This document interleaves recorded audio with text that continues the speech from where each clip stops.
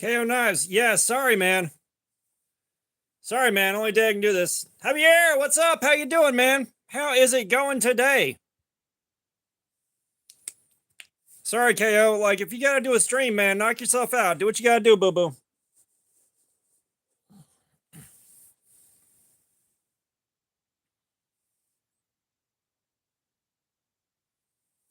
Thanks, KO. Oh, dude, this thing is amazing, man. Like, I was not kidding you when I said this is one of my top tens. Like, this is now one of my top tens.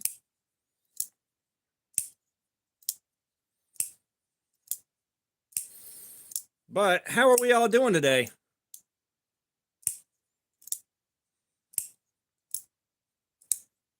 Yes, I mean, this thing, it was every opportunity I had. Zant, what's up? How you doing, man? There's no Punisher here yet. Calm down, boo boo.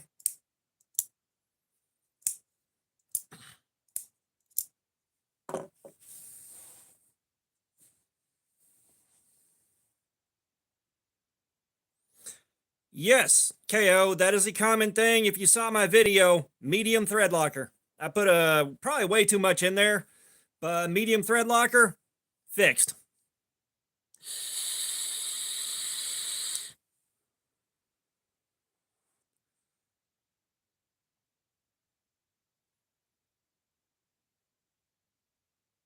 Oh, that is nice.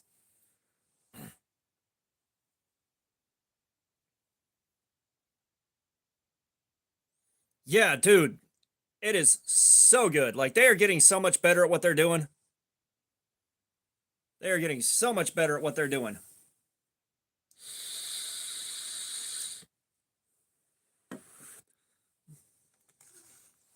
Let's see.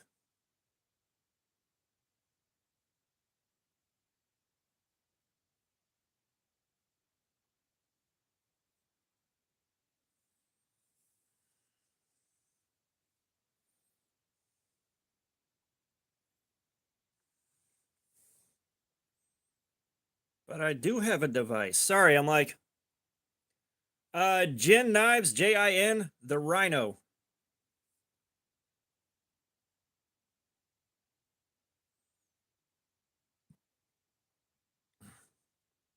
Give me a second here.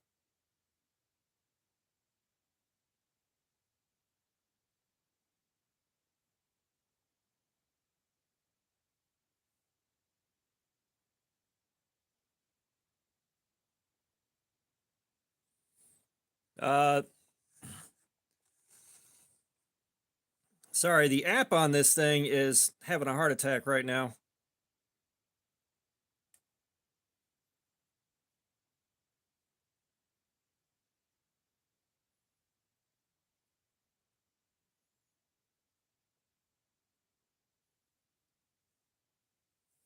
Yako, what's going on? How you doing, man? How is it going?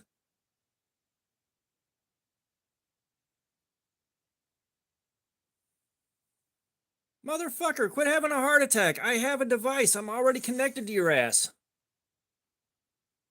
Me with knives, what's going on? How you doing?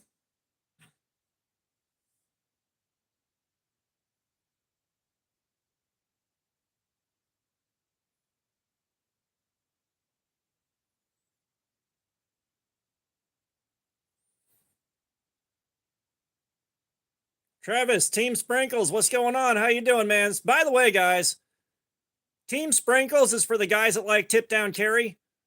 Um, just so y'all know. So if you like tip down carry, you're on Team Sprinkles. Team No Sprinkles is for tip up carry.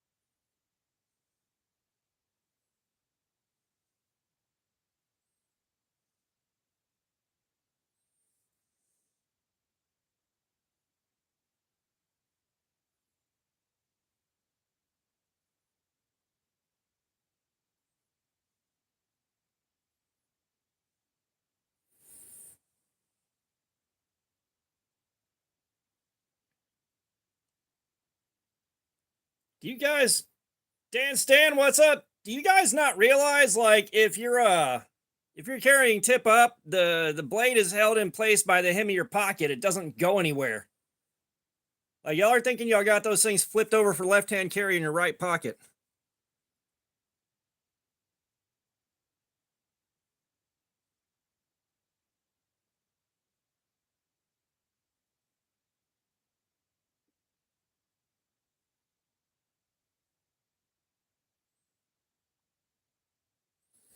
Yeah, the fucking app to control this thing is having a heart attack. Punisher, what's up? How you doing, man?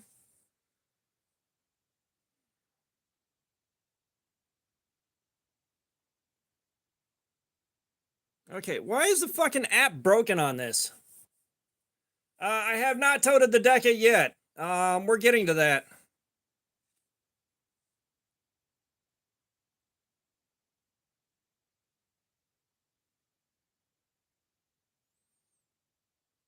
Motherfuck, what is happening here?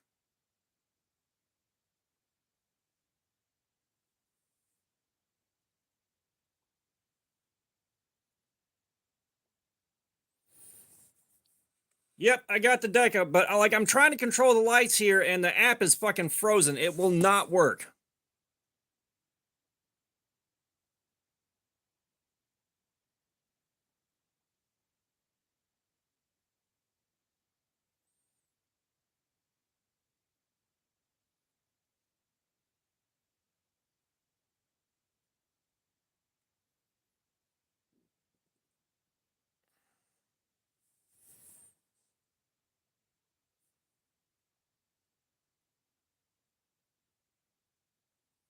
Any best small blade knife? It's kind of hard to go with the full fire. What's up? How you doing? It's really hard to go wrong with the Olatan's T025.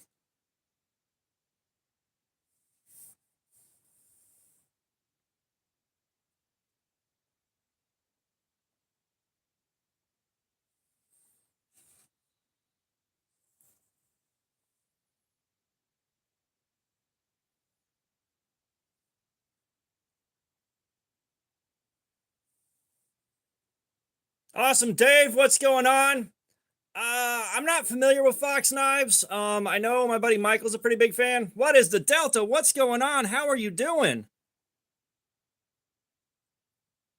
Man, I'm gonna have to figure this shit out later, man. This is starting to piss me off. I don't need a fucking app that's just shopping. I just need an app to run the fucking light. Gareth HB, what's up? Thank you. Thank you. I'm doing good. Like, we got a new light added to this thing, but I can't control the motherfucker because the app is having a damn heart attack. Let me try turning it off and turning it back on again.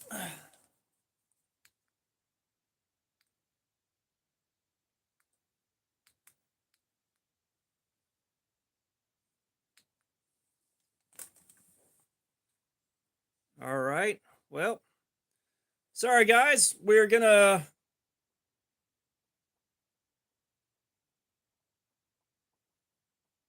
right, Gareth. We're gonna uninstall the app and reinstall the app.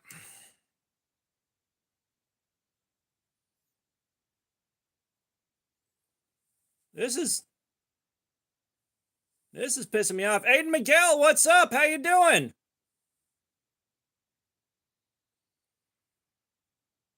Like the Olight app, this is what I fucking hate about this shit. Is the Olight app. It's more of a store than a fucking control for the lights. Like the control for the lights is like a second thought.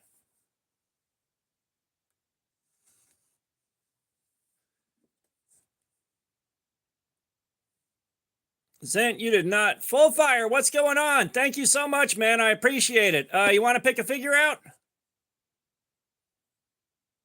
You want to pick a figure out while I'm trying to get this Olight working? Because it's got like a million settings. It's just the app absolutely froze.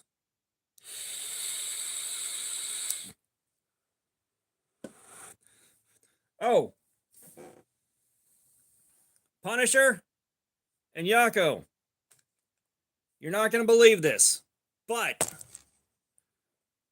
We got it. We got it. We got the counterfeit Praetorian. We've got the counterfeit Praetorian. And what sucks is I was going to do a video talking about how bad the situation with counterfeiting is and all that, but somebody else did a video, the exact same thing, the day before this thing showed up. Literally the day before. I hate counterfeits, but a counterfeit Praetorian's pretty funny. Yeah. Sorry, I mean, Greg kind of set himself up for this. He really did. Our values: pragmatism, hard work, hone, sty, love of one, S country and treating people right.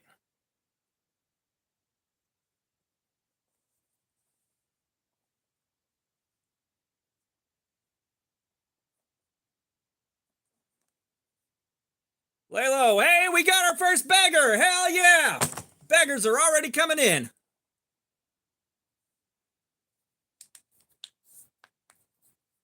I think this one says it's D2. Okay, let's try this again.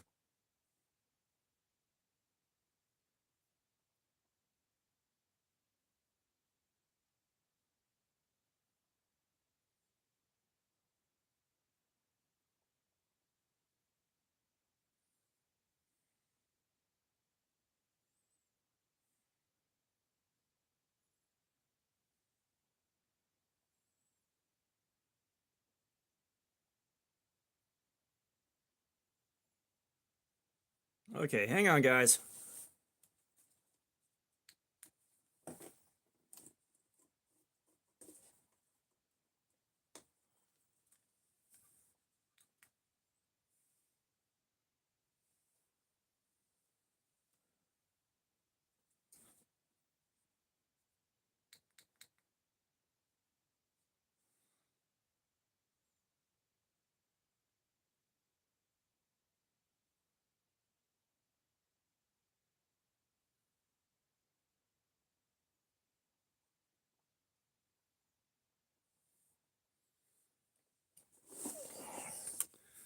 We're going to figure this thing out. Jerry, what's up? Welcome back, ma'am. Welcome back. Sorry, we're figuring this out. We're figuring this out before I get any more pissed off. I will say, you guys, I am fucking pissed at FedEx right now. Oh, believe me, I've got an 8-pound hand-and-a-half hammer named Sprinkles in the garage. So, I went on Walmart and I ordered 2 of the orange dropouts, and they were 20 plus. Fook, what's up? So they were 2 for $20 with $8 for shipping. So I was like, fuck that. We are going to cancel that order and order 4 to get the free shipping, and I got an extra 2 for giveaway plus the testing. They refused to cancel the fucking order. So I had like 6 of them coming in that I ended up overpaying for, just $70 deep. And FedEx said they delivered it. They never delivered the shit. There's not even a picture of my front porch or anyone else's front porch on there. They just didn't deliver it. The device is powered on, asshole.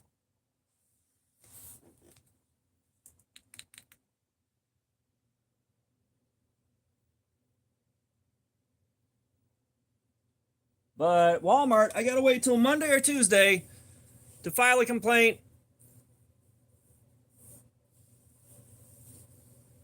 I don't think I got it stolen. Well, here's the fucking thing. Here's the thing.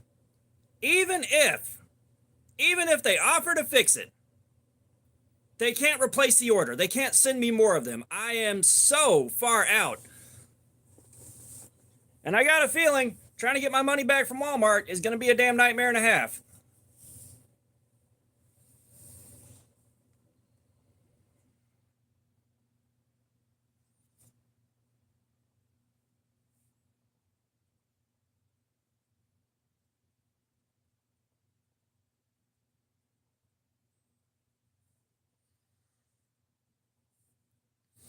Why the fuck does this need GPS to work right? Okay, we're getting somewhere, guys.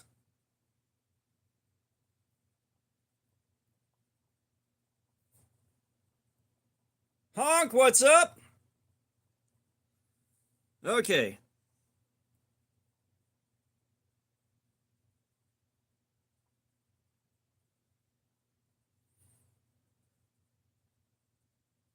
So that's not really showing up properly.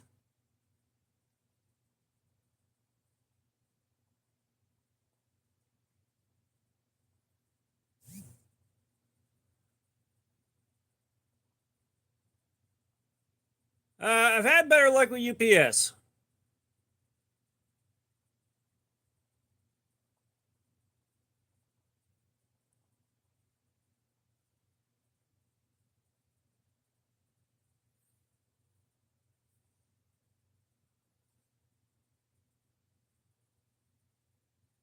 Hey, there we go.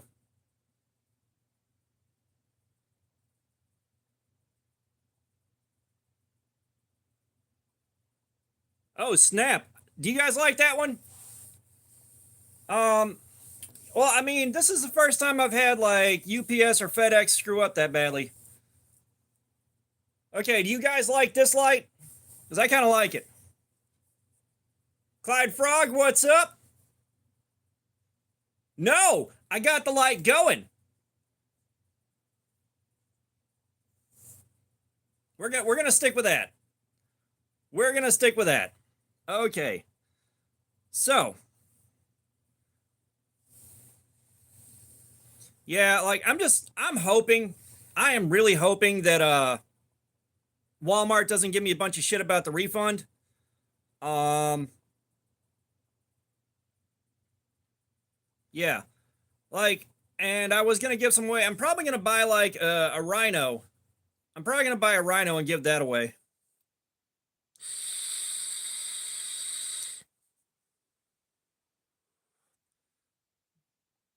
Well, no, it's just the thing that really pisses me off is they're sold out again. The last time I looked, they're absolutely sold out. I cannot have them replace it. Okay, so let's take a look at our edge on this guy, see where we're at.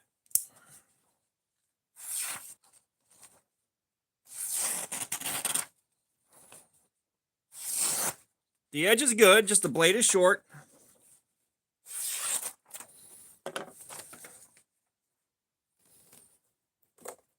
And this is 9CR18, so we should be seeing better performance than D2 tonight.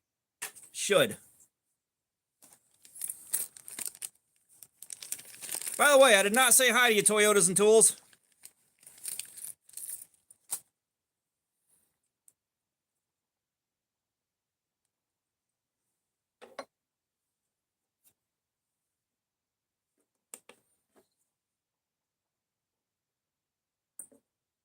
Okay, so 268. We're going to go with that.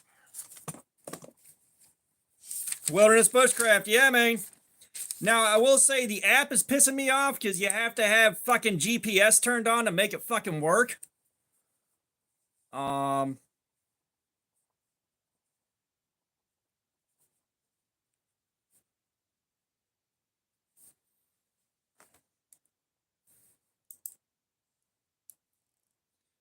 yeah, that's it. I'm hoping that's all it is. Like, I'm also pissed they wouldn't cancel my order. Like, it's not inspiring a lot of confidence.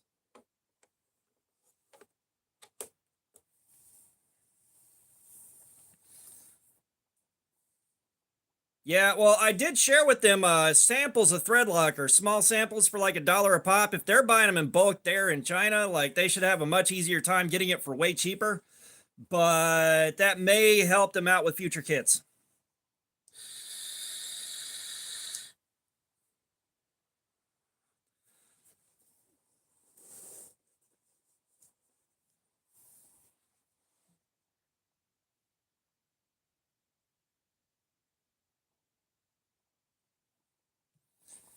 Yeah, I mean, it is what it is. I guess it's what I'm doing for you guys. Oh, by the way, Wilderness. I forgot to tell you. I did a hilarious thing. We got a counterfeit Praetorian. We got a counterfeit Praetorian off of Temu.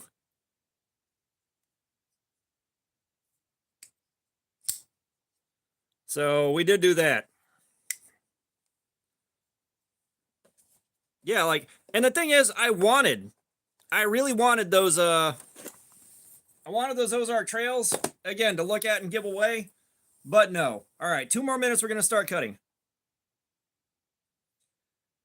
Yeah, so there are some things. One, look at this. Look at the capitalization, look at the punctuation, look at the spacing.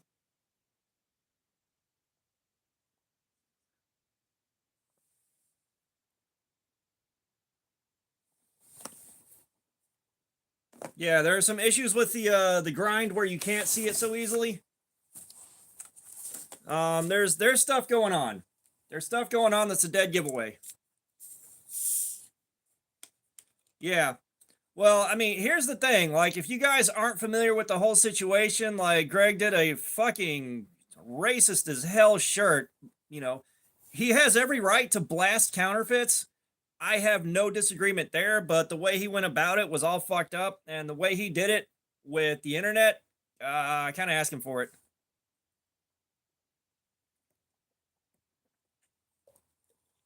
All right, we're going to start cutting in 1 minute now that we got our data. Actually, I want to see something. I want to see something.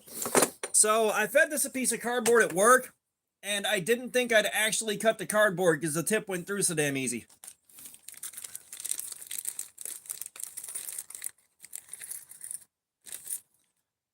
Just look up Medford shirt real quick. I'm not going to show that or repeat that on YouTube.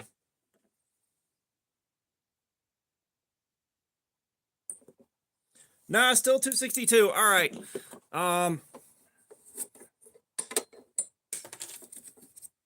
So we got that data. All right.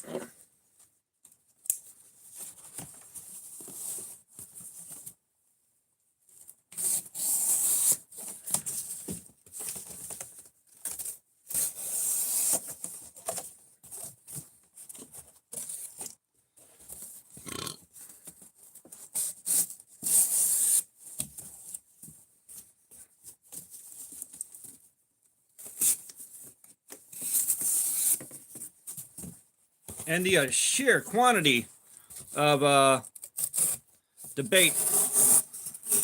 That is nice, you guys. That is nice.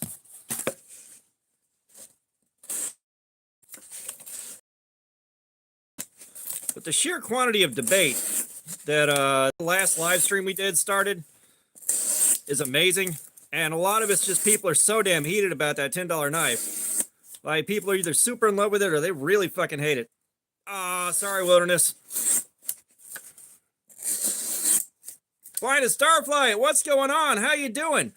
Oh, you talking about those credit card knives? I actually carried one of those and used it till it broke.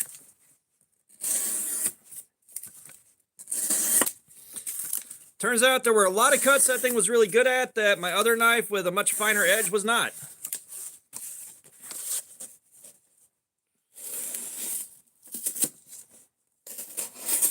Now, I'm not going to do what we were talking about.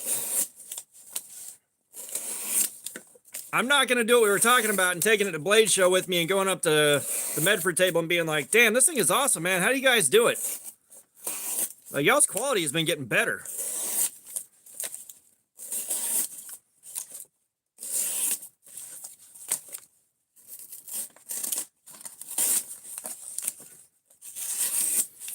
But, and the thing is, you know, like, I was going to do a video looking at it, talking about, you know, the evils of counterfeiting and all that.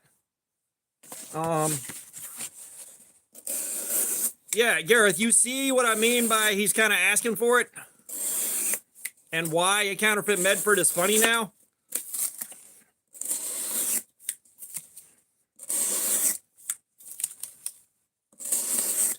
Yeah, he might. You know, not necessarily that.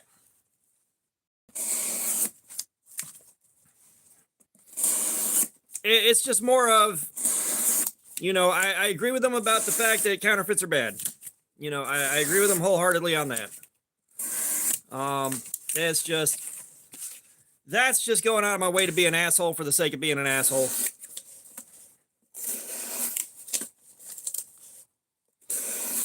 Yeah.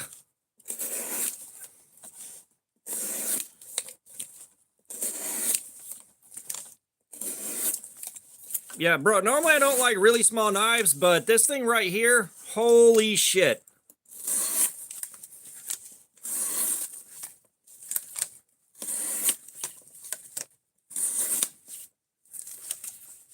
Southside, what's going on? How you doing? Mostly it's Medford's racist shirt from a couple of Blade shows ago. That's why.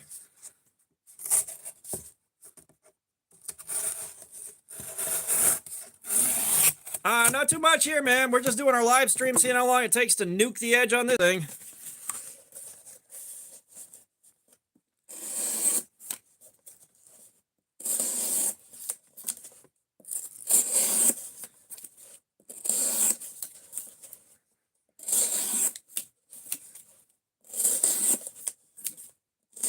Like, from what I've seen, people don't like him as a person, and that's fine.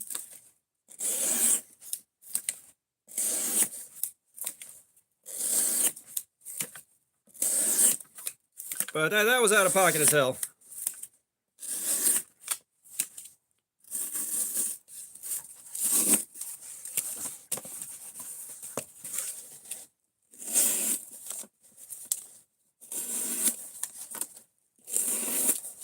Yeah, and like, those counterfeits too are especially bad because it would not take the only cowboy. What's going on? We have got the Gin Knives Rhino. This is a kit knife that you put together yourself. Throw a little. Brian, what's going on? How are you doing? Welcome. But the kit was cool to assemble.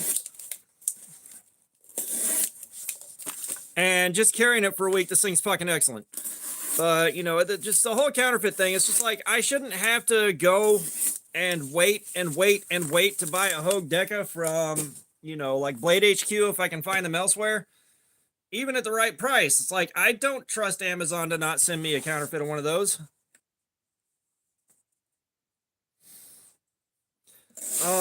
My day's been good, man. My day's been good. Wilderness Bushcraft dropped by. He dropped these lights off for the channel, and I traded him a few knives he wanted for his daughter for a knife that I am definitely excited to check out a bit later. And I started playing Diablo 3 again.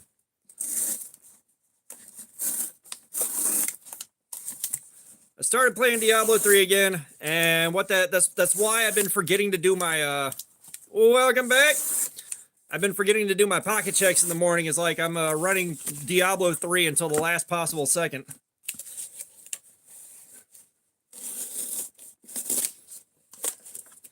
Yeah, like I've said it before. You know, knives is one of those weird hills that a lot of people will die on, but they're not bothered by, say, a 1-to-1 clone of a firearm or a lot of things. A 1-to-1 clone of, say, a Theragun or a blender or a fridge.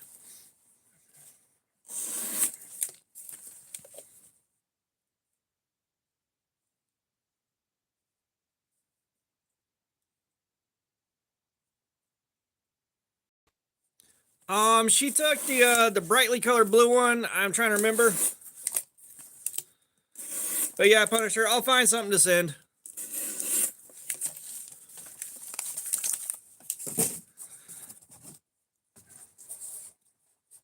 Hey Mar, what's going on? How you doing? I would hope you have feet. Seems like a normal thing to have.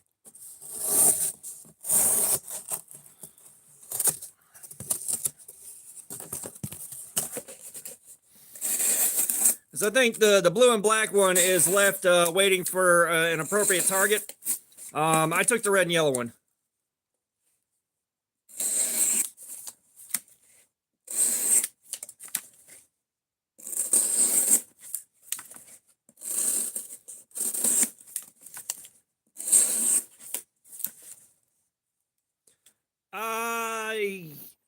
I don't think we did yet.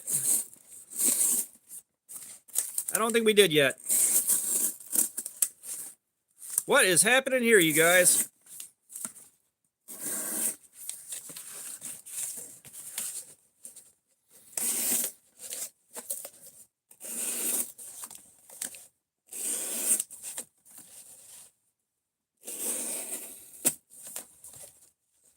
Michelle Sullivan, what's going on? How you doing?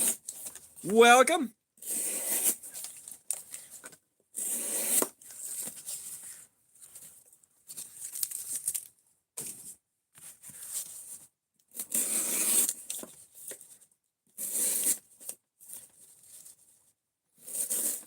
Yeah, it's just that pop a really bright color that's nice. Hey, Gareth, we already had our first beggar, like right out of the gate. Right out of the gate, we had our first beggar show up.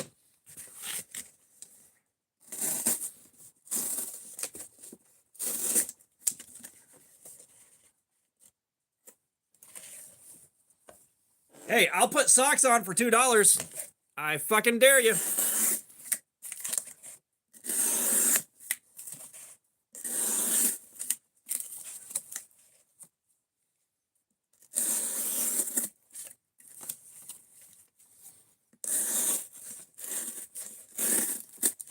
I'm not seeing anything from Deshelle. Hang on, hang on.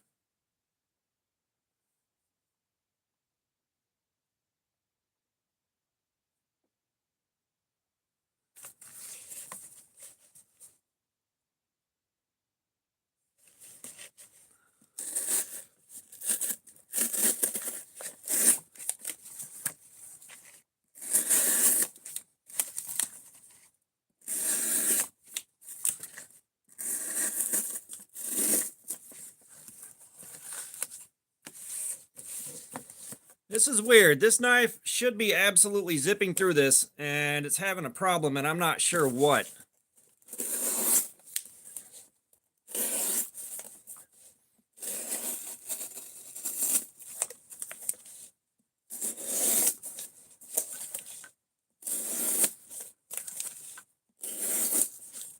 Southside.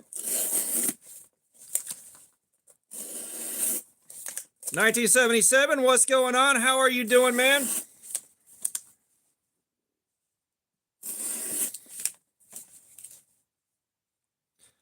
No, you're good, Southside. There's a lot of stuff we do talk about. Politics and religion are off the table, but you know, we're just kind of returning back to base settings.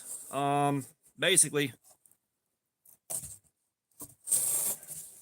Southside, we've got the Gin Knives Rhino kit. If you haven't seen it, I did a video doing the assembly on it. Ron Dobbins, what's going on? How you doing?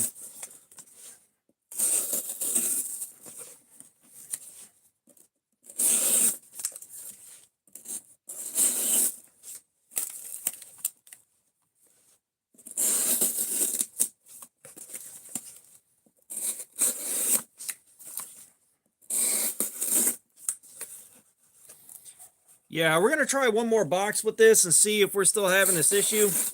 We may already be sharpening it and just putting a new edge on and being done with it. Yeah, everyone smash that like button. We're pushing the like button pretty hard. Let's see if we can top 400. Let's see if we can top 400 tonight. I know last week we got well over 300. I think we almost hit 400. We almost hit 400 last week.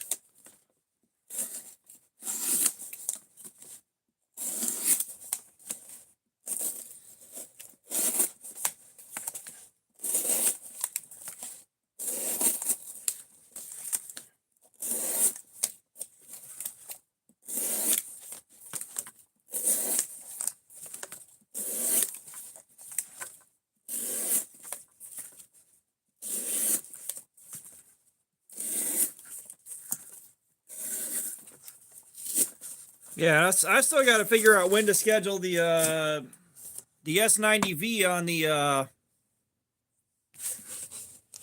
Ron, we're doing the Gin Knives Rhino. Nice, me with knives.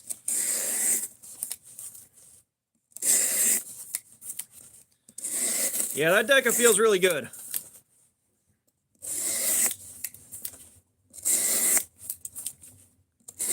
Yeah, like I went outside of my house long enough to talk to Wilderness Bushcraft for a little while, and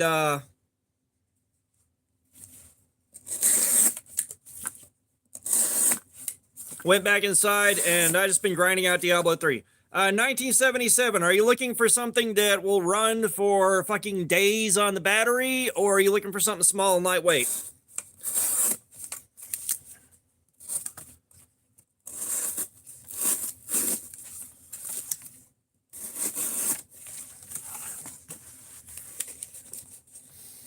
Okay, so look for something that runs on 18650 batteries. I have one, and when I worked at a golf course, I was using that for the I was using that for setting pins before dawn. One charge on that. I think I've charged it twice, maybe 3 times since I got it years ago. I mean, it's been years. Aiden, what's up? You gonna stop spamming that shit or you gonna get banned? All right.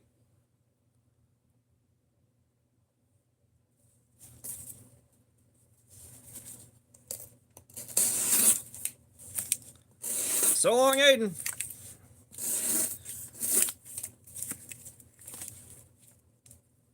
Adam Palone, what's going on? How you doing, man? We are doing good here. Lemon, what's up? Yeah, we're doing good here, man. This is telling everybody. I went outside long enough to talk to my buddy Wilderness Bushcraft for a few minutes. I sat in bed and played Diablo 3 all day, and now we're doing the. Tell you what, Gareth. Nope, can't do it on this phone.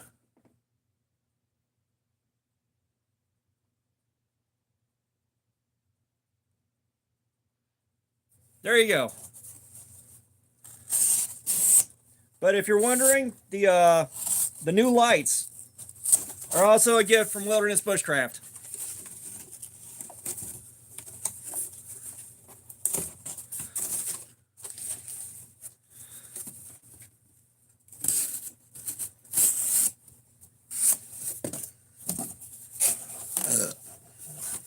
Yeah, man.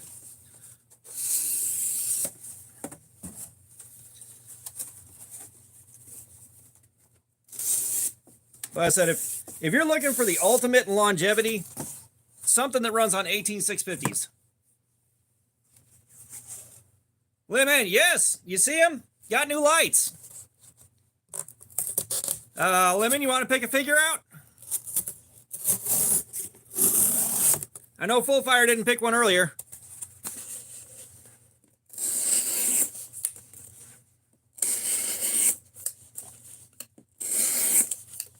That's a Wilderness Bushcraft dropped by to pick up my Gen G tin kits for his daughter.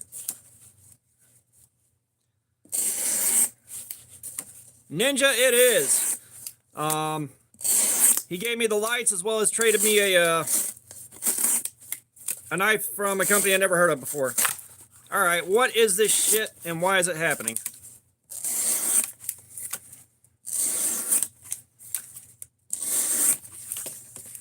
Okay, Ninja it is.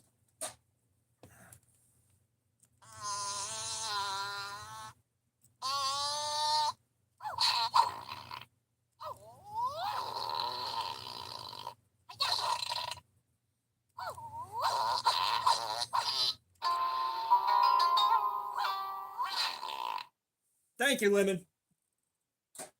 Thank you.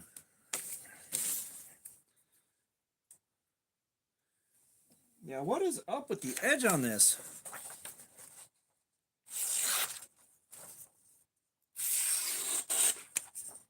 The quality of the edge hasn't changed very much. It's just not like in cardboard tonight.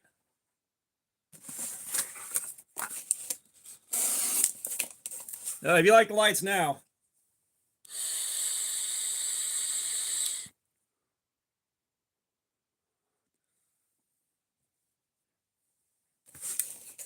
Ron, I have not sharpened it yet. We've been cutting on it for about 17 minutes.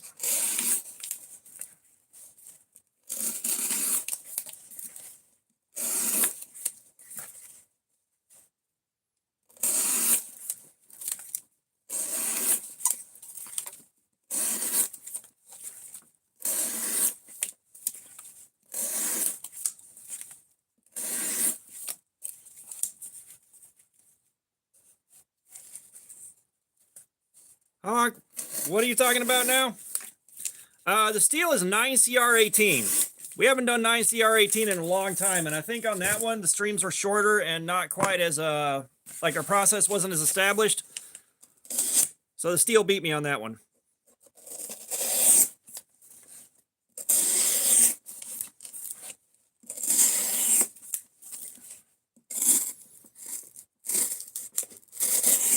Oh yeah.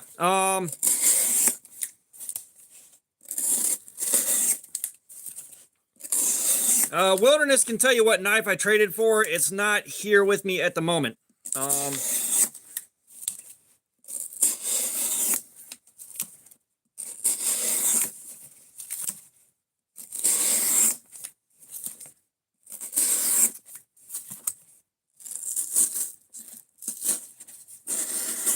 D Snuts, what's going on, man? Welcome back.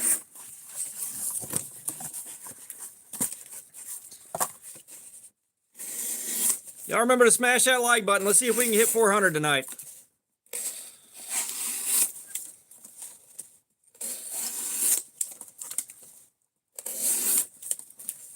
You see what we're up to. Yeah, we're doing our edge retention testing on some 9CR18 on the Gen Rhino.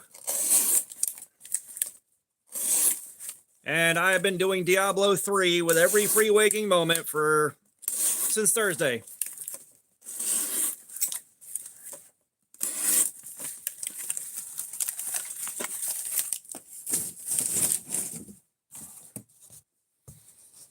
Full Throttle, what's going on, man? Welcome back.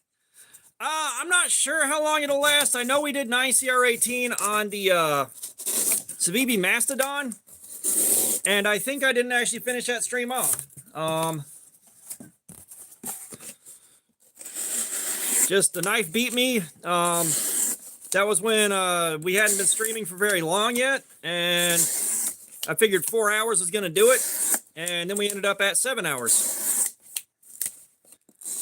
And now I'm scared to do less than 7 hours.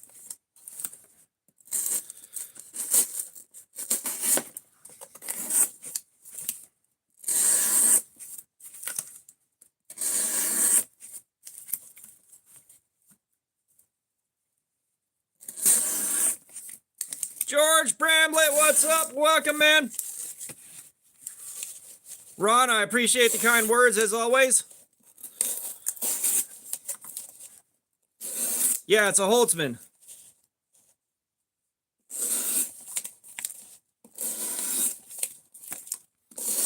Well, this time, like I ran out of my building materials last time, so now I had to raid. So those poor guys are going to have to pull themselves up by their bootstraps.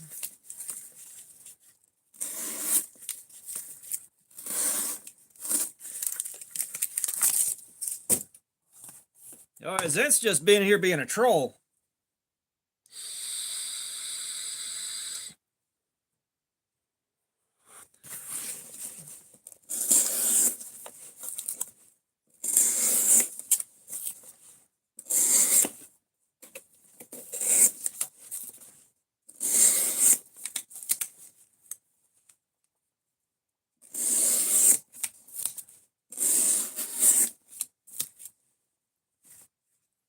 This thing, it's a 2-inch blade. That's all I really know right this second. Where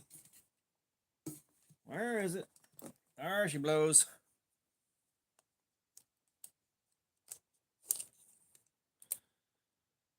So we're at 5 1/4 inches.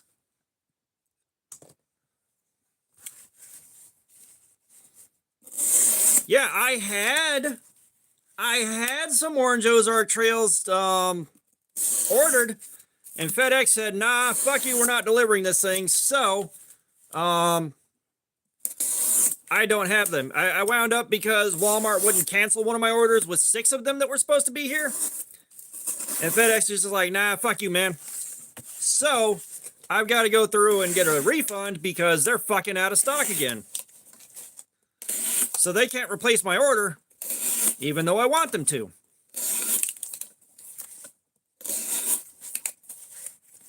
Javier, yes you do.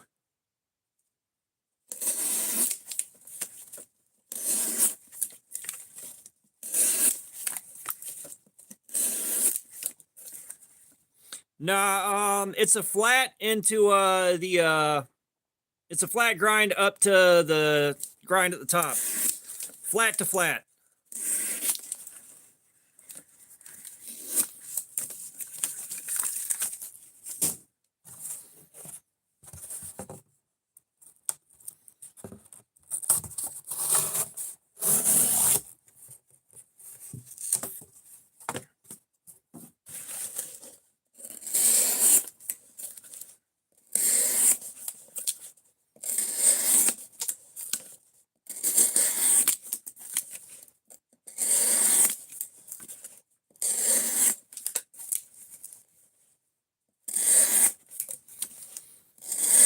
Yeah, I'm fucking pissed. Like, I am pissed, and I don't know how much of a nightmare Walmart's gonna be. I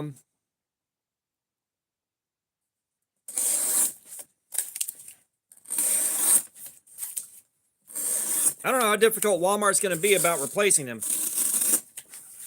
What is up with these cuts? Just random ones are terrible.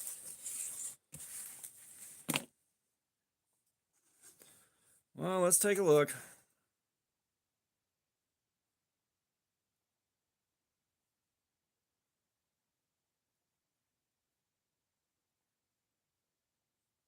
God damn it.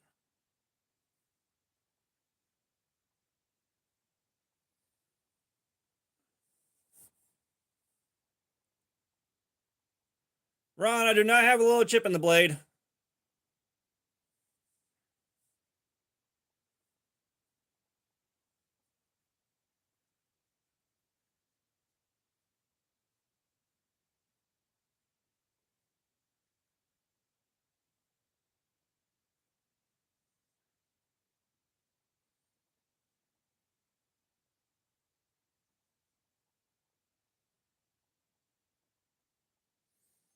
So they got the OD green.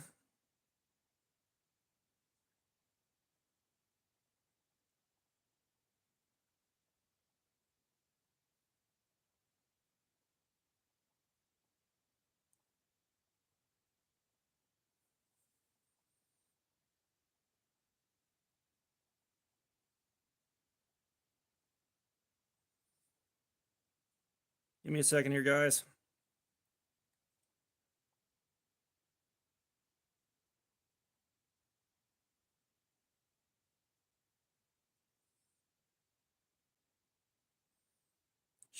Shit. I can't order these without backing out of the fucking live stream.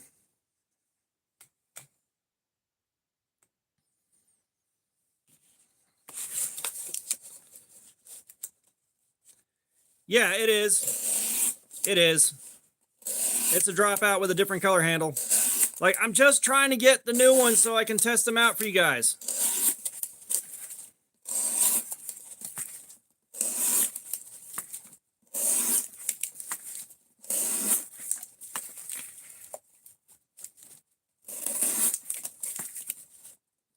Yeah, I want to get some of the more recently made V1s and see how the heat treatment is on that. Like, there's a lot I want to do with those things.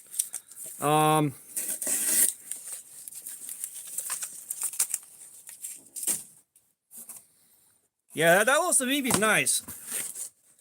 That little Civivi is nice.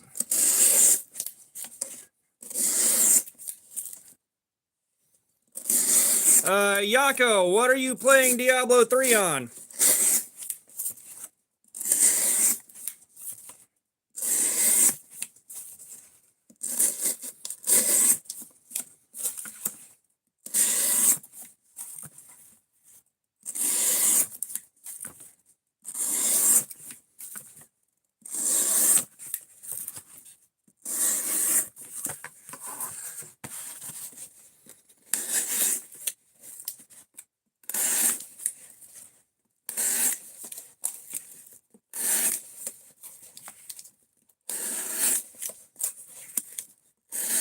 What's a bummer is I went looking for Diablo 4. I went looking for Diablo 4 and there's no Switch port.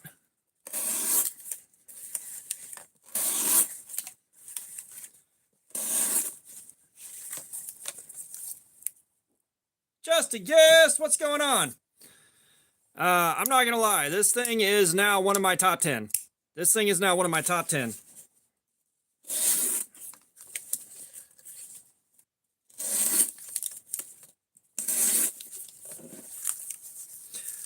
So I'm on Switch. I've also Carlos. What's going on? How you doing? We are doing edge retention testing. We're gonna see how long it takes to destroy the edge of this knife. Gen Rhino. Gen Knives Rhino Kit. Here's the thing. All right, I think Walmart. I think Civivi. I think Civivi did that with the spoon, so that they could have something in there to make it more attractive without it costing much of anything. Eric 303, what's up? Because I mean, just the knife by itself would have been epic for 25 bucks. All right, the knife without the lanyard, without the spoon, still would have been epic for 25 bucks. However, putting it in a gift set like that makes it way more attractive. Audi loves cooking. What's going on? But just throwing some extra stuff that doesn't cost much to throw in there makes it look way more attractive to non-knife people. And what, you know, that's genius right there. All right, you guys that are all into Daniel Mulder, what's up? Smash that like button, guys. We're going to see if we can beat 400 tonight. But, you know, I think what Civivi's doing there is kind of genius because, you know, right now the guys that know Civivi are knife guys, or they have friends that are knife guys, you know, non-knife people that just want a pocket knife. All right, folks, see you in a bit. You know, the non-knife people that just want a knife don't know about Civivi. They're going to go with Kershaw or Gerber almost every single time, or Smith & Wesson. Civivi having that set in Walmart to attract non-knife people into the cult is fucking brilliant. It is fucking brilliant.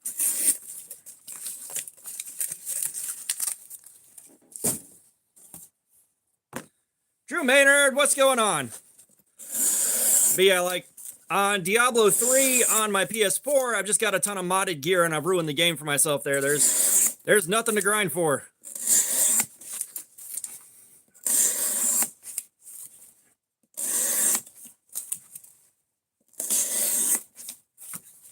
You can get it for 30 bucks on Amazon. And this is a kit, so you get to put it together yourself. Watch my video on that. Just remember you want some thread locker on this pivot pin.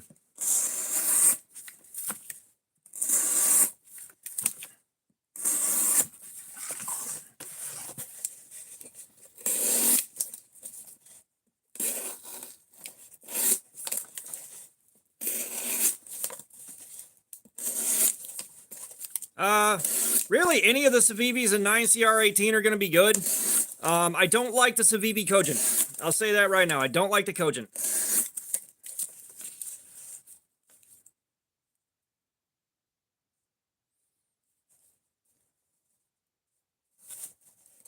Gotcha. I appreciate that, man. You know, it's if we have those and I can get those from you, then I can worry. Like, I'll probably order another Rhino to give away instead of Ozark Trails. Yeah, the Elementum, that's a good one. I would say the Bullmaster for the Mastodon, but those are discontinued.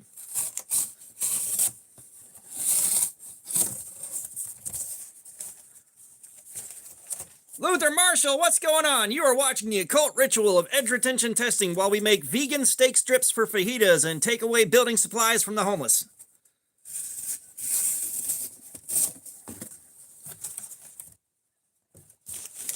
I haven't made some beads in a minute.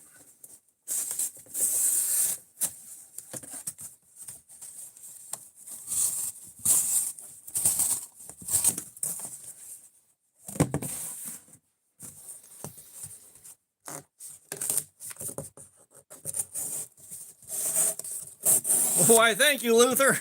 I was worried I wouldn't have permission.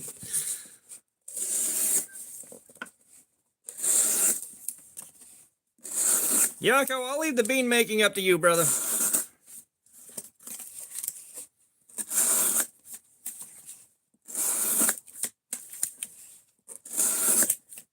The Civivi Odium, that's a bit on the small side. I'd probably pass on that one unless you got tiny hands.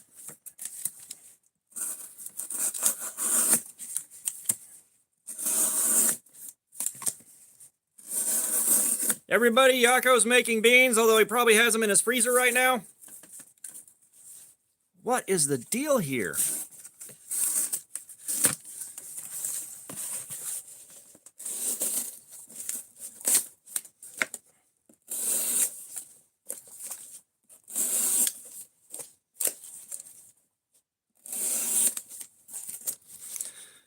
George, what is a good dad joke?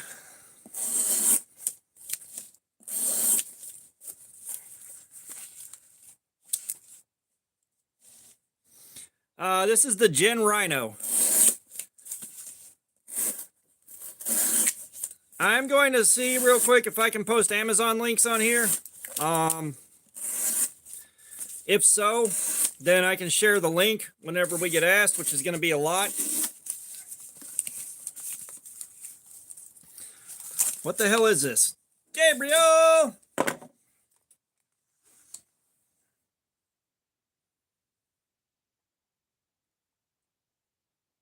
Stay centered, damn you.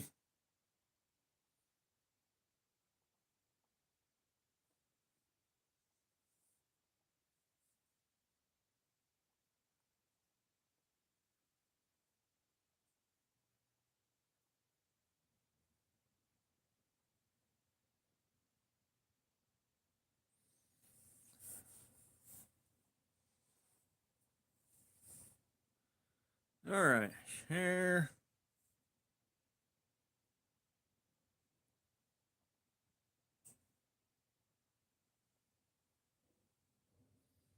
All right, y'all tell me if this link works whenever I do this.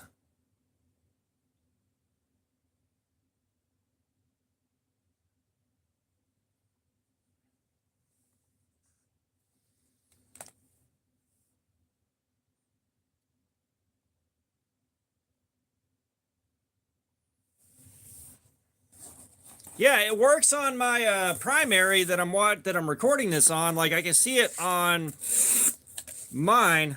Son of a fucking bitch, fix it, YouTube. And unless YouTube's just decided to permanently disable links.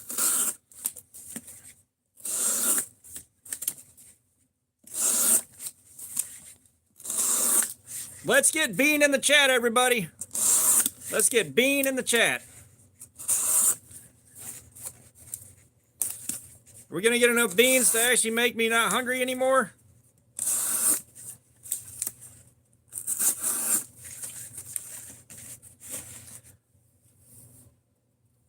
Riley, what's going on? Oh, I got new lights. I figured I'd use them.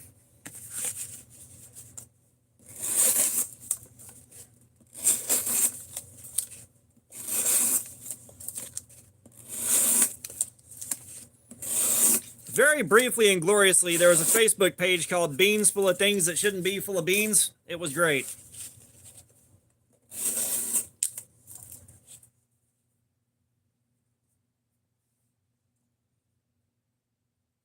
Riley, you might want to try that one again.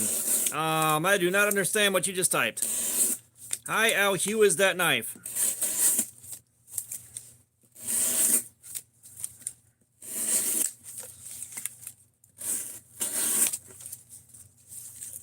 Slow Rule, what's going on? How you doing, man?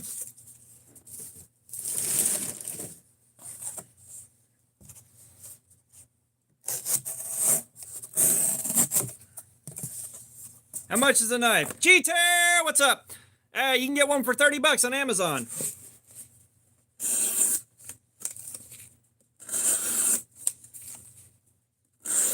You want the feats, you come to me. But I'll put socks on for $2.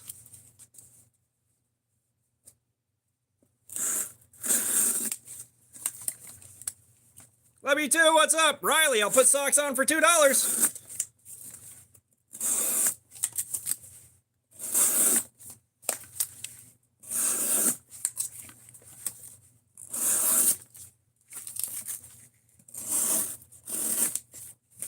I got the socks right here.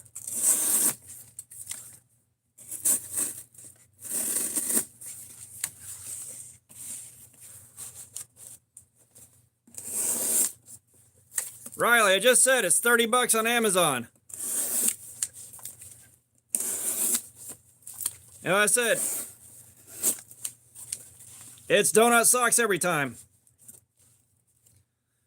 D. Asen, what's going on? So I monetize the videos, I don't monetize the lives. I can't tell if it's already done, man. Like, we're getting a lot of good cuts, and then we're getting some bad ones mixed in.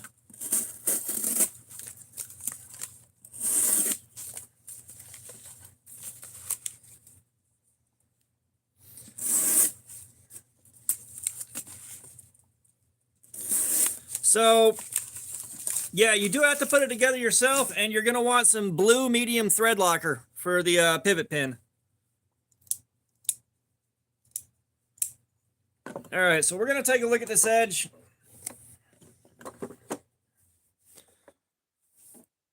This may be a factory edge problem.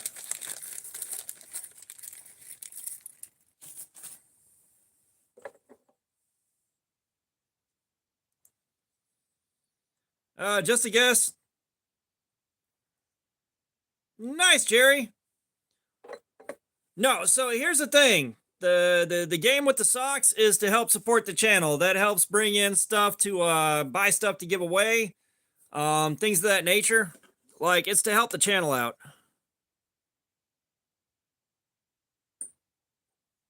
Like, we're getting a 326. Like, it shouldn't be that bad. It should not be this bad. Who even knows? What's up? Welcome.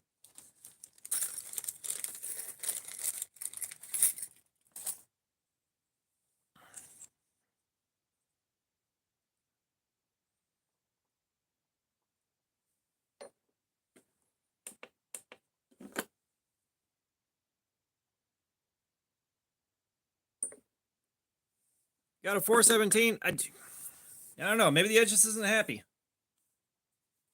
Gareth, appreciate you dropping by, man.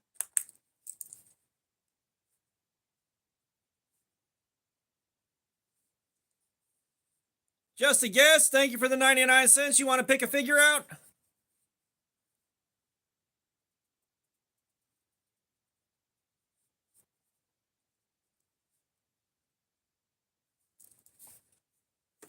Riley, it'll cost you $2. Hugo, good one, man. Good one, man. Welcome in. So, all right, first one to pick a figure gets it. Ninja, Mummy, Frankenstein, Grim Reaper, Robot, Knight, Alien, Scuba Guy. First one to pick gets it.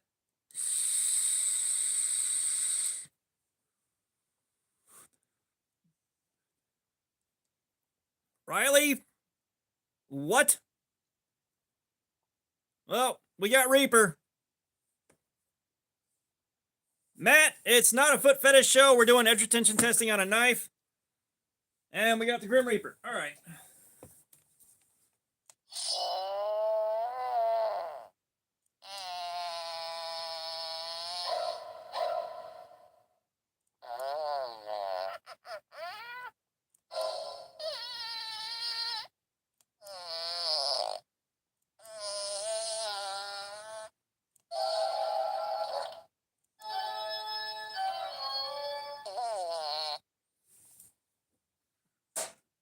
Riley, sorry, we got one type that I could read first.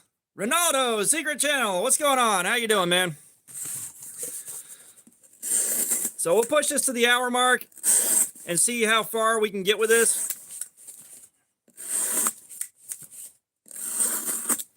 Like, the factory edge started off good, but man.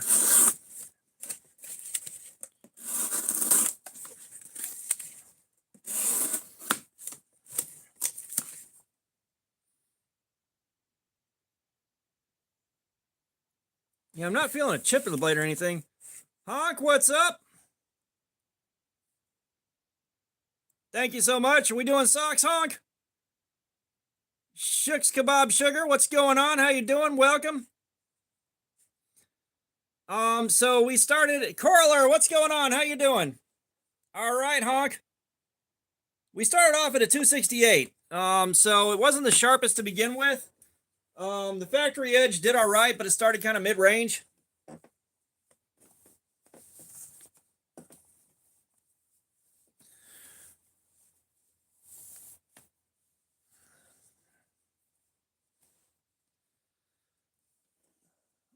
Yeah, yeah. Get on there. Get on there.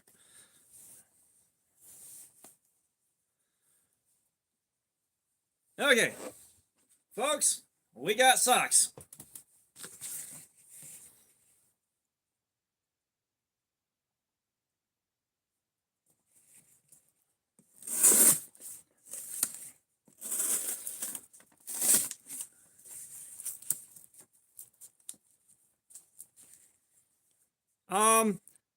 I'll be honest.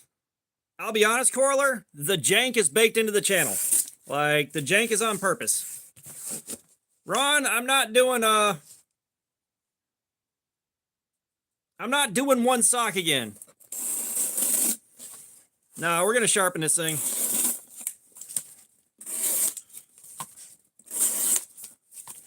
As soon as I say we're gonna sharpen it.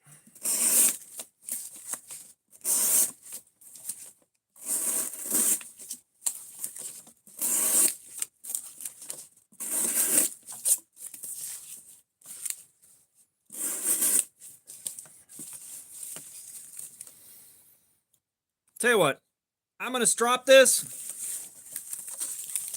Gabriel, I'm kind of like I'm throwing it back into the channel. I'm also saving up for Blade Show. We're doing edge retention testing on this knife. We're seeing how long it takes to destroy the edge on this thing.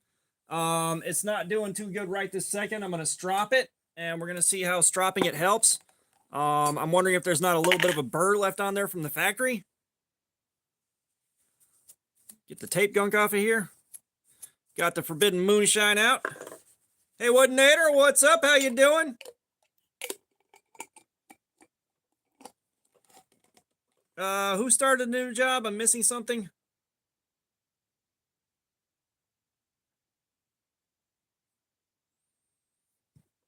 Yeah, we're touching it up for the first time. Like I said, I'm trying to figure out what's up because the edge feels a lot better. Corler, we're doing cardboard. We get reliable results with cardboard, so that's what we're doing. We know what to expect out of our cardboard. So we're gonna strop this thing, and we're gonna see how well it responds to the strop, and maybe it's just got some burr left over from the factory. I think I might feel a little bit of a burr.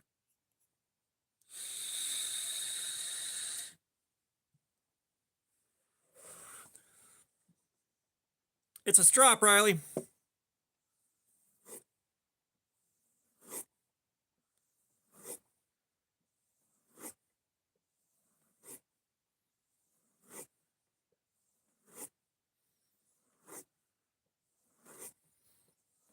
Oh, the smoke is for free.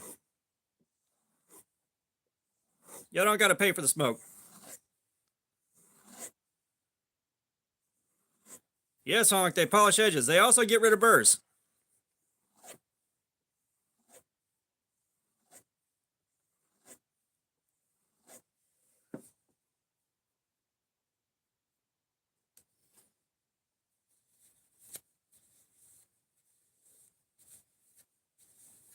Riley, yes, I am.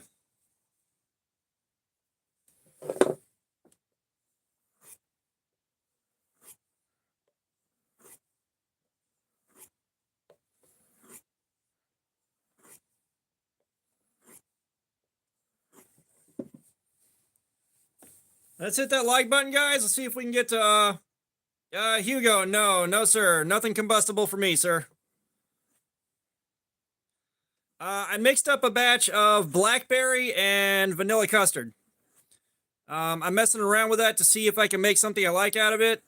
This particular mix is okay. It's not great. So I'll probably bump up the vanilla and bump back the blackberry on the next batch.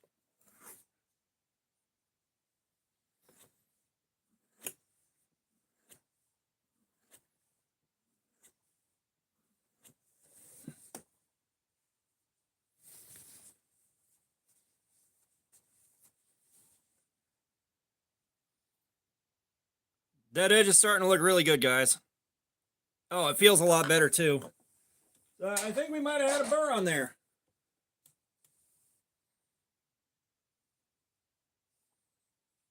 Nice, Punisher. Nice.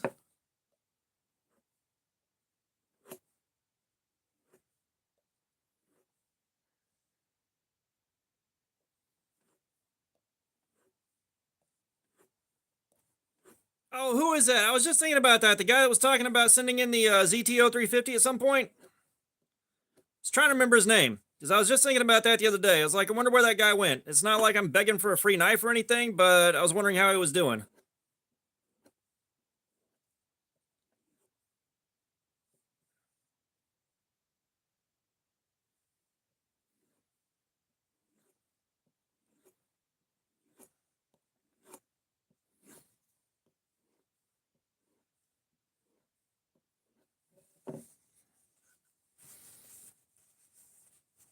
I gotta watch it with this button lock while I'm stropping. I almost pressed that button down while I was doing this.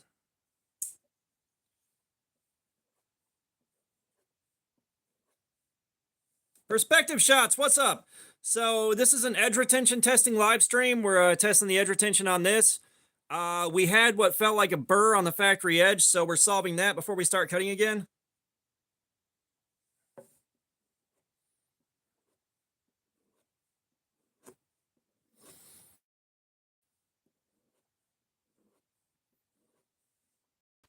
What was it, like 3 weeks ago?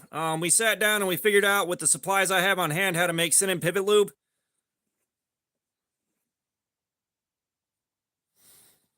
So I've got root beer scented pivot lube over here.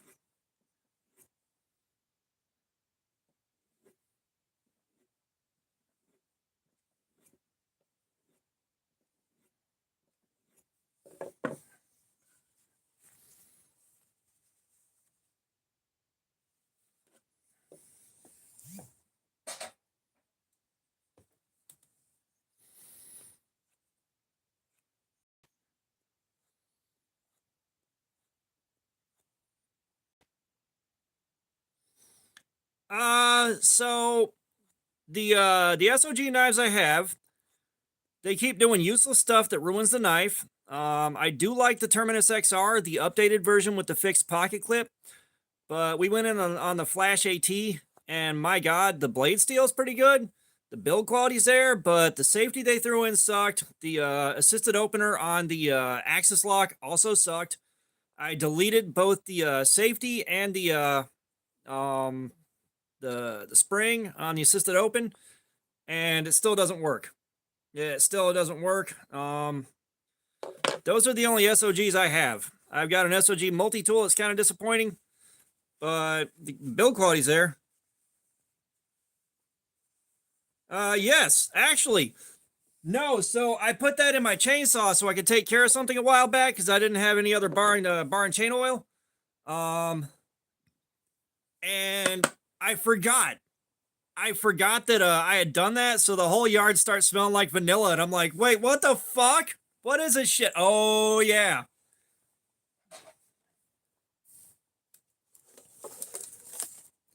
And hopefully my new test clips get here soon. Hopefully.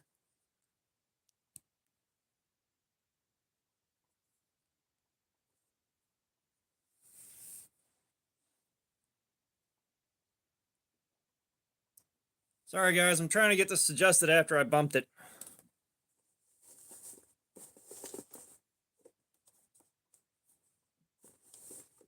Okay, is that better? Is that in frame?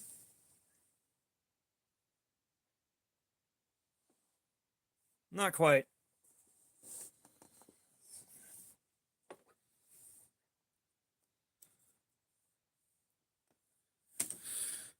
All right. Let's see where we're at post-drop.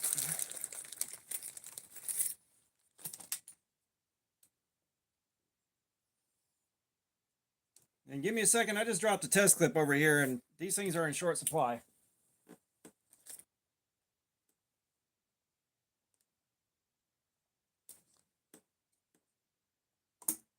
I don't want this thing to be gone forever, but it's not. Okay, good.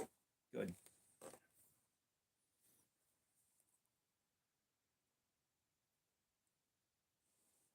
Yeah, I'm trying to get the lights just a touch better on that. I said, I love how much jank I have on this channel now. Okay, so we just got done stropping this thing. I don't know if you can see it, but the edge is mirrored out, nice and shiny. 156. Okay, so that was a 326 to 417 just a few minutes ago. That is what my strops do. All right, that is what my strops do. And yeah, we had a burr on the edge that was doing that. All right.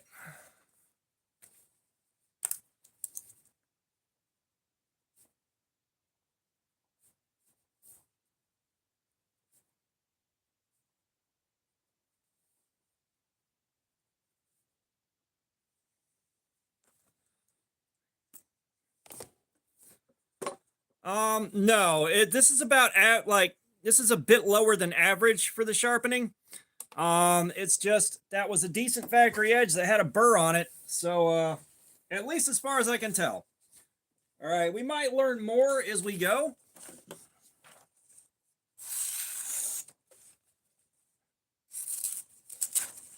God, this paper. Really? Are we doing this today?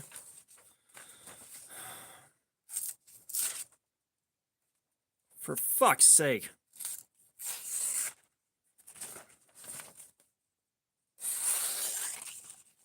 There.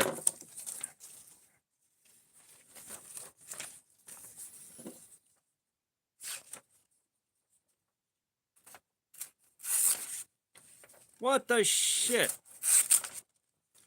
This is starting to piss me off, guys. Yeah. No, that paper is not happy. That paper is absolutely not happy. All right, so we'll just start cutting again.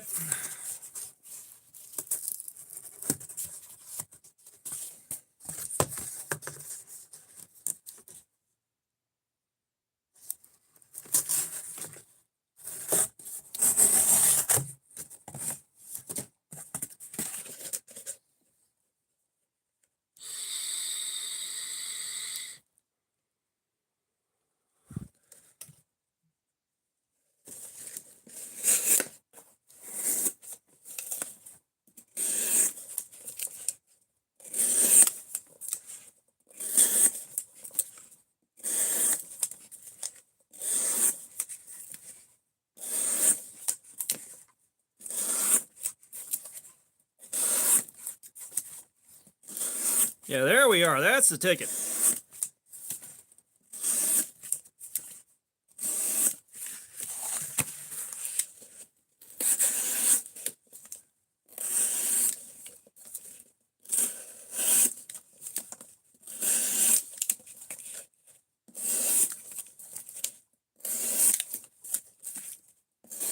You guys that are hanging out watching, make sure you smash the like button. Let's see if we can push past 400 tonight.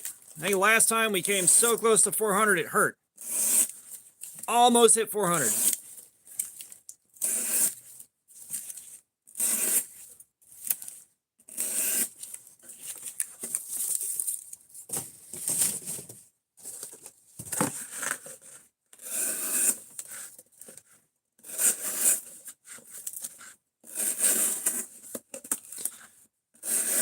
I gotta tell y'all, I royally fucked up going online and looking at the PlayStation Portal.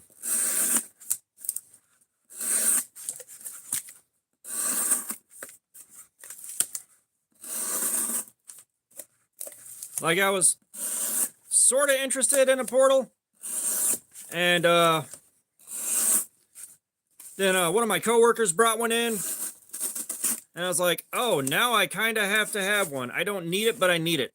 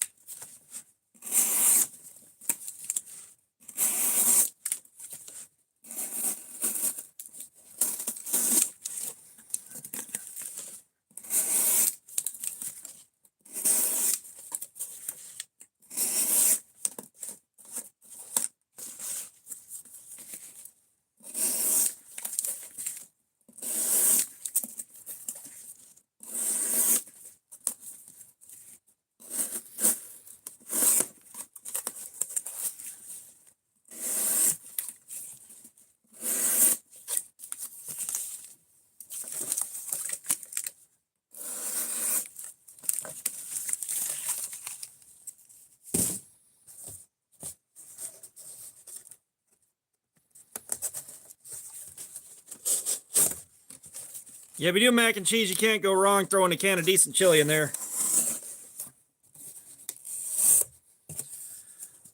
I kind of want that now, but the kitchen is not clean enough to actually cook anything at the moment.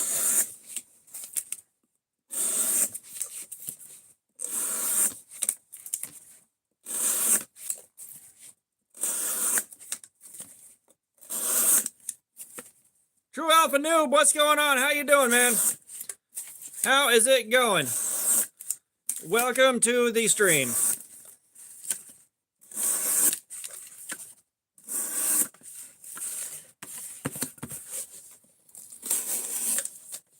Do me a solid, smash that like button. We're trying to hit 400 tonight. Don't know if we'll make it, but we got real close last time. And personally, I don't enjoy spam that much. Yeah, it is cutting a lot better. And this is, again, the power of a good strop cannot be denied.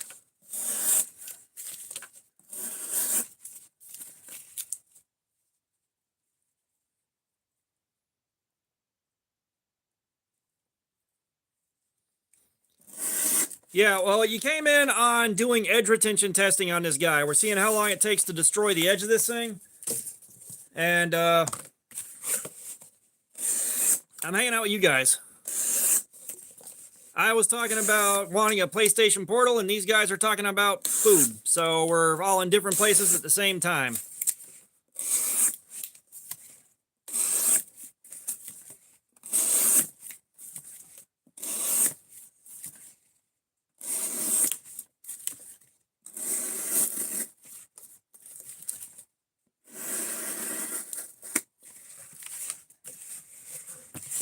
Oh, we got another beggar. What's up? Welcome, begging. Welcome, moderator begging.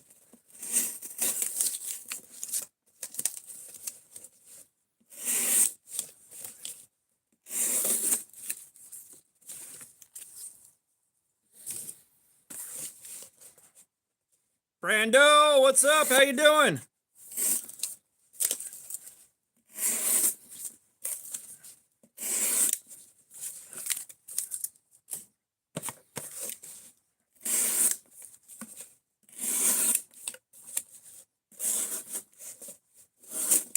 We are working on the Jin Rhino that I did a video on a couple days ago.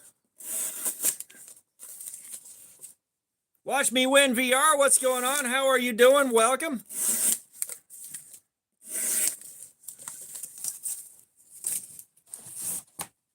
I haven't won virtual reality yet, but I tried.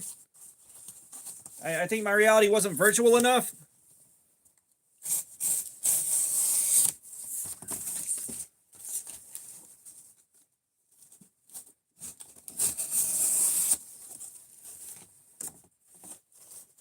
Rudy Mendoza, what's going on? How you doing? What was it? There was an old game on Windows. It was a Windows 3.1 game. Or a PC game in the Windows 3.1 days. It was like Mega Death Race, I think. And they had their parody of it called Splat. Spreadable lips, anuses, and teats. I find that funny to this day.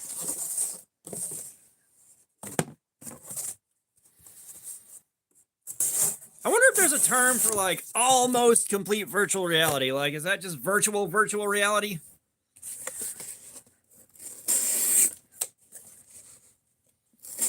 Dan Stan, we are still no. It was like Mega Death Race or Mega Death Race 2000.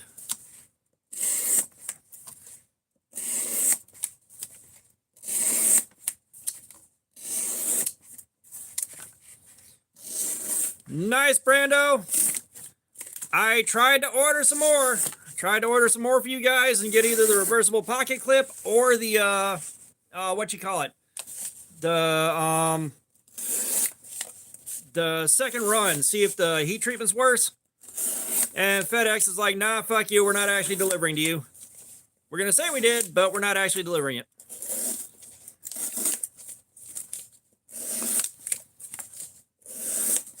And like, I hate the wait 2 business days deal because it's just like, bro, you know they didn't deliver it. You know, if I'm reaching out to you, they did not deliver it.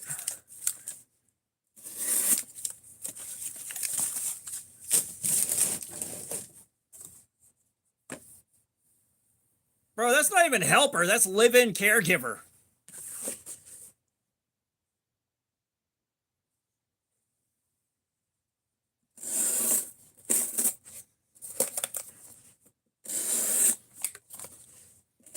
Well, no, he's like my two favorite. Like when you win, it would do some random RNG, goofy thing at the win. It's like, you just won a genuine Irish accent. I'd get one of those myself if I didn't already have one. That's one of my favorites.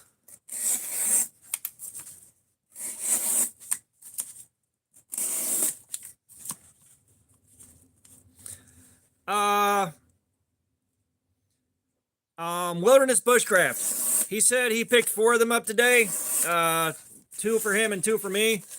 So I can do testing on those, and once I get my refund, I'm just going to buy a Gen Rhino to give away.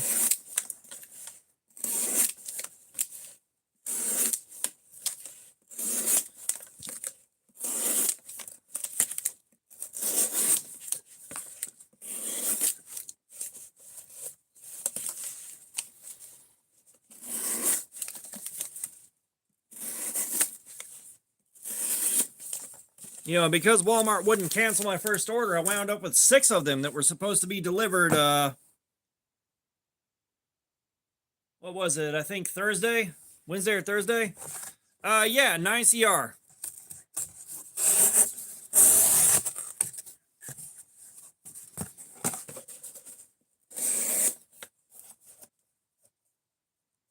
Titan Speaker Man, what's going on? We're just gonna go with Alexi now.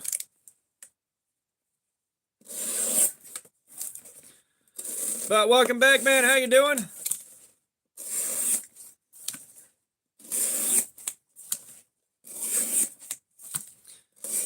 Yeah, I said I'm still pretty thoroughly salty about the whole experience.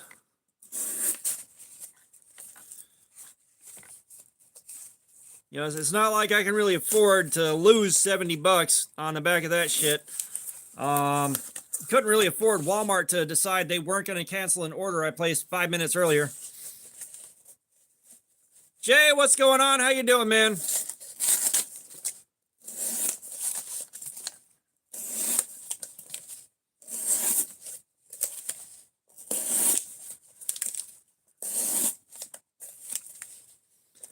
All right, Rudy, the Ergos are quite good so far. Like, they are quite good.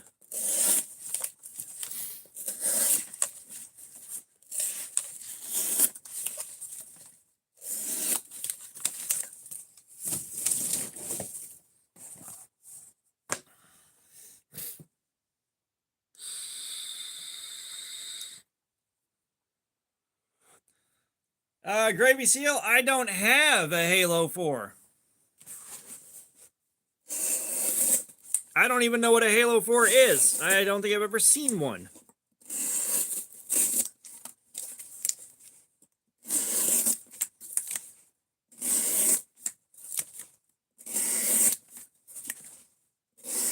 All right, Punisher, see you in a bit.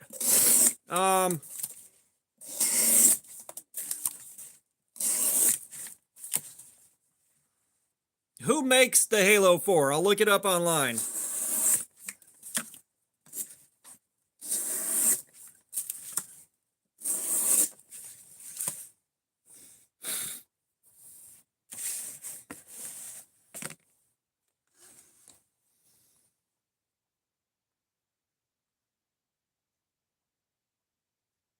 Nah, you're good, George.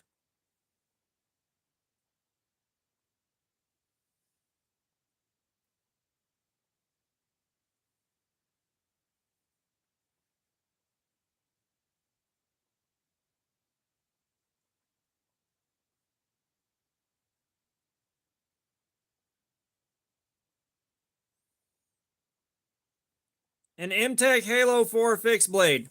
Yeah, no thank you, Gravy Seal. Rich, what's up? Ace on Knives.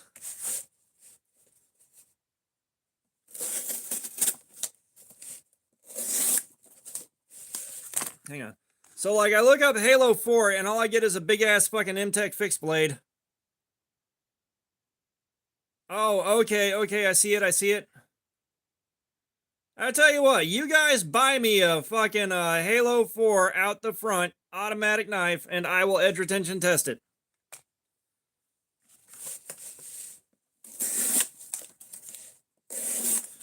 You guys buy me a Halo 4 OTF, I will edge retention test it.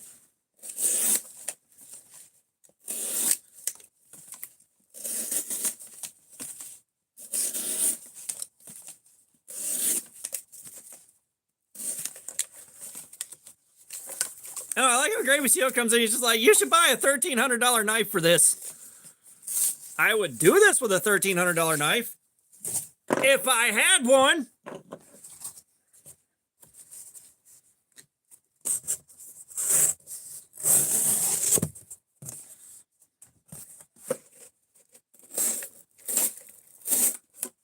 Damn it.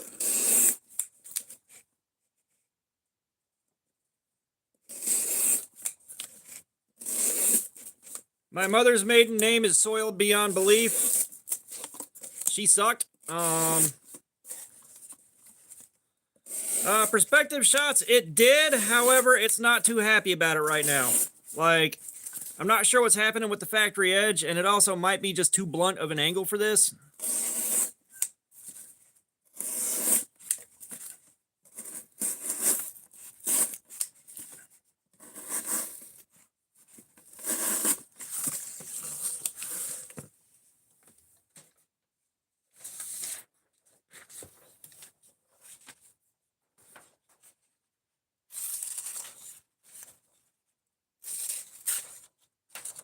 Dear God.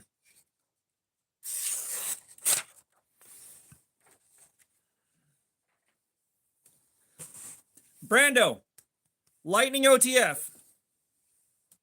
Go get Lightning OTF. It's like $40. The build quality is good enough. The blade is good enough. It'll get you by until you can afford a real one.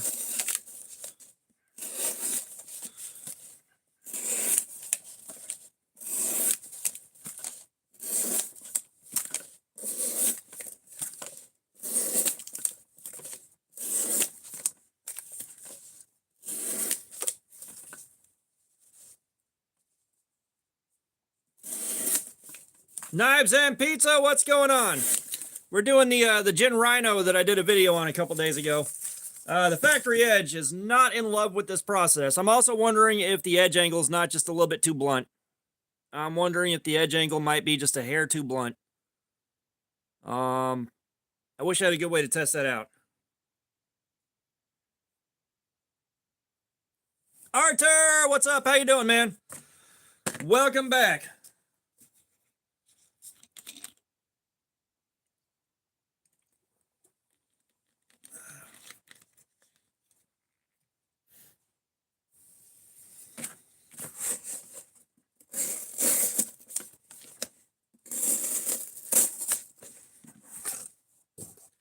Yeah, nah.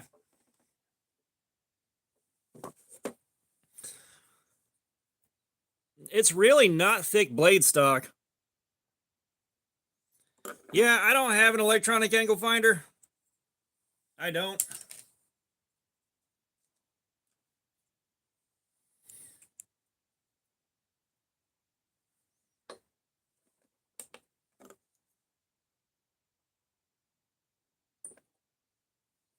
Yeah, we're back at 374. Yeah, it really isn't. I guess we're going to sharpen it. I guess we're going to put our usual 17 degrees on it and see how it do. I'm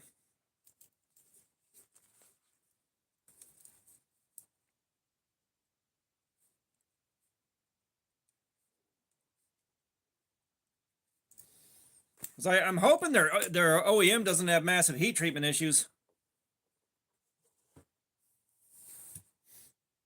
So it came with the angle finder. However, I don't have a good way to really test.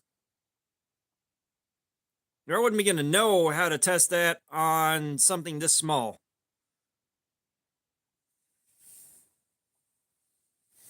No, the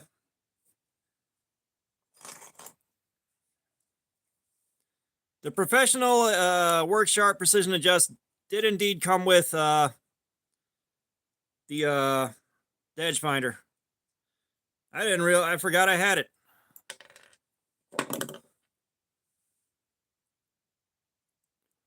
Look at that, removable thumb stud for sharpening. So nice.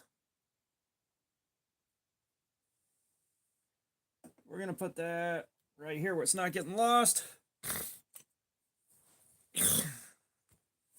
Let's go get the healing box.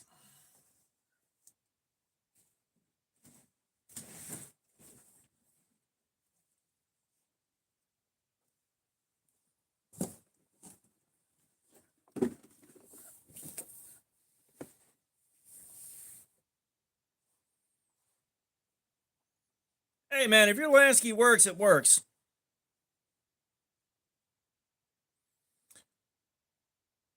No, you don't get the removable thumb stud on the Deca. I'm gonna have to work around that thumb stud and try to not damage it. And I'm just gonna have an edge that's not sharpened all the way back. I'm not sending the motherfucker in just to have it fixed. Fucking fuck this. Like, where's my right to repair? Knives and pizza. No, that was the Gin Chubby, and I don't have that anymore. I gave it to Wilderness Bushcraft for his daughter earlier today.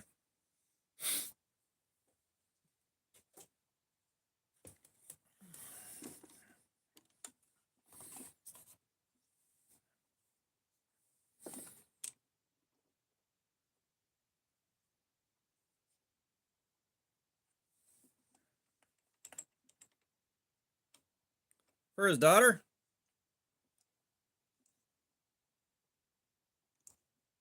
All right. Gabriel, your head went the wrong place with that, but I will admit that's kind of funny.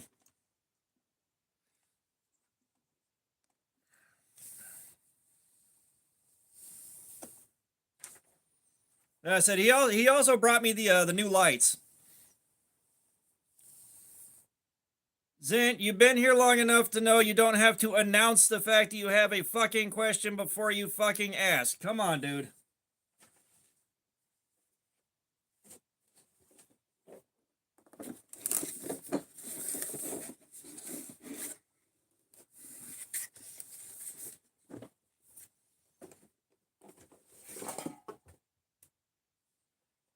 All right.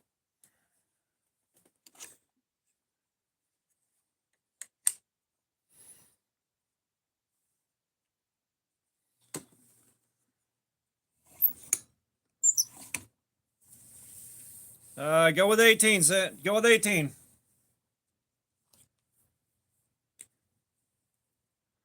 A lot of that depends on the steel you're using.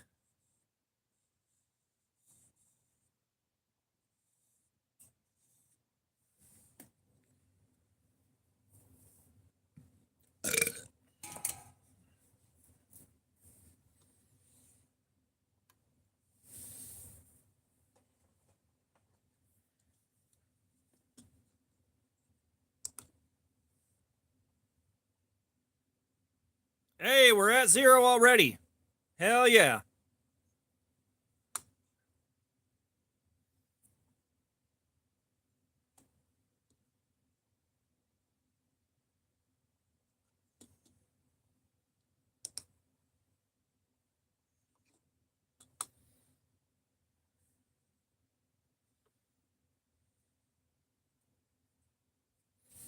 All right, so we got a nice tight 17 degrees.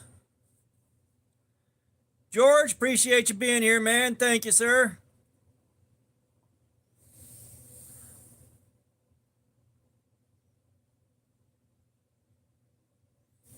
Yes, gently fondle the soft, sticky underside of the like button, people.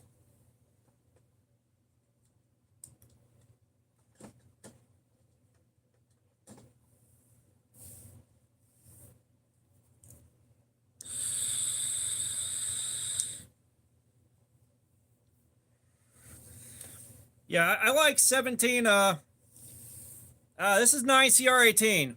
So it didn't do great. I thought maybe there was a burr and stropped it. That doesn't seem to be it. I think the edge might be just a little bit too blunt of an angle for what we're doing here.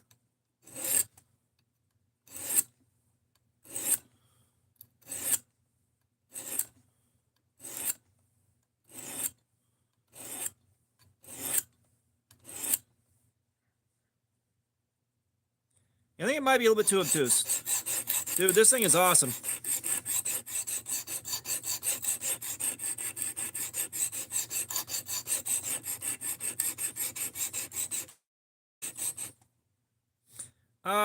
Experience 8CR does better at 18 degrees.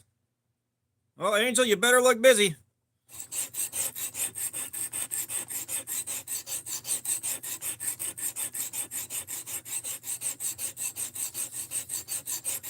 Rich, the super chat was working earlier.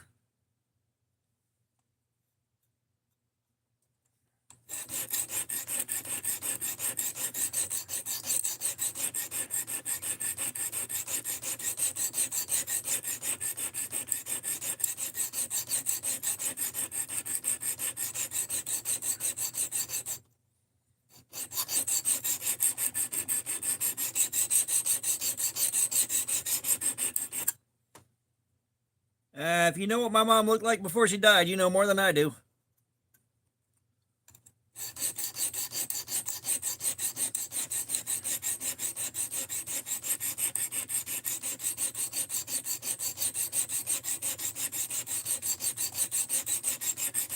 Yes, I am currently trapped in socks.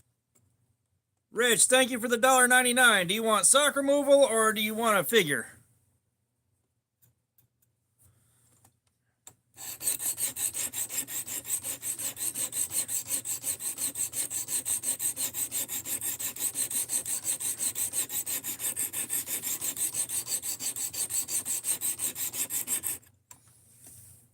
Gotcha. Thank you, Ace.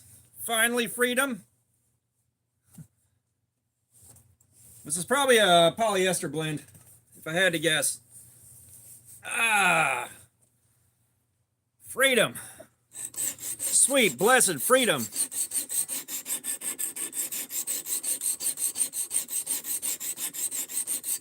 Ace on Knives, thank you, sir. Brando, yes, we've said 9CR18 like 4 times now.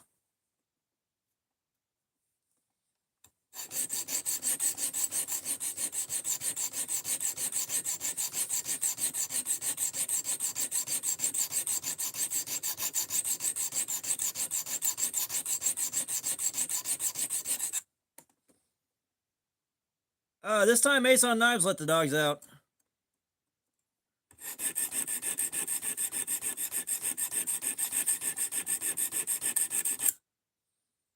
I'll tell you what, guys.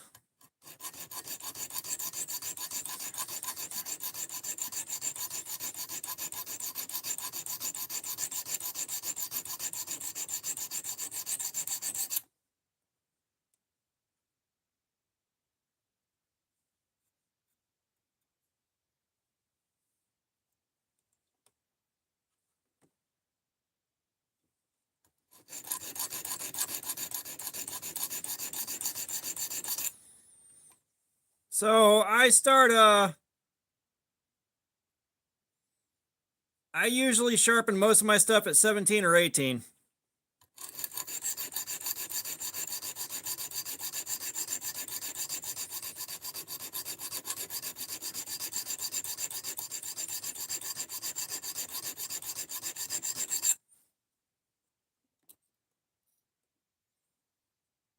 I tell you what, as much material as is getting hogged off as fast as it is, I'm worrying there might be a heat treatment issue with this thing.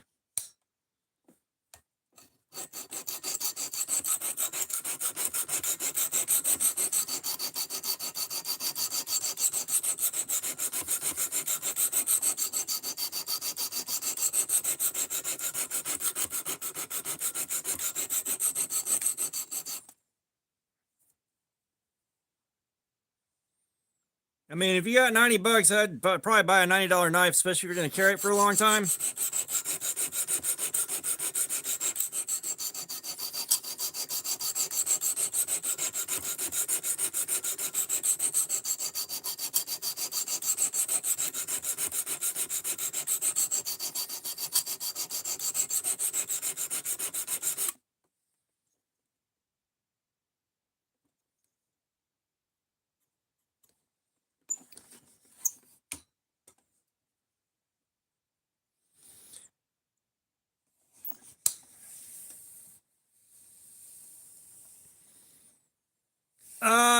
Yeah, the edge crapped out again, and that being said, this thing is hogging off so much material so fast on this one. I got a feeling there might be a heat treatment issue on this one.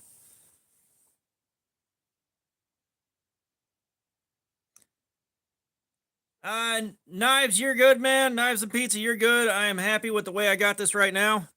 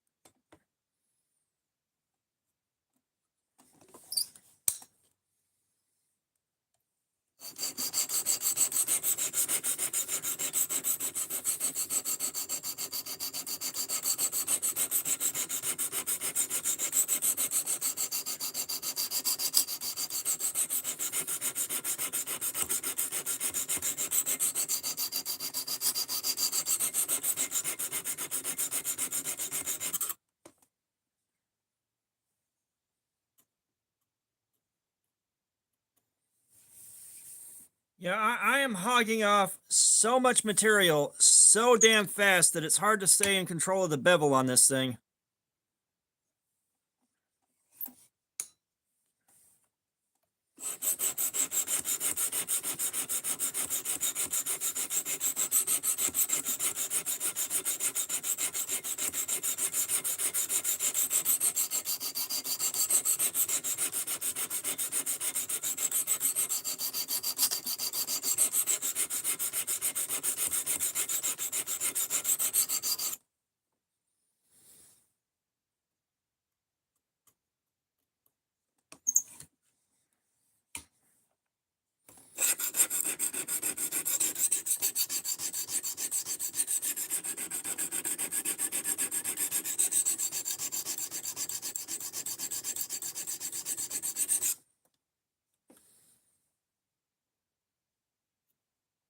So I got like one spot back here that won't move nearly as fast as the rest of the steel.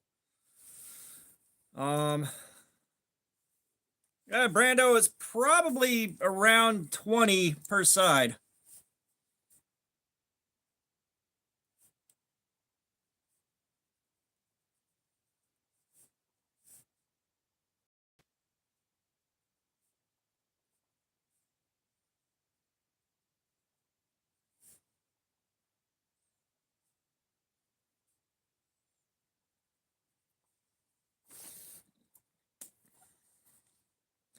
Aaron, what's up? I'll be honest, man. I'm real happy with this one.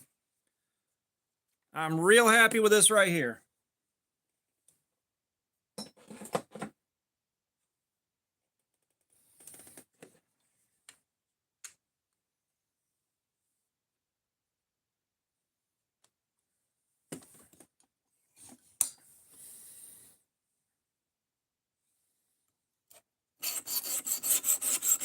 Oh, I don't doubt the TS Prof would be a game changer. Like, I understand what you're saying there. That being said, I just got this thing and I have no desire to upgrade right now.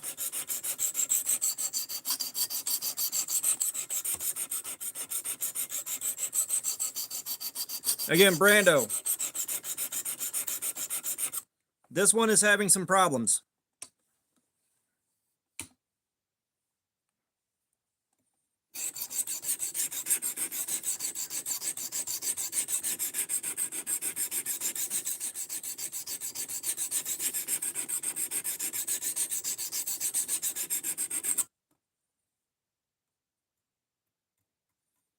Yeah, the guys watching the streams actually got this for the channel.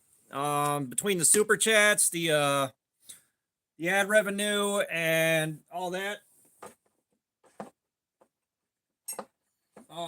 They got it for the channel, which is again why we have the SOC game. You know, stuff like that helps the channel out quite a bit.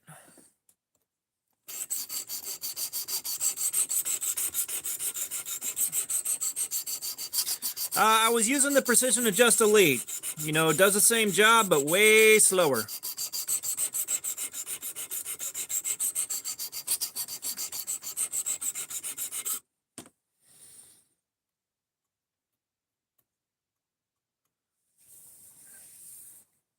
Ardenti Pars, what's up? Again, Brando. If you have steel with a good heat treatment, you're fine. You're fine. This particular one is having problems. Yeah, like I said, it did a great job. It just took forever to do it.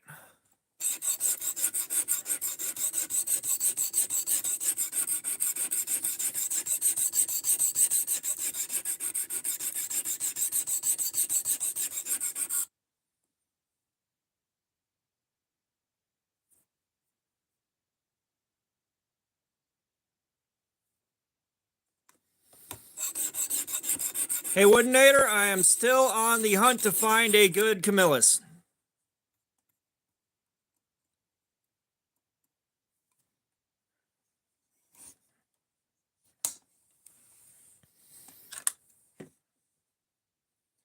Like, this feels like the 400 grit is still hogging off shitloads of material.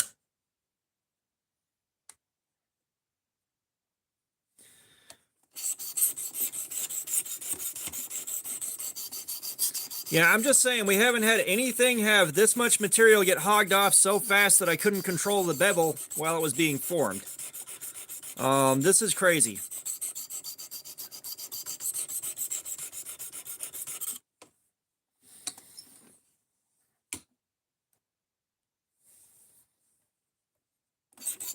At least $3, Cent.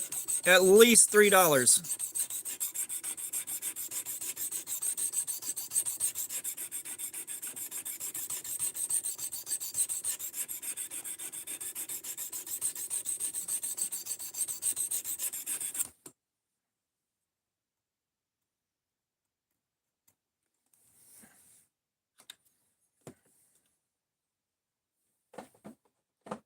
So what's probably going to happen here, if this is really a bad heat treatment issue, is I'm going to make the last video I did private and the assembly video, and I'm going to email them.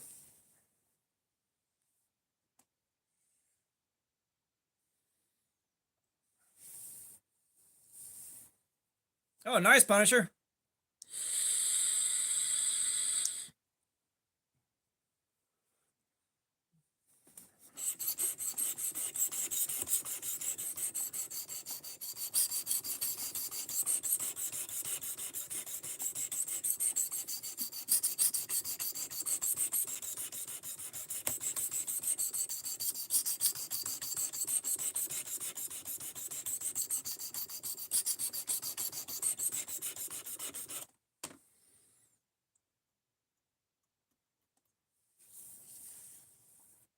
Shugo Pendragon, what's going on? Welcome.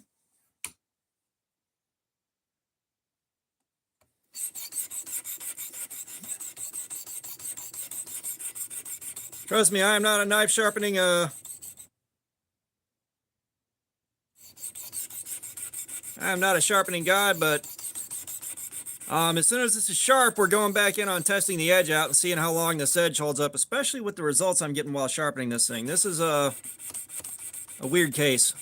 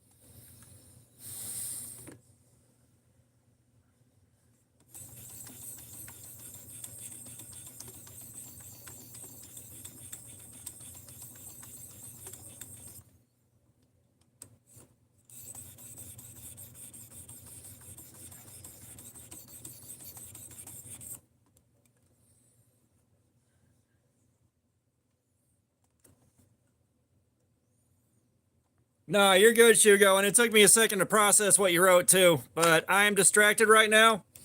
This particular knife is having some weird issues that I don't fully understand. I am hoping it's all odds that it doesn't have the issues it looks like it's having, but it looks like it's having some issues.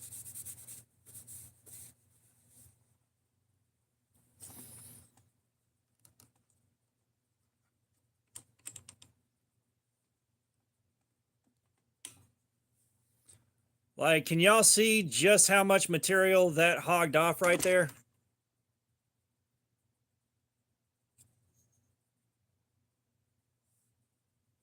Like, I don't normally see that. Tyler, what's up? Work Sharp, Precision Adjust Professional. Like, this is not something I'm used to seeing when I'm sharpening a knife, especially as fast as that went.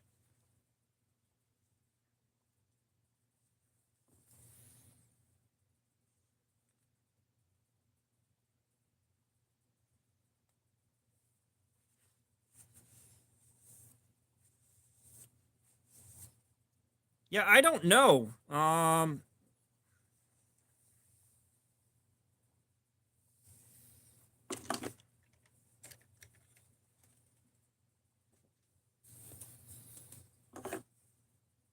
It's like, I know Jen makes some quality stuff. Tyler, you might be pushed to get the Espada fit in there, but it should happen. It should hold it. There is a brace. That should be a bit of an odd reflection, but I also haven't stropped it out yet.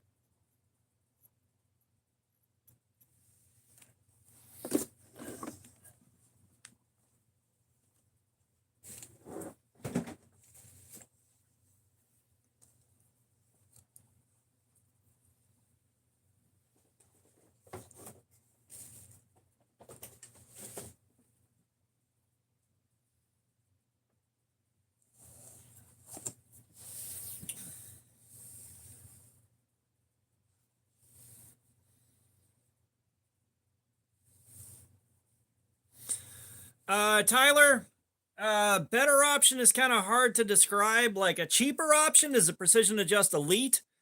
It will do a fantastic job, just a lot slower. But going cheaper than that, there's not much out there. There really isn't.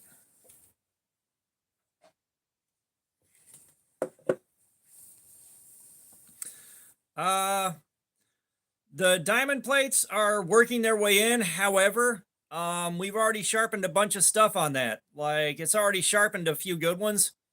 Oh, then yeah, like, you go to TS Prof or Wicked Edge, like, that's a real big step up. The Wicked Edge is the one that I want, but that's like $600, and I don't have $600. I'm poor.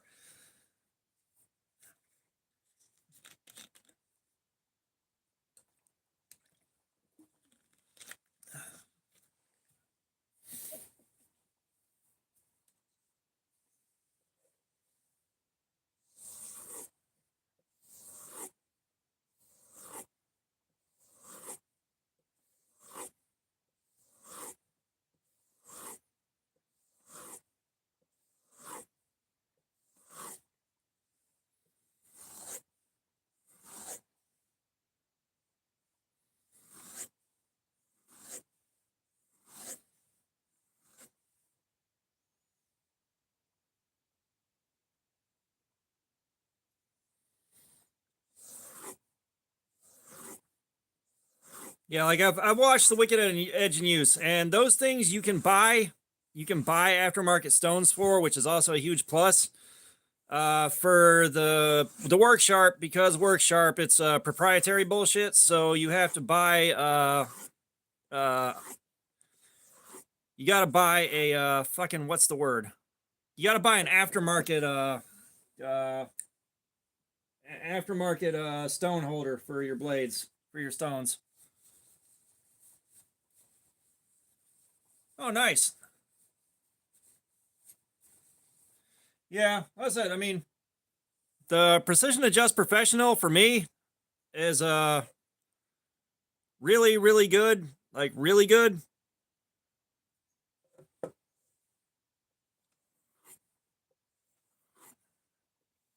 Yeah, an adapter. Aftermarket adapter for aftermarket stones. Adapter is the word I was looking for, yes.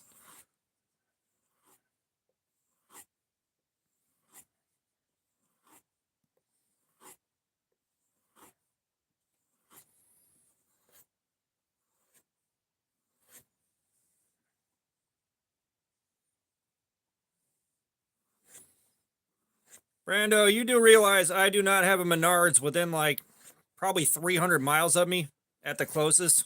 Probably. Yeah, it's comfortable. It's comfortable. God, this is unfortunate though. Man.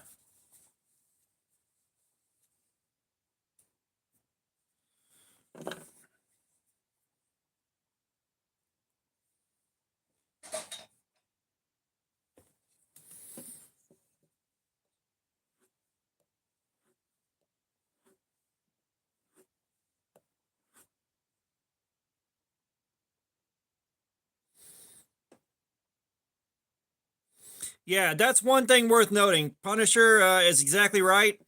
The precision adjust by itself, it only comes with 3 stones, and I think a strop. The elite comes with 6 stones, and by the time you buy the extra 3 stones and finish off the rest of the kit, you're right back up to 120 bucks.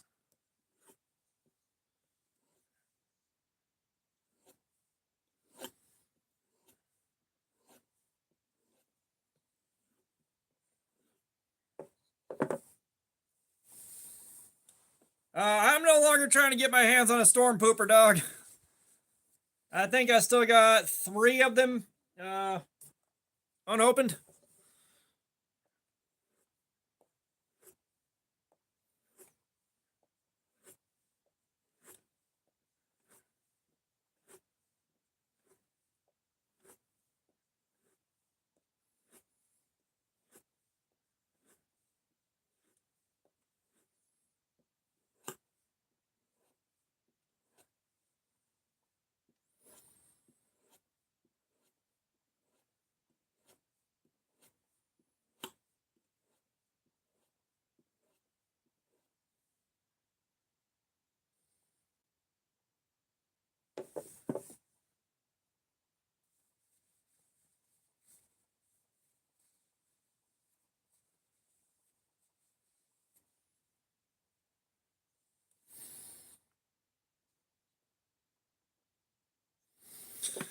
Okay, we're almost done with the edge. Almost. And we are at our emotional support caffeine segment as well.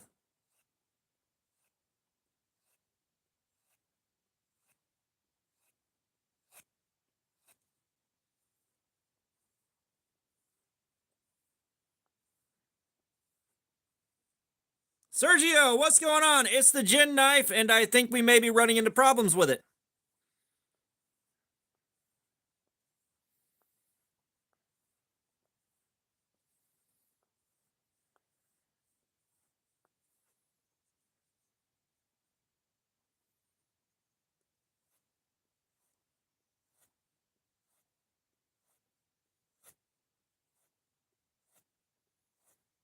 I don't need anything from Menards. The only thing I need from them is to be able to say, ow, Menards.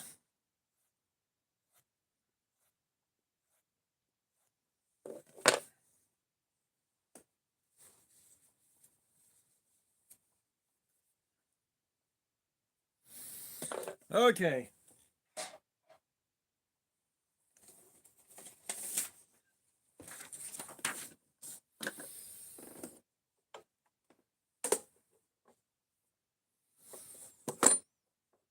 Yeah. Yeah, no. This is where I kind of wish they'd send me this stuff to check out before they released it, because there's a lot of info I could give them that would help them out a lot just off of doing this testing. That would be beneficial for both of us.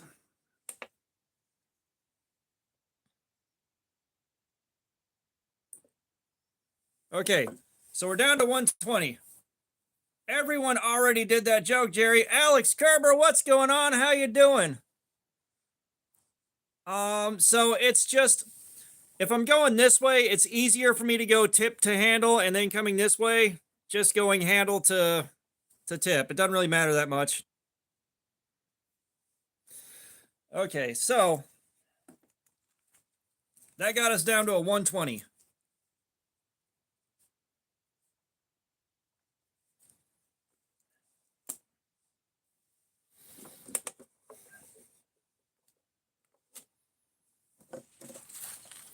But if you're sharpening and you haven't used the strop before, you should really invest in a strop.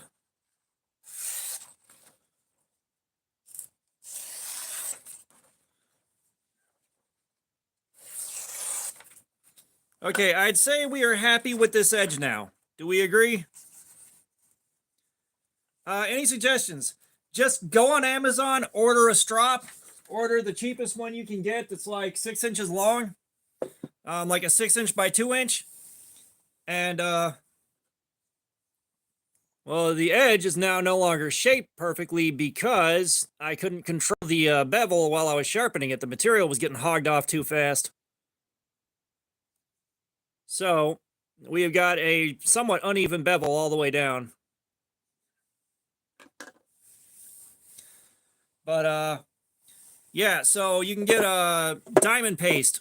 I got mine from Temu, but you can get the stuff for like $7 on Amazon, and just get something like a 14 micron and like a 5 micron. 14 on the rough side, 5 on the smooth side. That'll take care of you.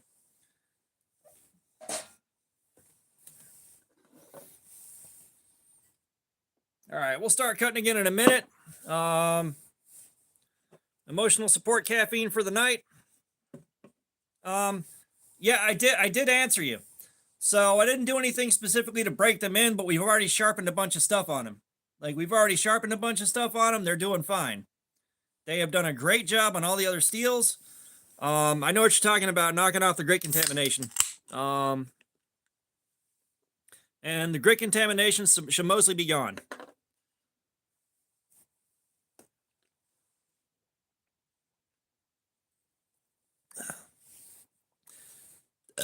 Hey, smash the like button, guys. We're trying to hit 400. We got a long way to go.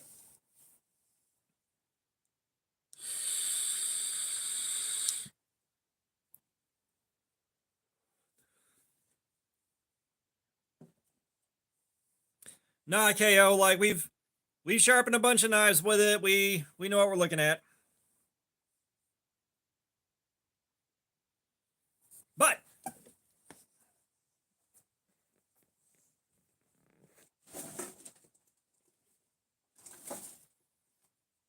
since we are at our 2-hour interlude,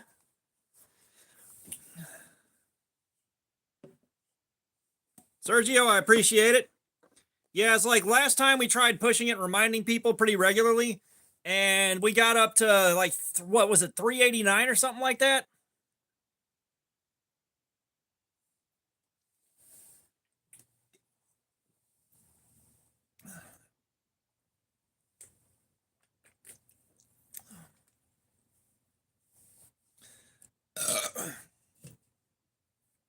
But yeah, so this is a knife Wilderness Bushcraft brought over for me. And this thing comes with a T6, T8 driver and a lighter weight pocket clip.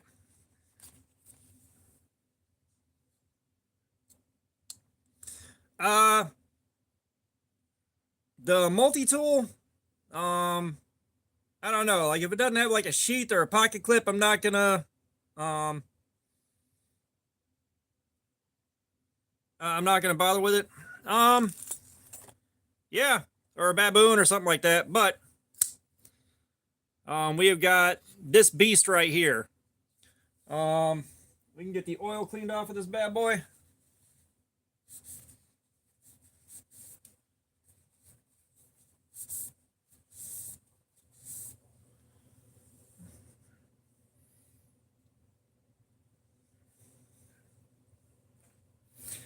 Yeah, I'm not mad at it being well oiled. I'm not gonna lie, but I mean, I love the gray and the red on this. I like the length of the blade. It's probably 3.5 inches. It's D2 steel. Like, it's got a lot of the things I like, and it's got the drop point. It's like a drop point Tanto shape.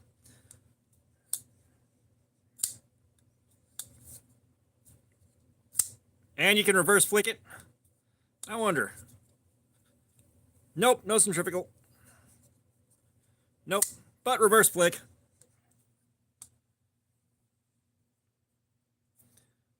The D2 orange is going to be a lot better. Not going to lie, the D2 orange is going to be a lot better. The Storm Pooper is in what I assume is 3CR steel. The steel's kind of trash.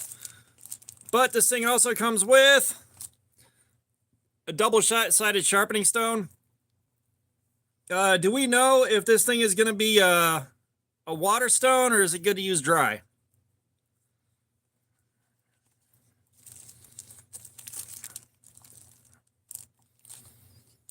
But yeah, that is coming up on the channel. Oh, so you're supposed to use the oil that was on the blade for the stones?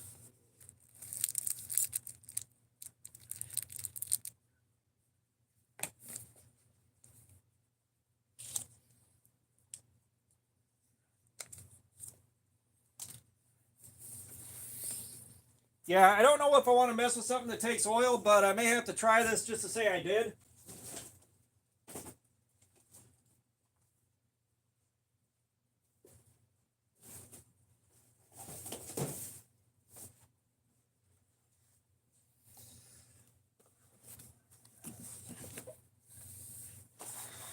And now that all that's done, the gin has been carried. We got to carry one of these Ozark Trails. Josh, what's up? I got no idea what kind of oil's on the blade. But now that we've got the gin and the well, no, I'm carrying the Civivi. Carrying the Civivi. But next up, we're doing these. We're getting this done for the holiday season before December's over. And I'll let you guys pick which one of these I carry of the three on next week's stream.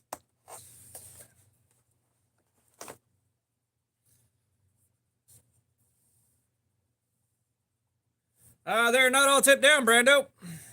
They are all tip up. That's why I bought them.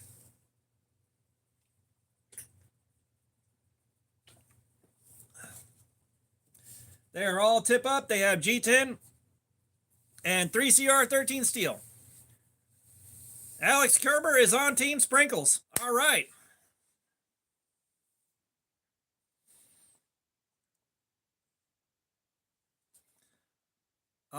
Triple Ace 1995, what's going on? How are you doing, man? I'm only carrying one of them. I'm not going to carry each one of those for a week when they're all pretty much the same knife with a different blade shape. Like, I know how it's going to be. They're going to carry pretty damn well, and they're going to do Cardboard Slayer like shit.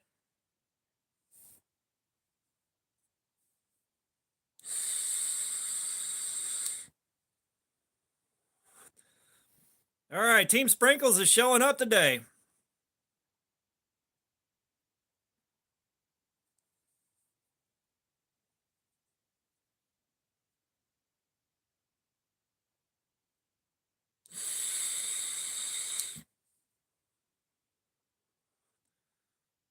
Dustin likes jujitsu.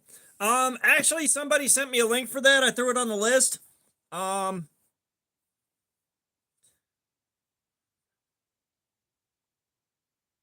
But I'm looking at that. It's like, I don't know if that's a clone of something or not. So I don't know if I want to throw money on it and then find out, that it's a clone of something that I can't use. I will say the Flissa multi-tool that I carried, the quality on that is actually kind of inspiring. I got a feeling Fliss is probably going to be pretty decent. I'm doing good, man. We're running into some issues on this gin right here, which I don't like seeing, especially not from these guys, because I love these guys. But, you know, facts are facts. Yes, hey, Woodinator. One of them will be doing Cardboard Slayer, whichever one I choose to carry. And then I will give them away at work.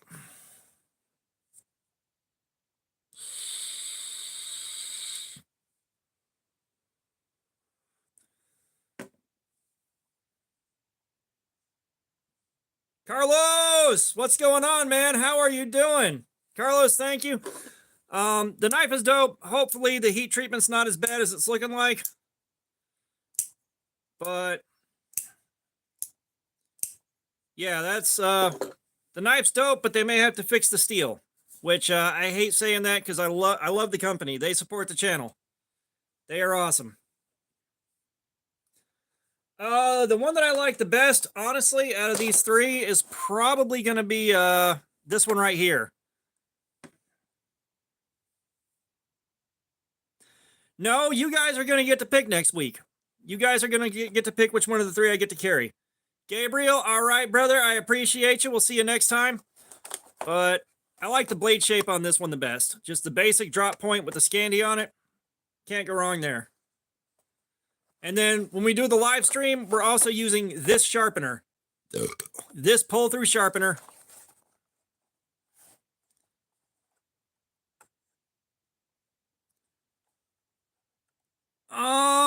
So of the year, most impressed with the price point. Or most impressed including price point. Shit. It was gonna be this. It was gonna be this. Everything about this thing is fucking awesome.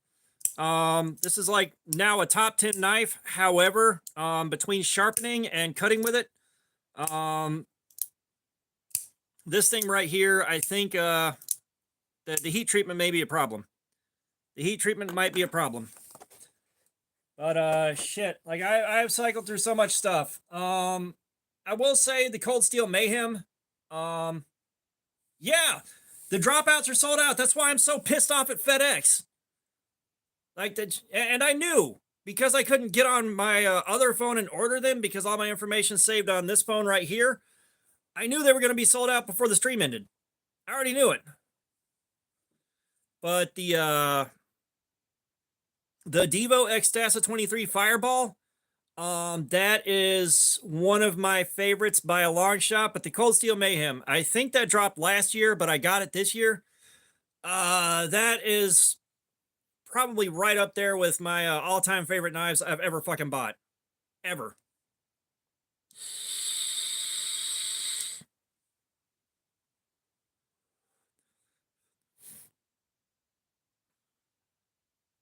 Oh, that's a bummer. Wilderness, I definitely appreciate it, man. You got no idea. You got no idea. I think at this point, though, we're going to have to drop by your place. We probably owe you a visit.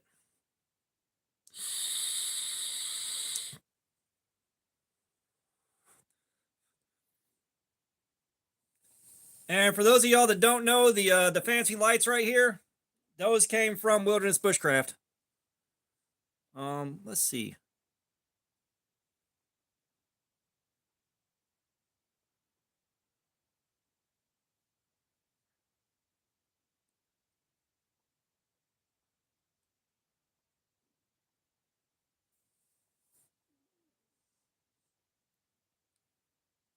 Let's switch over to something I wanted to do.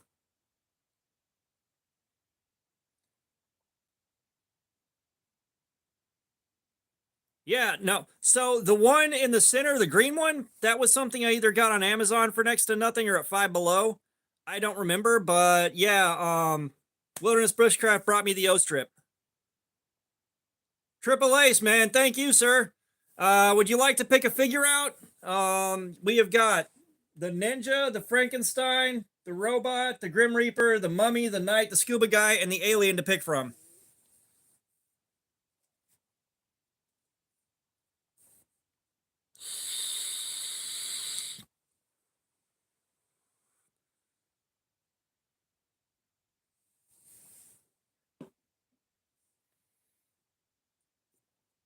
Can I get this a little bit better in frame?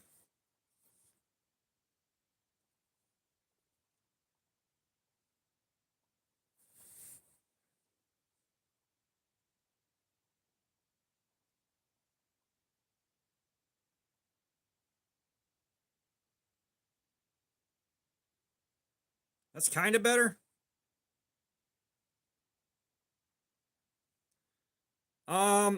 We're not doing that this week. We're doing it next week, boo-boo.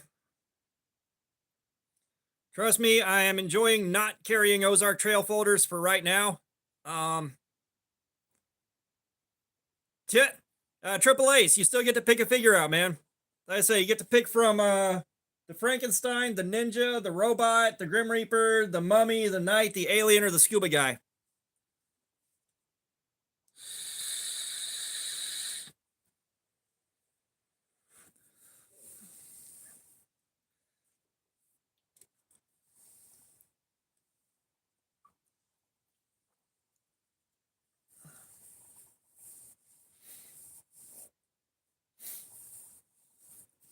Oh, brother, I want a kit so badly. All right, let's see how she do. We're at 120 right now.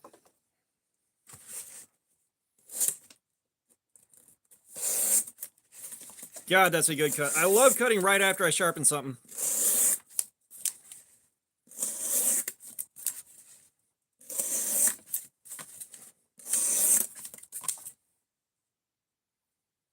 Okay, Triple A's picked the Knight. Sorry. The Knight is coming right up, brother.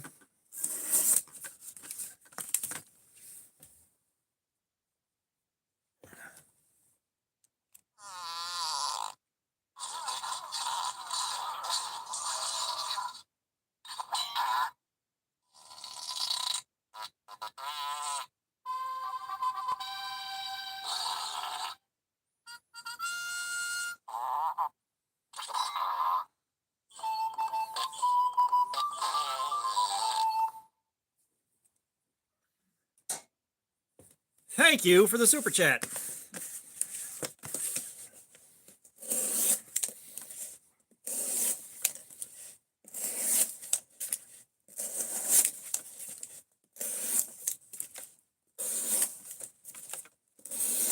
Remember to fondle the like button, everybody.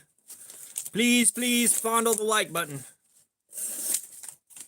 Rage 1/10, what's going on? How are you doing, man? Welcome. That is my way of saying thank you for a super chat. That's what you just witnessed.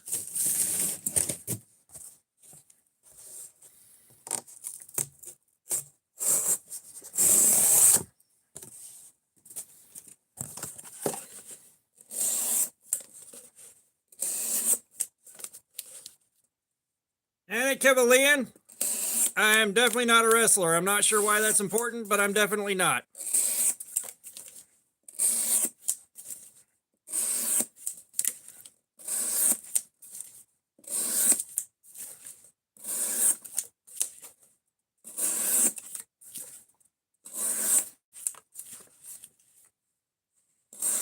Dude, Triple Ace, you are the bomb, man. You are a champion of the people.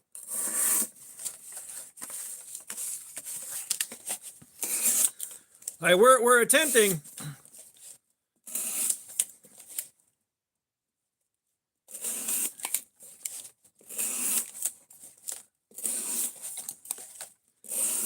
We're attempting to hit 400.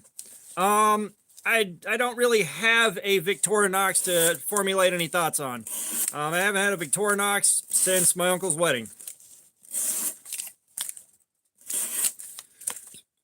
My uncle gifted out small white Victorinox keychain knives for his groomsmen, and that did not make it out of my house when I took my kids and left the ex-wife. It was somewhere in there, and I never seen it again.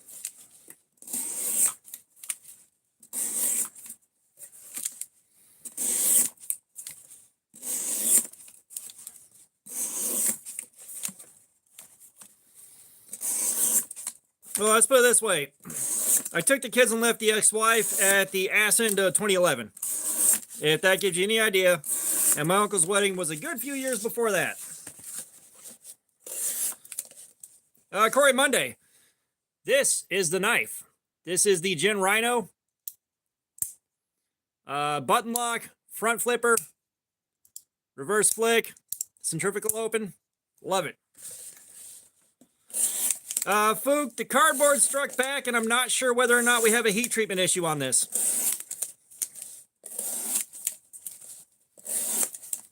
Like when I went to sharpen it, I hogged off way too much material, way too fast for this to feel like it was properly hardened.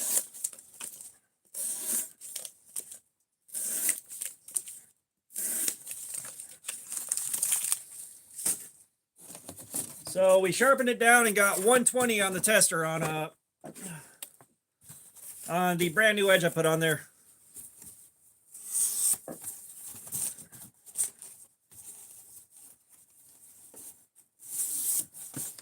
Yeah, believe me, I wish I could find that thing. I really do.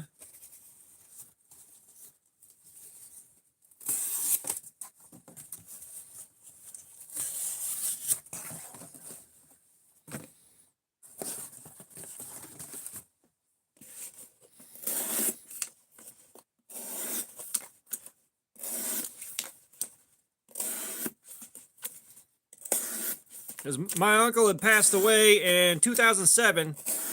And he rode that marriage out and got divorced. In the meantime, and he'd been divorced for a while before he passed away. I wish I could remember what year, but brain no brain good.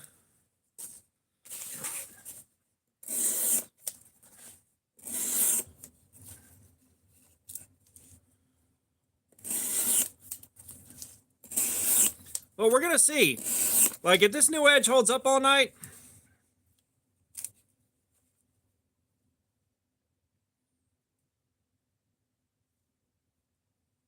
all right, Wilderness, appreciate you, man. See you in a bit.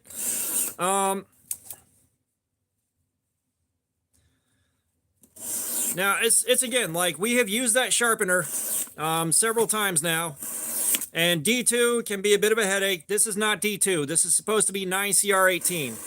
D2, it just takes a long damn time to get a burr to come up on it at 220 grit, 220. Once you get that burr up, though, the rest of the sharpening is a breeze, and it responds to a strop quite well. But this is supposed to be 9CR18.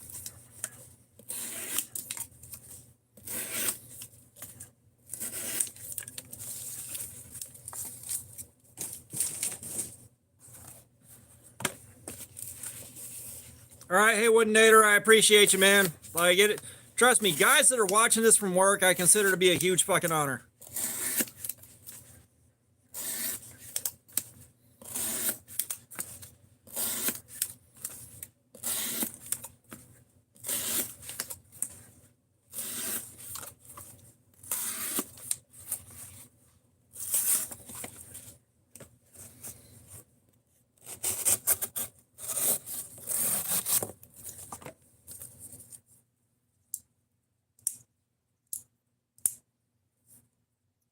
So personally, I love D2. I enjoy carrying nicer steels, but most of the stuff I own is in D2. You know, D2 is a really good steel. It'll hold on to an edge for long enough, and it keeps the price of a knife down where I can afford it. However, I'm also not in an area where D2 is prone to rust. And I'll be honest, I've had a D2 blade in my waistband when I was working with 101 degree fever. That thing fucking marinated in sweat for 3 days. And I mean, every time I took it out, I had to wipe rust, or I had to wipe sweat off the blade. No rust, no corrosion. All right. I lost my AC for a month, and I think that might have been back in August. It got humid in the house enough that mildew is showing up on some of like my shoes that were in the basement, stuff like that. All the D2 piled up in these boxes, no rust. One of the Temu knives that I got, however, does have some rust and corrosion on the body of the knife. So I haven't seen issues with D2 rusting.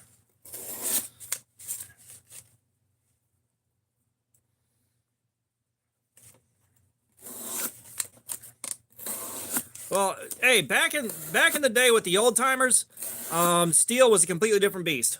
Steel was a completely different beast. Your carbon steels were significantly better than the stainless that was available. You know, like, you know, it's taken a long time for stainless to come around to where it's as good as or better than a lot of carbon steels, and as good as.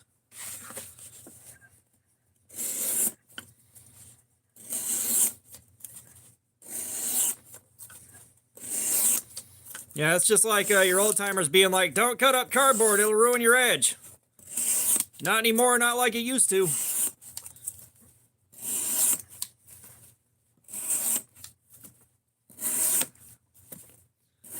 But believe me, we've got a live stream coming up, and I've got to plan that one ahead of time.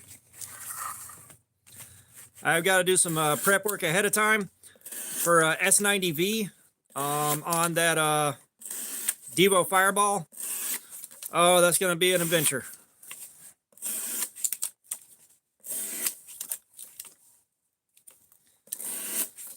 And KO Knives, I forgot that I didn't respond to a comment earlier because I had too many things happening at once, but I didn't see what the link you saw me with a knife intentionally designed.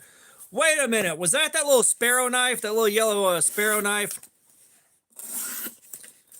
Because I saw that. Tamara Tiffany, what's going on? Welcome to the stream. How you doing today? Marcus DHH, what's going on, man? How you doing? Yeah, we try to keep things pretty chill. Now, we start getting trolls coming in, we have fun with them.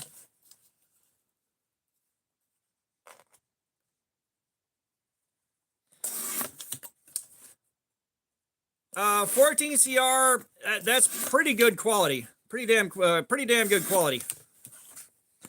154 CM, I think is stainless. I could be wrong. I don't know a ton about which steels are and aren't stainless. But 154 CM is that is some really good stuff. At least Kaiser's 154 CM is.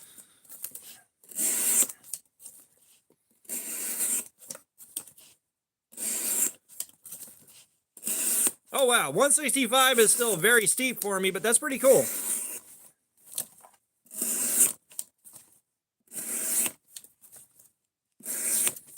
Okay.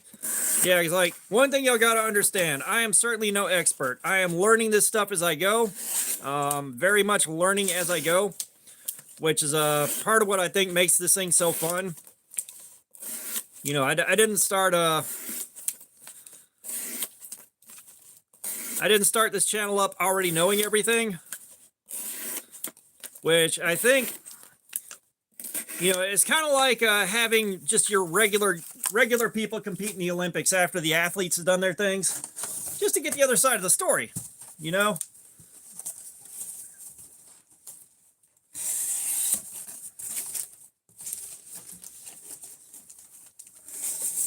Yeah, I mean, you got a lot of guys on YouTube that are actual experts that know exactly what the hell they're talking about. And Adam Palone, welcome back. How you doing, man? You know, you got a lot of guys on YouTube that are actual experts that already know tons and tons and tons and tons.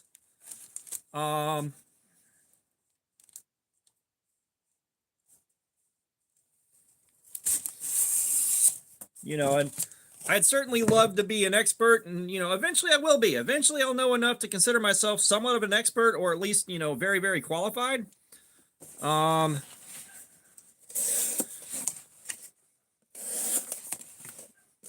But yeah, no, like the support that I have from you guys is absolutely amazing. You know,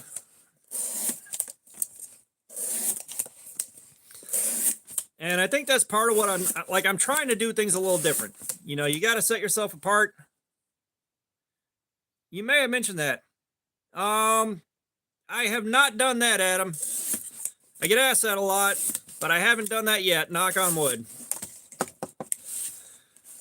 But, you know, like, you know, if you're going to go into YouTube as yet another floating hands over a table knife channel, you better set yourself apart somehow. You know, and being able to freely admit that I'm no expert and I don't know everything. I'm just providing my feedback as an everyday user. You know, it seems to be a bit different.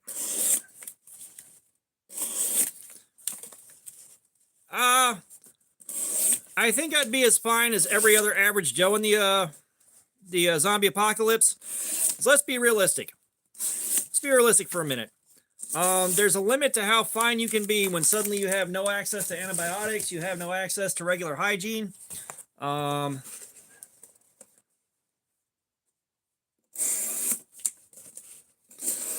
Shotgun's got a finite amount of ammo, brother.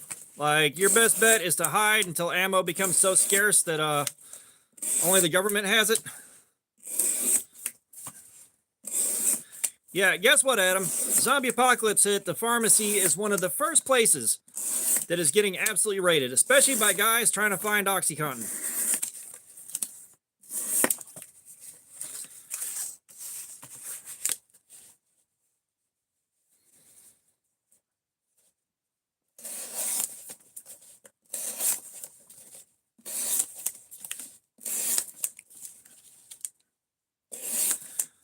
Yeah, I said anywhere that is going to be a first choice for commerce is going to be raided by Spires. How's it going, man? How you doing, man? Welcome.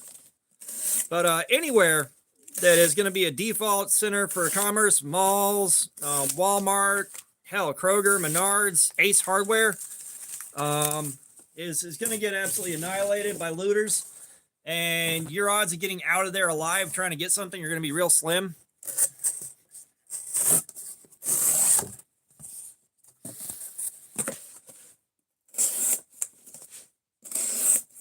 You know, I think honestly, gangs will probably have the best chance of surviving long term, and have the best chance of like getting into places like Walmart and getting back out in one piece.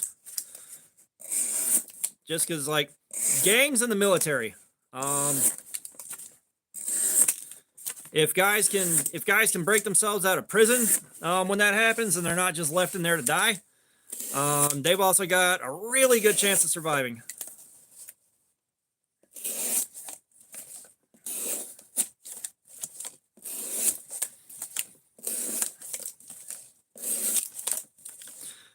I haven't seen The Walking Dead. There's a lot of shows like that I missed, partly because when they were on and they were big doing their thing, you know, I was going through it at that point in time. Like, The Walking Dead happened, I was on the tail end of my first marriage, and, you know, life was not conducive to sitting there watching and enjoying a show. Like, Breaking Bad got into that, and then shit at the house went down, and that was no longer priority, so I missed almost all that.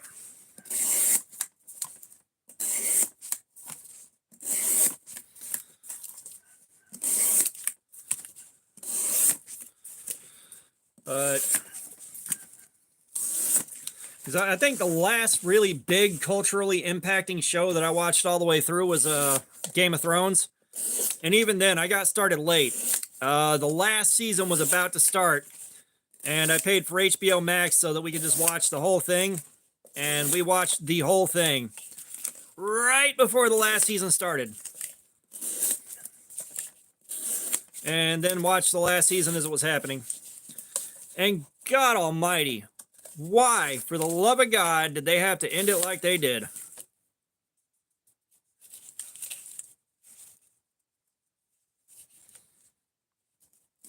Adam, I like how horribly misjudged you are there.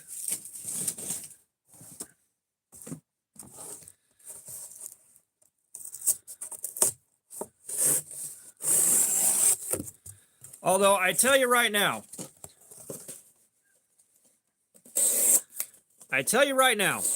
one thing that I would love to see in a movie, especially with a large horde of zombies, kind of like World War Z zombies, is an armored mine clearing vehicle.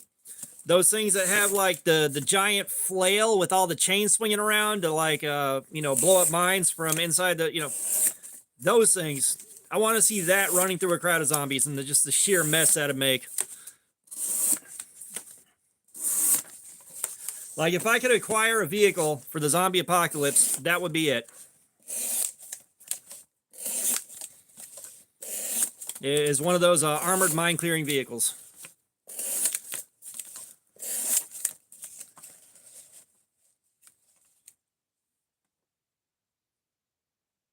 Yeah.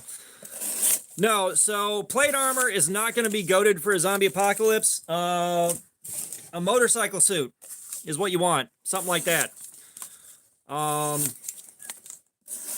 You know, unless you're about to go into melee combat with a bunch of other guys, if you're not doing the avoid route,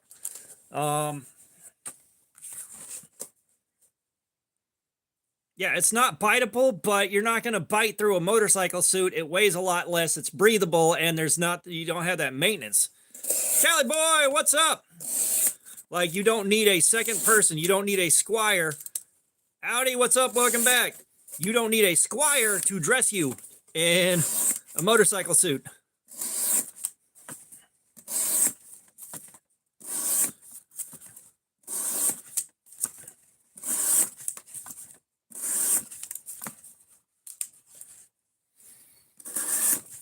Yeah, those Marauders are absolutely crazy.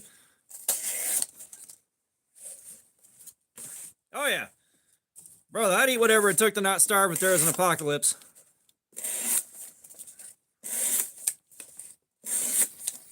But like I said, if you look up a mine-clearing armored vehicle, those things, those are the cat's ass when you're talking about getting through a zombie apocalypse. Well,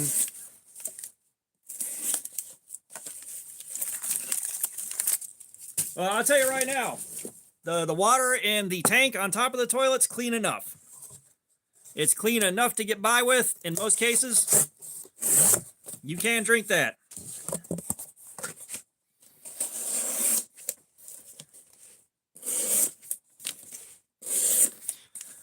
They may have put one of those. There probably are Sherman tanks that have that. I said it's a big drum that has just chain flails. That just turn up the ground and hit the mines and kill them.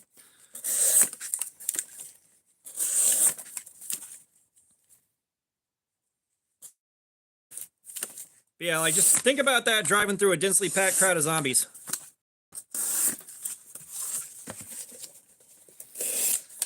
I've got some basic crafting skills and a lot of repair on the fly with whatever's laying around, but I also have some basic blacksmithing skills. I can do some pretty basic blacksmithing, which would help. It would just take a while for that skill to be useful. Yeah, Killdozer would be fun. However, you're talking about something that's based off of a Caterpillar, which does not have a very high top speed. All right, Jerry. And the dozer blade on that, the pusher blade, isn't really going to accomplish what you need it to.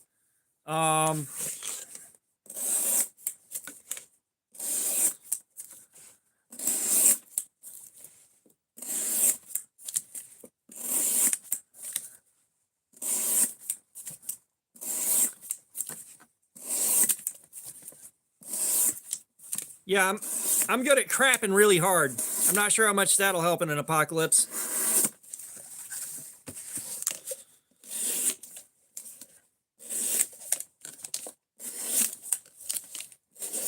You guys that are just coming in, please do me a favor and hit that like button.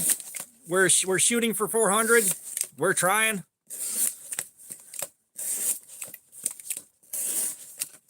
We almost got 400 last week. Almost.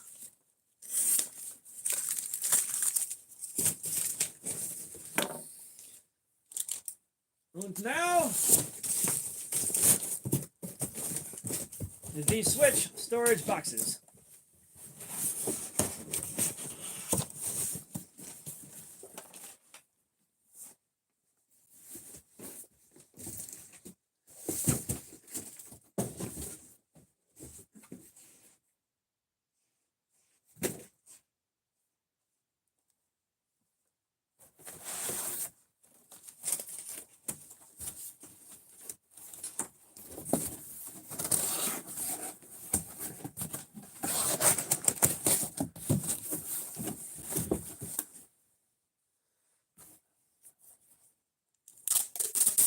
And I'm going to do something I don't normally do.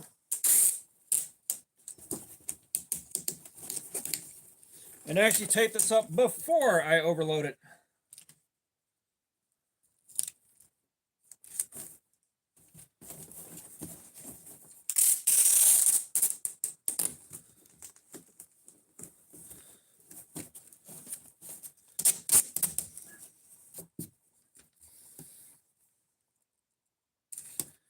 Yeah, and I did get one of my entries into a book called Zombie Apocalypse Preparation.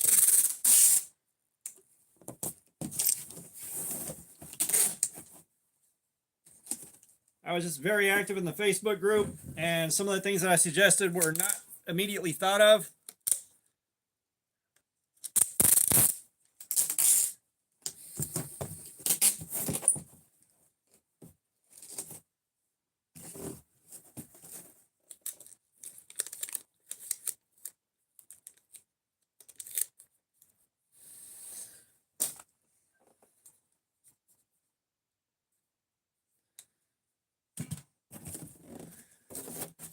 Now, I tell you one thing that'd be valuable and is kind of overlooked is learning how to use a sling.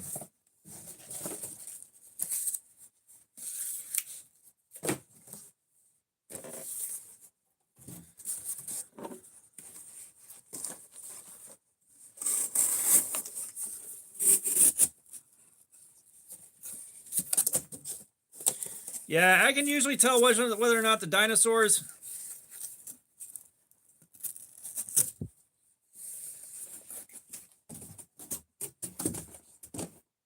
Okay, that's good to go.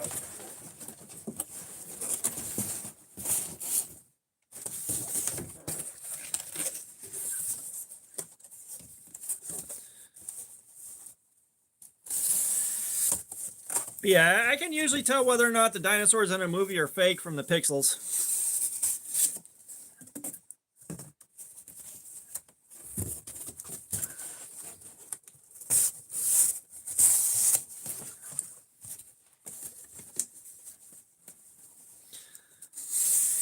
The wheat harvester, the only problem with that is there's a lot of parts there that are designed to only handle stuff like wheat, not handle like masses of things that are full of tendons and meat and stringy, and like that's gonna be a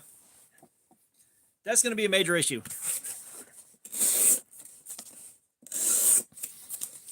Yeah, I saw that, Cali boy.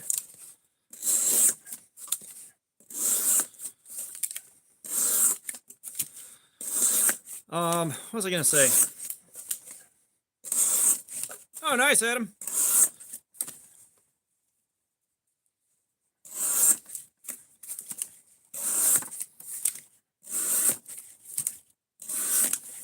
Speaking of which, I've still got one of the knives from the last giveaway that I've got to try to resend.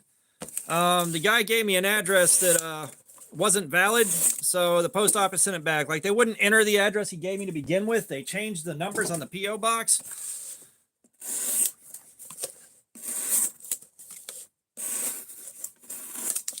Adam, you out of here? All right, man. Appreciate you dropping by.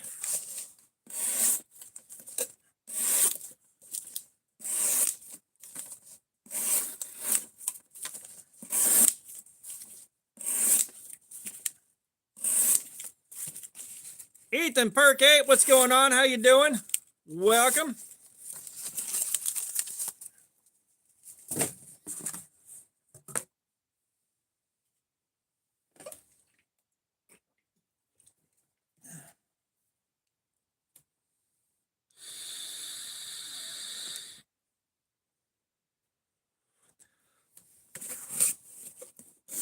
I'm doing good, man. I spent most of my day playing Diablo 3, and now we're doing a live stream. Today is a good day.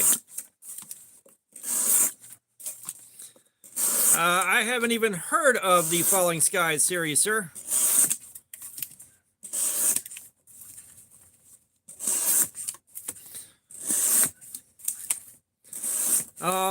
Yeah, I mean, like, I like the thought of preparedness, but it's also kind of one of those things where, you know, you can drop all your eggs in the wrong basket with preparedness.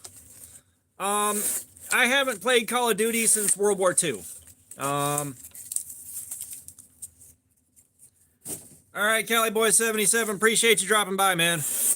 As always. But like, I played Call of Duty World War II on the PS4. I haven't played since then. But God almighty, did I love that game. I love the zombies mode on it. I love the PvP. Up until the point where whatever they did to it broke the game. And the faster your internet connection is, the worse the hit detection got. Southside is supposed to be 9 CR18 MOV. Now that we've got an edge on it, it seems to be doing just fine. We've been cutting for 30 minutes, and we're not seeing the kind of problems we had on the factory edge.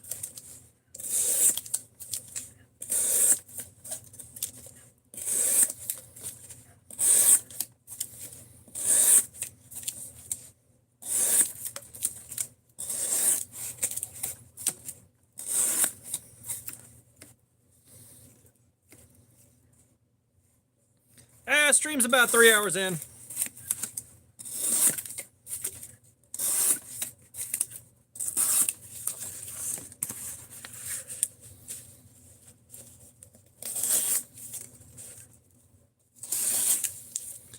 No, we had to sharpen it. The factory edge just was not having it. I was worried there might be a heat treatment issue with how much steel was being hogged off while I was sharpening it. That being said, I haven't used that machine on 9CR18 before.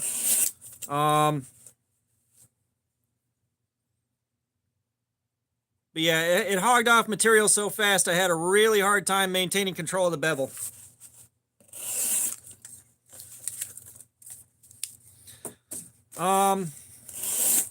Well, the 9CR18, if I remember when we did the Mastodon, Civivi's 9CR, that held up really damn well.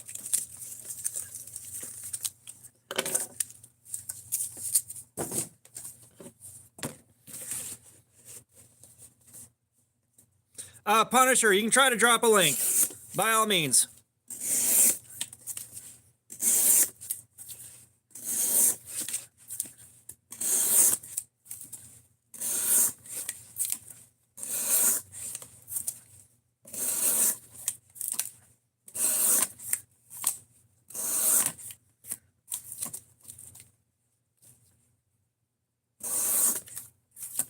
Yeah, Punisher, you're golden, dude. You're golden. Yeah, so the link is good on this phone right here, but not that phone.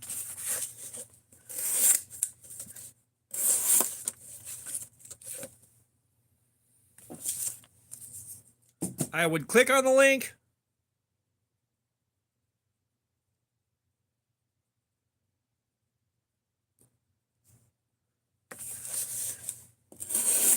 Yeah, you may have to copy it and paste it into Chrome.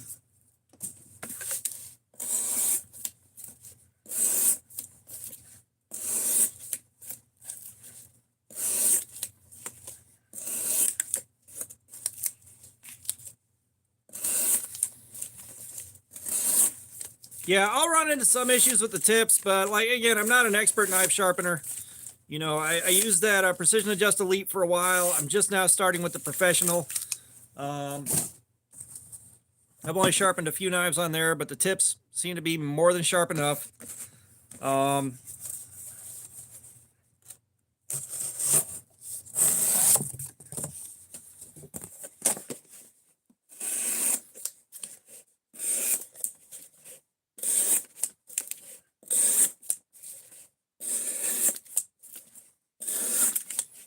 But y'all smash that like button if you're just getting in here.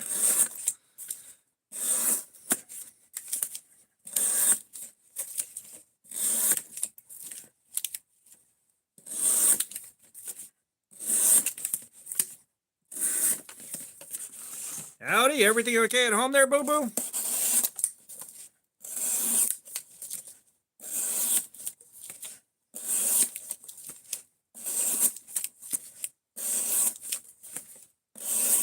Is your mom hitting you or something?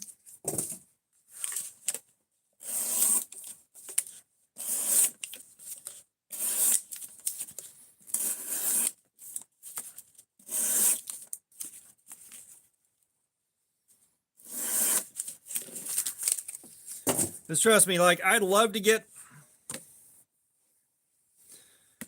I would love to get my hands on like the Wicked Edge they had at Blade Show, where they're just standing there and they're running the stones on both sides in one go.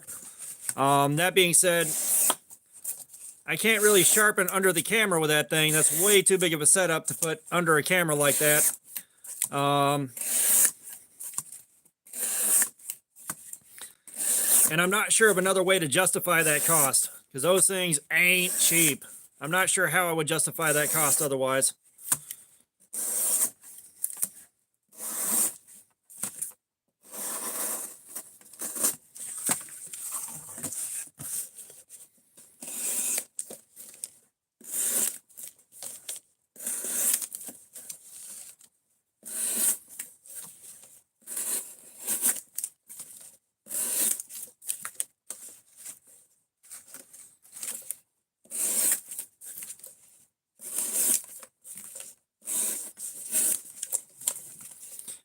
You know, Wilderness, that's not a terrible idea.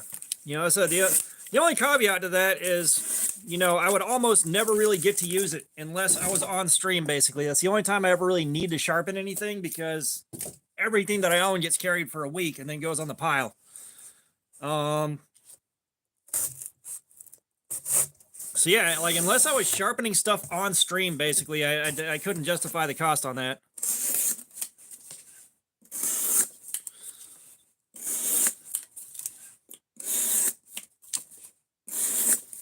I said, I like that Precision Adjust Elite, and I've still got to do the channel member giveaway. I've still got to do that too.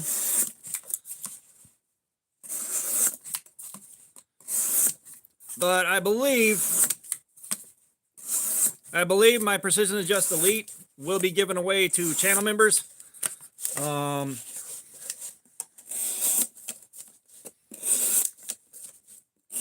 Just so one of the guys that helped me get there can have it.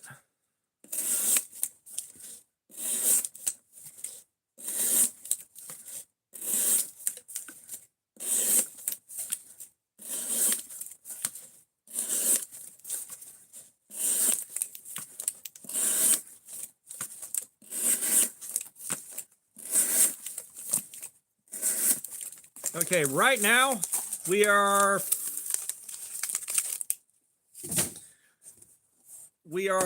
40 minutes in, I believe, or just shy of 40 minutes in, and it's still cutting like I just sharpened it.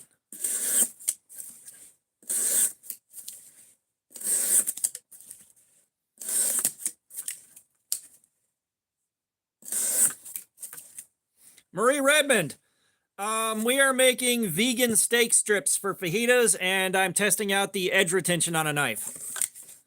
That's what we do here. We see how long the edge will take this before it's totally wrecked. And I get to hang out with you guys. So far, it doesn't look like we have the same problems with the edge we had earlier. So you put your own edge on it and you're in good shape, from what I can tell so far. But, you know, if we don't have any more edge problems, this thing is absolutely fantastic. This thing is absolutely fantastic, provided there are no more edge problems.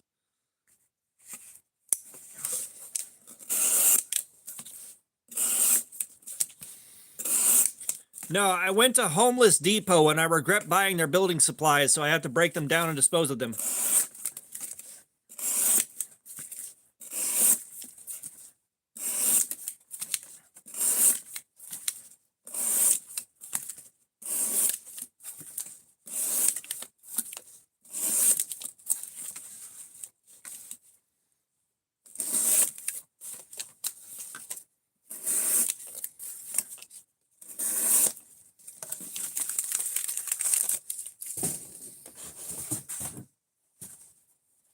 Rat, what's going on? Welcome back. How you doing?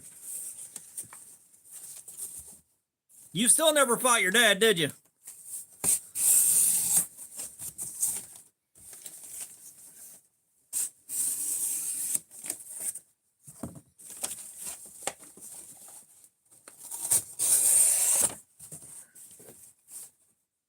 Oh, you did fight your dad.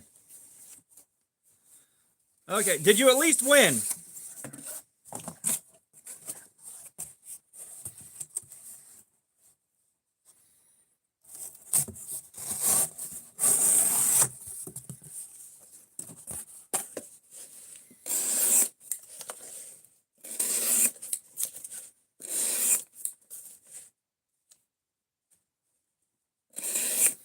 Well, Rudy, which ones are you thinking about slaying them with?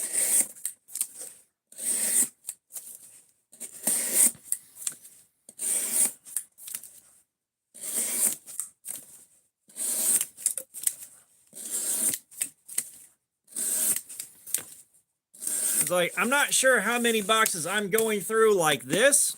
If you're doing this kind of cutting, you want something with some really high-end steel. Because I promise you, I'm not cutting up like 100 boxes in one night. Not doing this.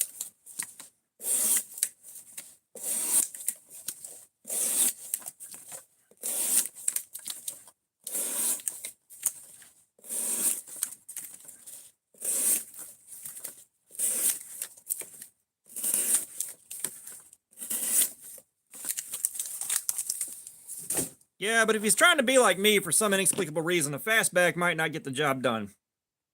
Not how you want to do it.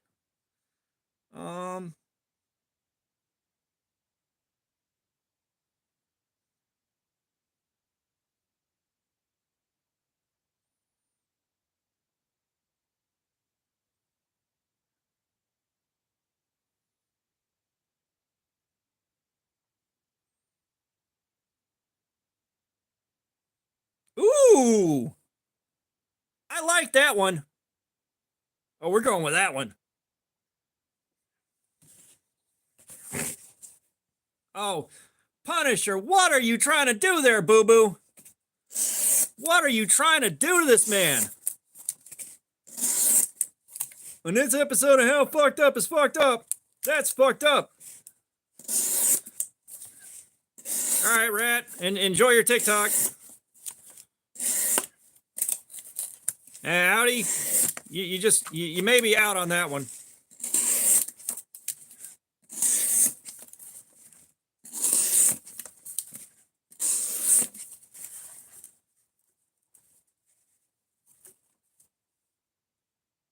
Farzano, what the fuck are you talking about?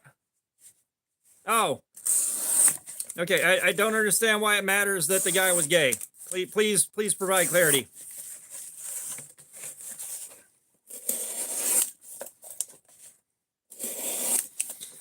Yeah, I got to sit down and figure out how to do a custom program on that. One thing I'm profoundly unhappy with is the app doesn't work unless you have a fucking what's the word I'm looking for? GPS. If you don't have GPS turned on, the app don't work. Please make that make sense.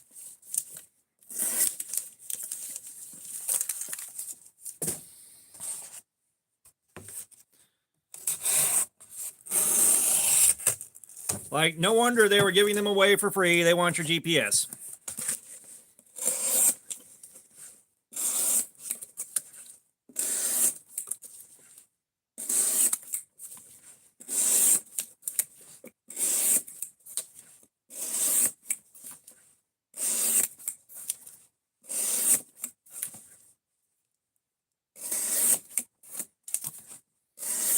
Well, here's the thing. Bluetooth should be more than good enough.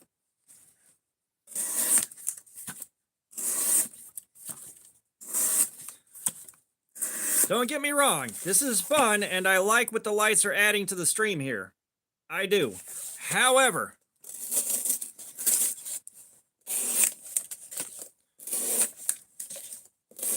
I see no reason on God's green earth the app will not work without GPS.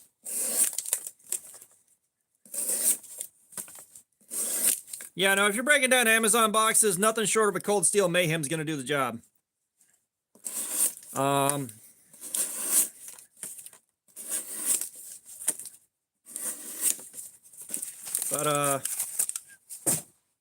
Yeah, the application itself is also just a fucking store, and making this work is just an afterthought.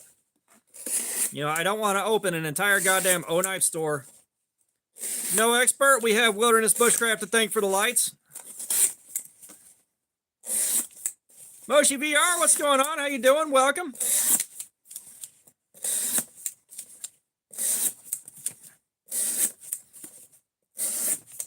Yeah, I'm still kind of playing around with the settings on the lights, all the defaults. Yeah, this is still cutting like I just sharpened it.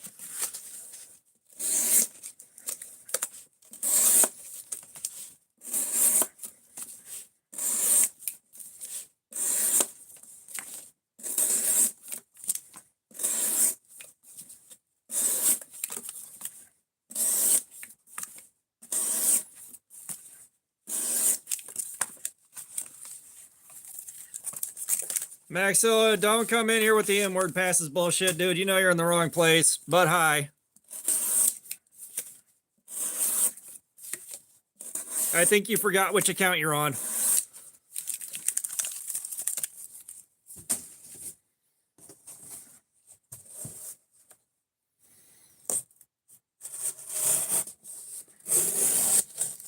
The new edge is going great, Aiden.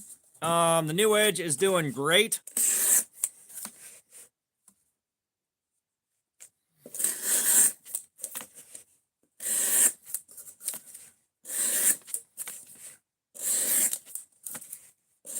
But yeah, we're 45 minutes in, and the edge is cutting almost like I just finished sharpening it.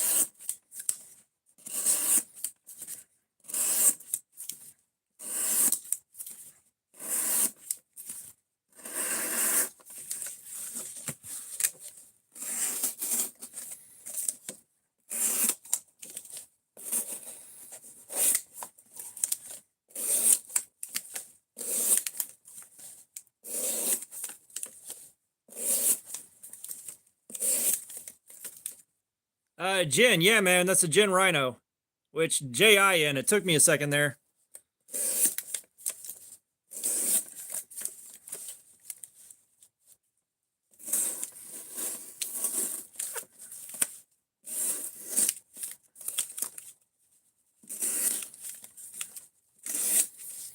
Yeah, God knows you pulled that shit where I grew up. Everybody was turning around to stomp you out. Everybody there was stomping your ass.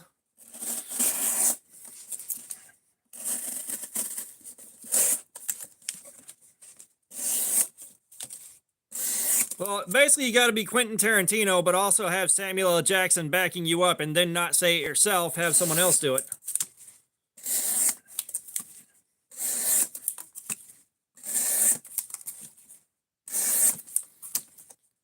That's like seeing that one guy talking about the set of balls on oh fucking what's his name? What is his name? Goddamn. Fucking Leonardo DiCaprio. The balls on that guy. Like, he had to use that word in front of Samuel L. Jackson and Jamie Foxx with the hard R on it. It's like, bro.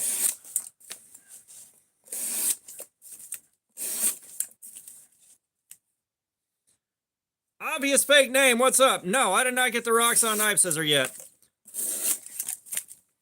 It's on my list. However, my money went for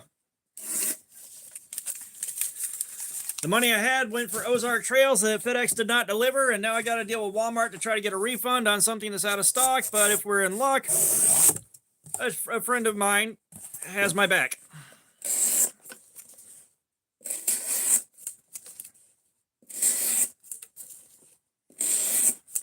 Zach, what's up?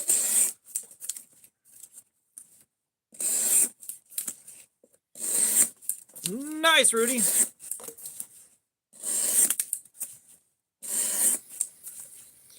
Yeah, he actually cut his hand. He went with it. Like,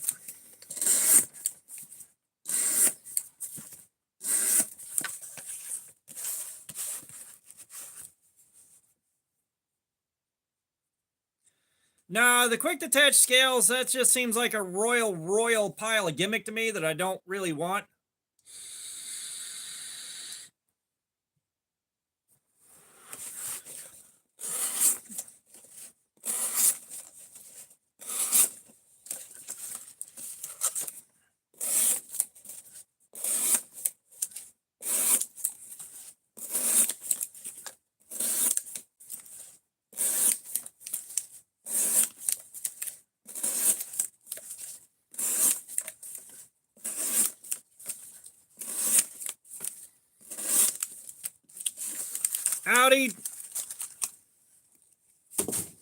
Howdy, don't even talk shit. You can't even handle the Duolingo bird.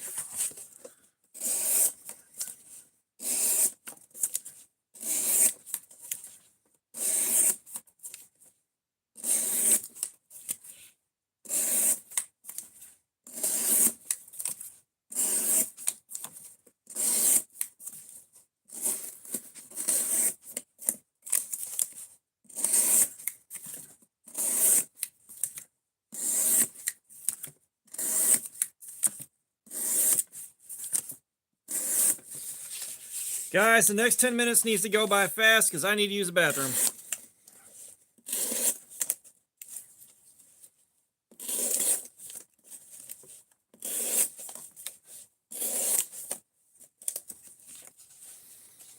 I would probably guess the factory was like 20 degrees.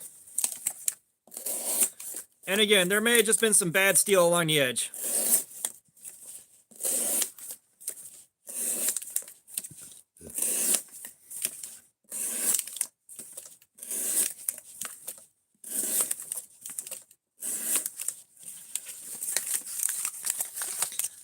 But yeah, like I said, it's gonna be one of those things too, where like we're all kind of waiting to see when DiCaprio shows up as the Diddy Epstein list.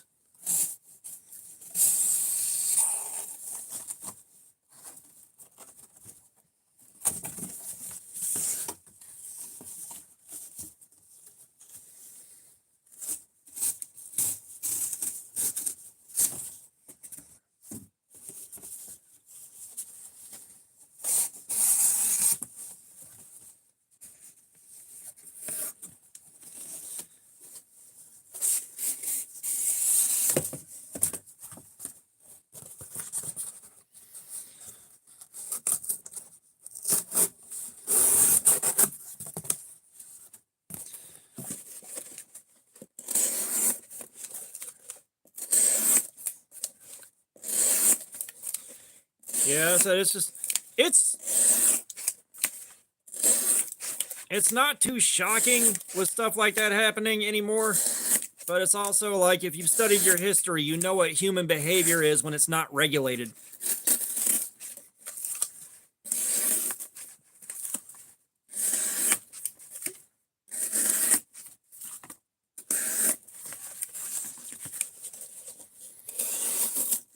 Like you look at older societies where that kind of behavior was not regulated by a societal expectation, and dear God.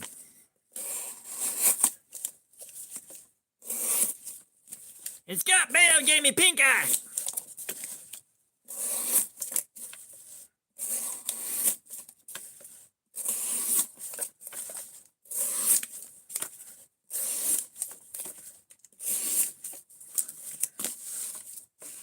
Jacob, it is not Spyderco. This is Jin. Jin. This is the Rhino. This is a kit that you put together yourself. We are doing edge retention testing on it right now.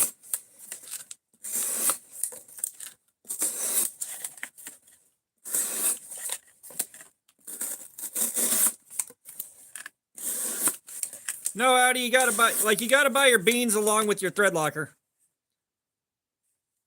So the factory edge on it had some issues, so I put a new edge on here and it's doing good. The steel is 9CR18.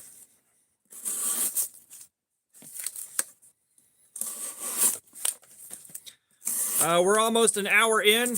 I just need the next 7 minutes to go by so I can use the bathroom.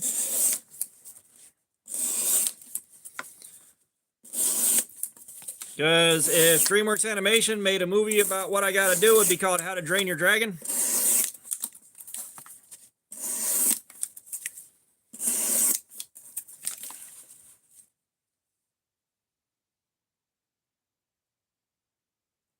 I'm trying to read this. I-110 Jekyll. We'll go with that. Hey, beautiful. What's up? Yeah, I don't sell shit. I'll give you that. Like,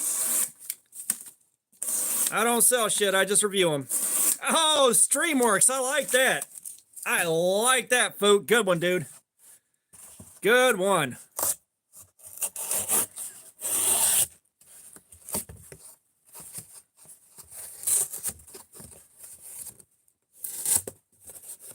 You know what?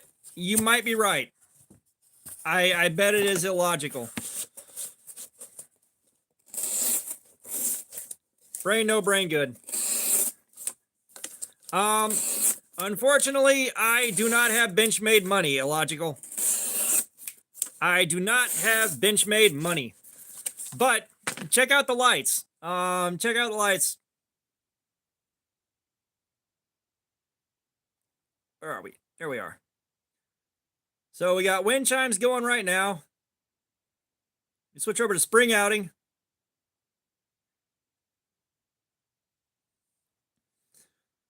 We got fireworks at sea here. The blue and green ones don't show up that well on the camera, it turns out. We got Dream Meteor. We can do early spring. Let's see, City Lights. Oh, that one is cool.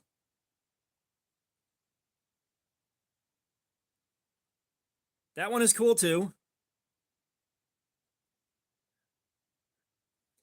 Sorry guys, I am still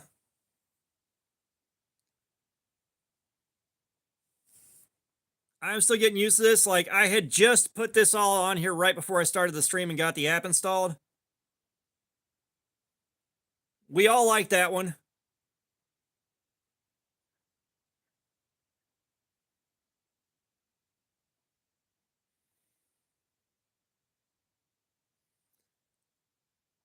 So preference for sharpeners. I absolutely do. My preference for the sharpener is the Precision Adjust Professional right now. That is what I have. That is what I use. However, the Precision Adjust Elite is also very good. It's just a lot slower.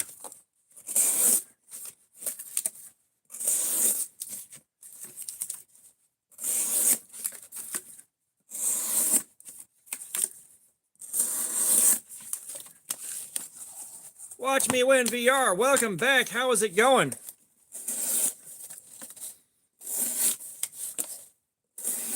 Gently fondle the like button if you haven't done so already, guys. Right now, we're just trying to make it over 100. We're at 78.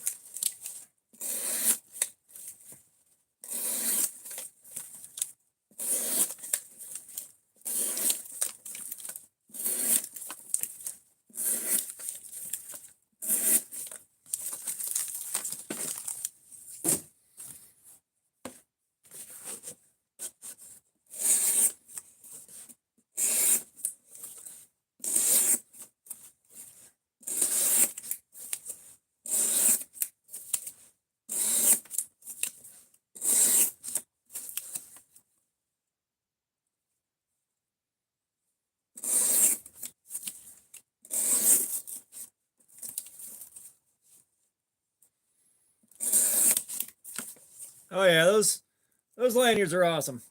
Those lanyards are great.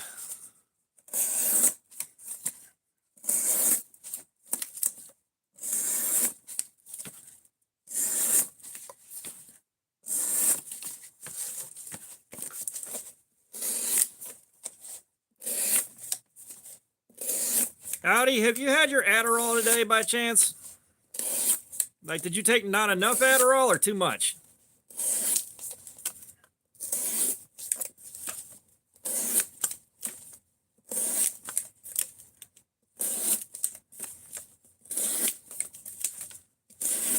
Yeah.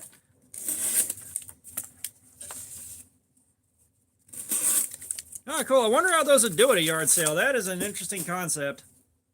It's like, if I'm going to a yard sale, I'm not thinking stuff for knives, lanyards, stuff like that. Like, I don't think any yard sale I have been to out here has ever had anything decent for knives, ever. Yeah, we can tell, Audi. We can tell.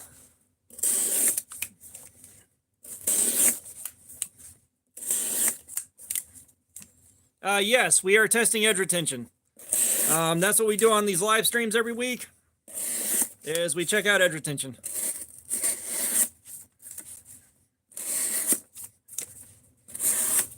Well, I mean, the thing with knives, especially, you know, guys that are into it, you know, we're gonna... Michael Wilbur, what's up? How you doing? Sean Larson, what's going on? There is even dogs. You fucking liar. You fucking charlatan.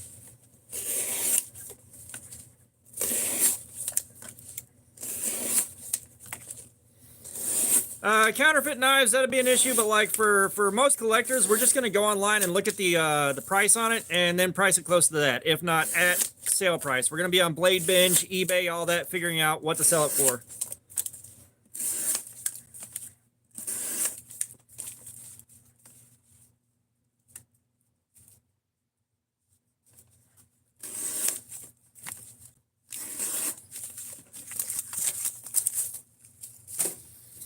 All right, it has been 1 hour on the New Edge. Let me go bust a whiz and show Indoor Plumbing who's boss around here, and I'll be right back.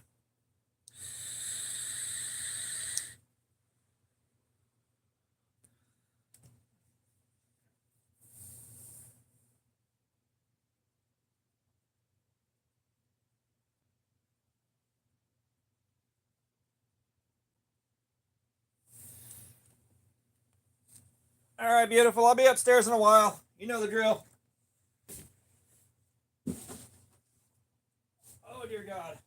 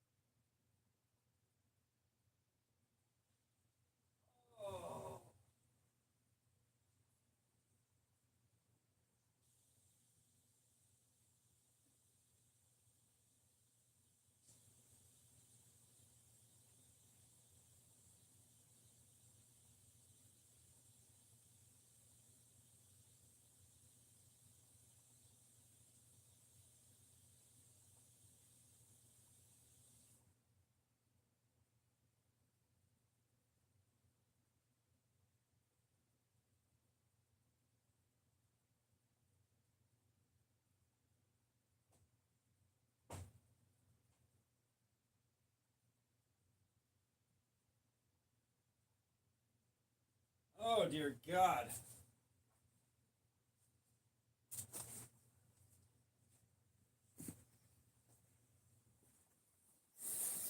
You guys, I cannot tell you how profoundly overdue that was. Noah Linux, what's going on? How are you doing? Welcome. And we can good riddance my left ass.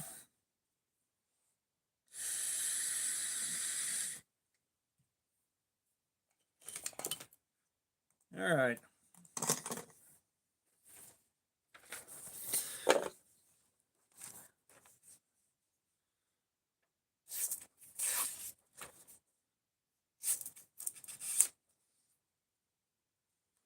We got some gunk on this. JJJ262, what's going on? We got a huge snag.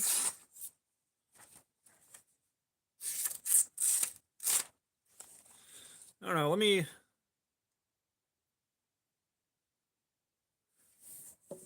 get the tape gunk cleaned off of this and see if that's causing an issue.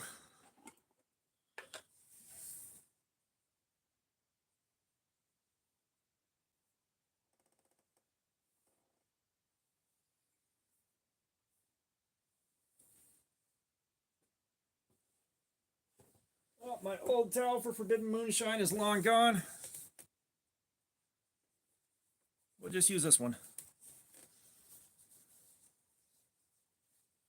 Yeah, we'll just use this one.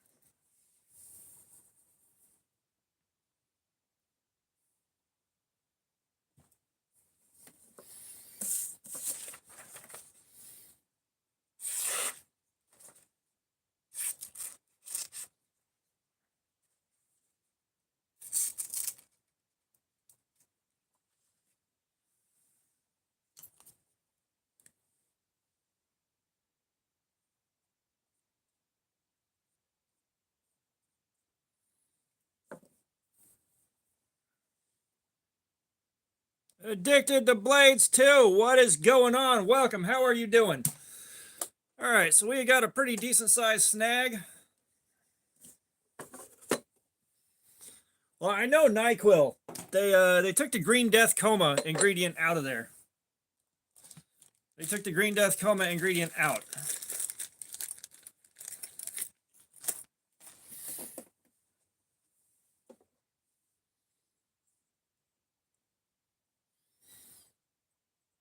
Okay, I got the spot where this thing snagged marked.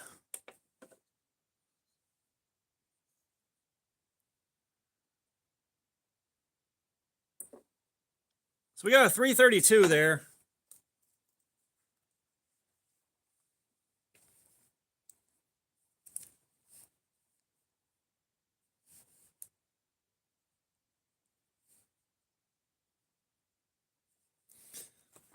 So let's test a little further out towards the tip. I really hope the new test clips show up.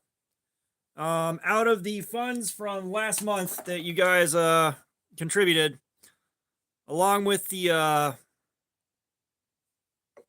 what do you call it? The Precision Adjust Professional, we also picked up a couple of bags of test clips.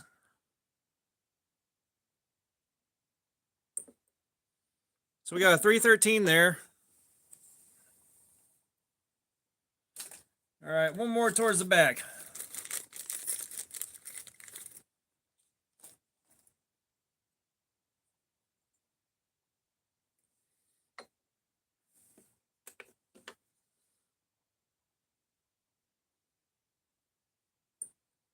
$169.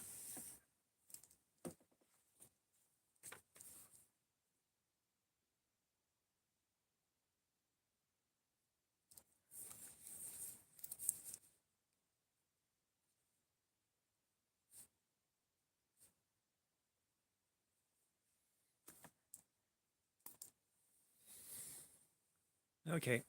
I love how hard it is to get this thing to line back up after I bump it.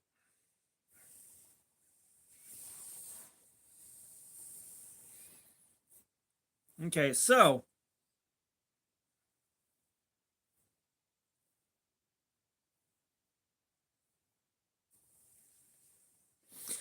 well, this right here, 313 and 332 is not a big range, and the heel right here saw almost no cutting.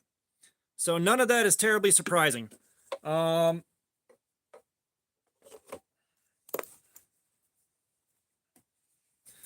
We can see how this stacked up against other stuff.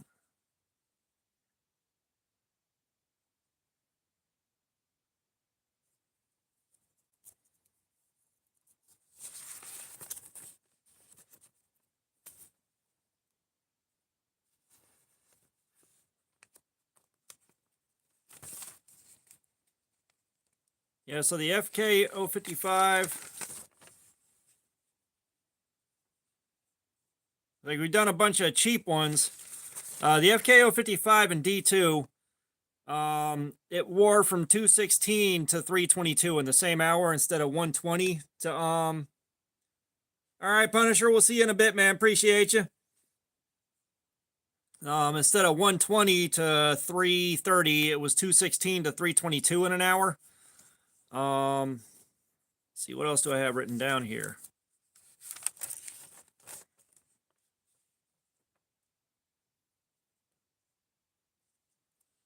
Now, I believe the dropout, the proponent, 221 to 314 in an hour. The dropout on the 15-degree edge was 146. By an hour, it was 345. The Flash AT, the Cryo D2, that was 136 to 285 in an hour. So this is wearing out a little on the fast side. But I'm also not 100% sure what to expect out of 9CR.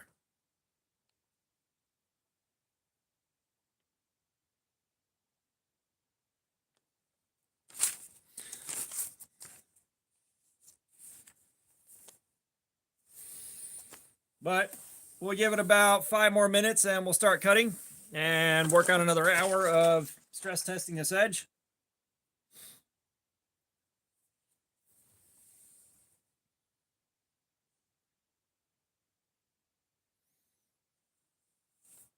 Yeah, I'd love to have like the money to just throw at a Kunwu Chad. That'd be nice, but I don't.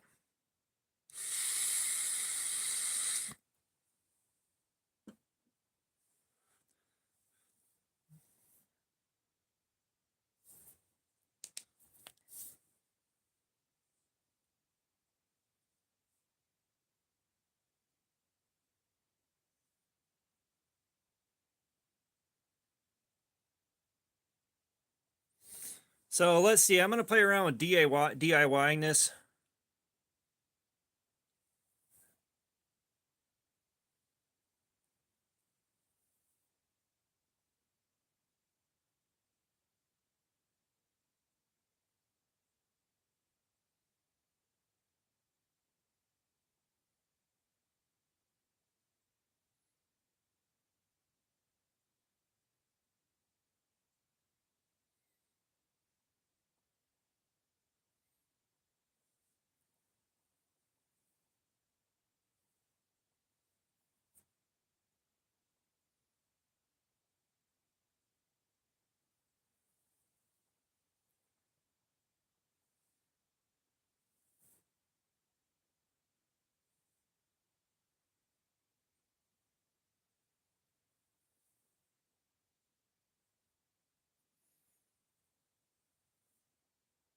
Okay, I do kind of like that.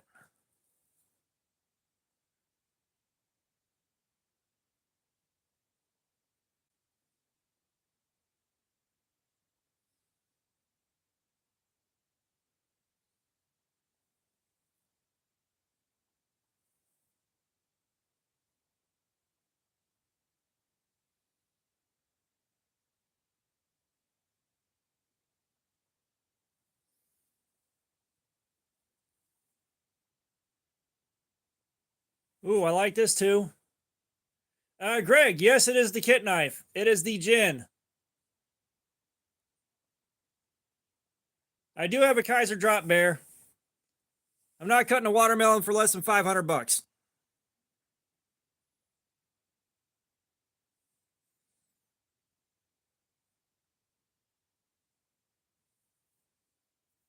Sorry, guys. We're taking a minute here. We are playing around with this thing.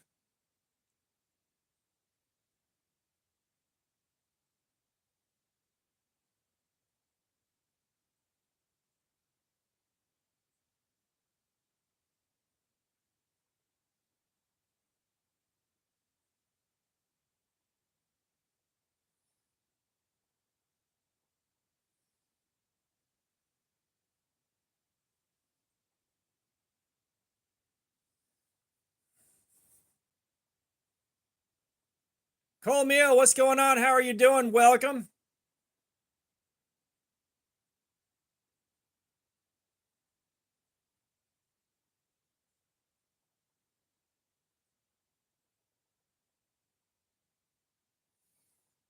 Yeah, I know it was gifted to Chad and some other stuff. I saw that. I saw the video.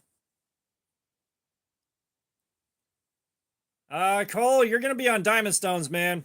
Like I use a fixed angle sharpener for the sake of convenience, and because I don't have a ton of freehand sharpening skill yet on my stuff that's not, dirt cheap. Damn it.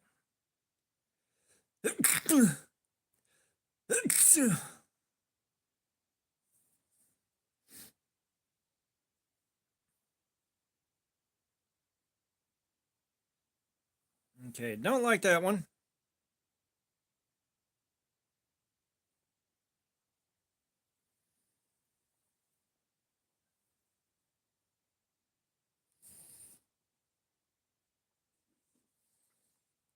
Yeah, I ain't sharpening a damn thing over about 50 bucks for anybody else.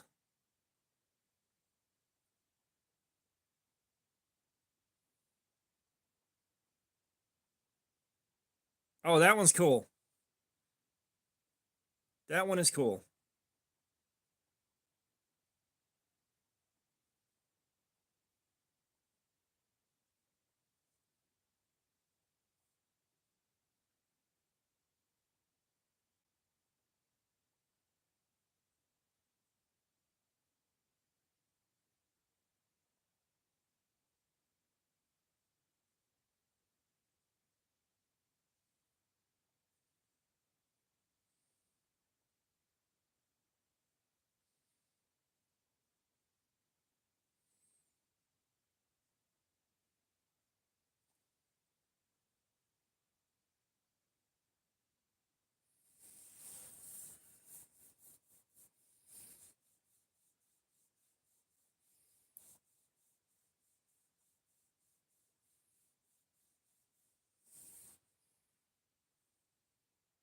Okay, so I kind of like what we got going on here. I'm going to save that.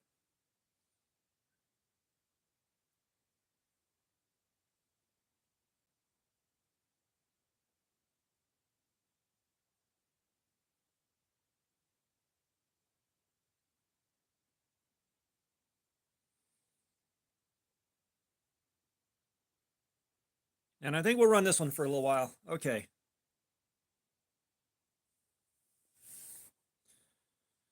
All right, I'm back. Sorry, like I said, if you're just getting here, I just got the lights going around the outside here, and I'm still kind of playing around with the settings on them and kind of setting up some custom stuff to see what I like and don't like.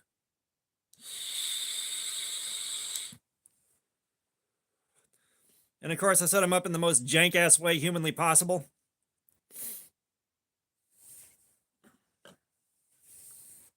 Yeah, well, we'll start cutting in about 3 more minutes here.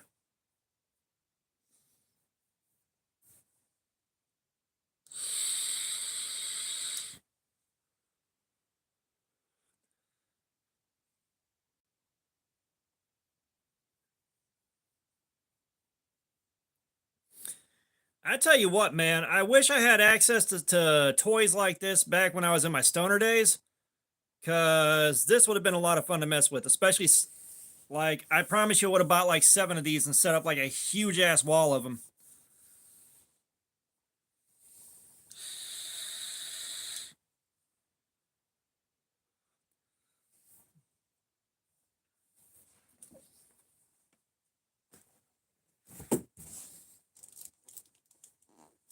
Apparently, I've got to do some more tape work on these. It's like all I did was lay these down and put packing tape on them so that I can peel the tape off and adjust them if I like without doing anything destructive. Nothing permanent's done to it, but I like the setup. Right? No, because I mean, like if you could imagine a starburst of like 6 of these things all going out in different directions, dear God. Blade HQ, what's going on? How you doing? I will put socks on for $2.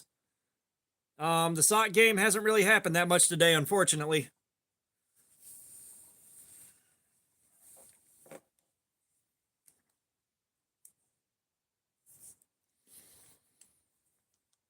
Like I missed last week when the sock game really popped off.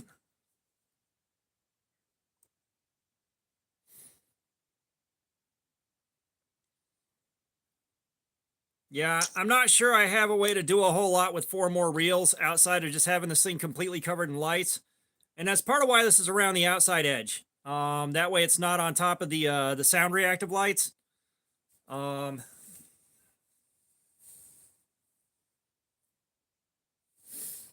this is plenty. Like the Olight gives me what I wanted out of this. I just don't like having to have the fucking GPS turned on to use it. That is stupid as hell.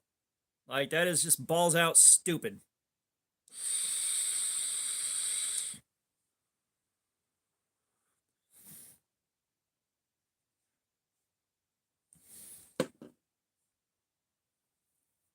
Yeah, I know it's a lot. Like this is again. Back in my stoner days. Back in my stoner days, I would have had a fucking blast with this. All right, let's start cutting again. And the emotional support caffeine is gone.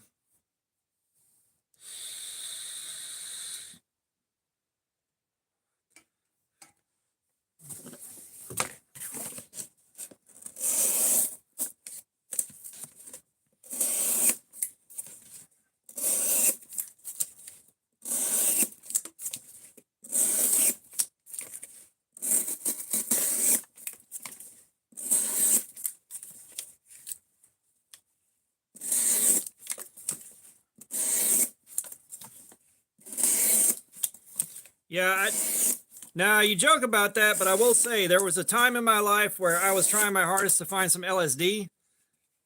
And yeah, the JG10 I'm not the world's biggest fan of, but I'm not bothered by it. At some point I need to experiment with dyeing scales. But no, I mean, there was a hot minute where I spent a lot of time trying to find some LSD and I couldn't find anybody that knew where to get it. And looking back on that now, thank God I didn't find it. Because Lord knows my ass would have been fucking homeless within about 3 days.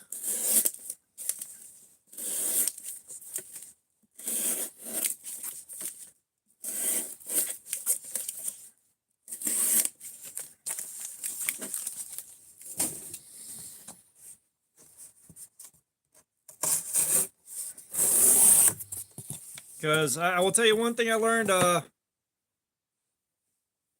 while huffing lighter fluid. God knows I love psychedelics.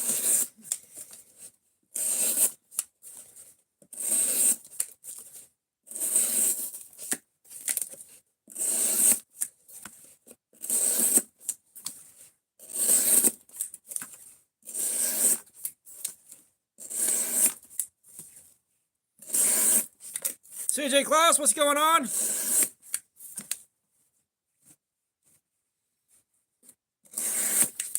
Yeah, it was a minute. I was in a weird place, and you know, I really wanted to be that far separated from reality.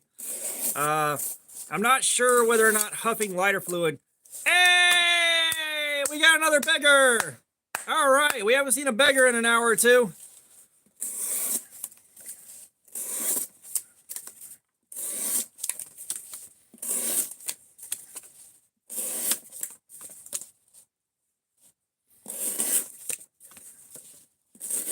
But no, like I'm not sure whether or not it would be worse or better for you than huffing lighter fluid all day every day, because I did that.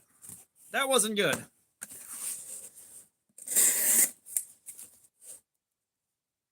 Well, Mariavia, coming in here asking if you can have a knife is begging.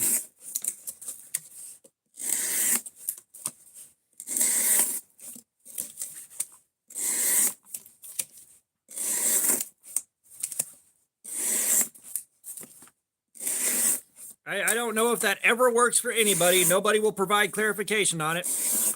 But coming into a chat, and the first thing you say, not hi, how you doing, or anything, is can I have a knife? I don't know what you hope to accomplish or if that's ever worked. Yeah, but you just, like, this is the Jin, J-I-N Rhino. But coming in and saying, can I have a knife? That don't work. I am just going to make fun of you.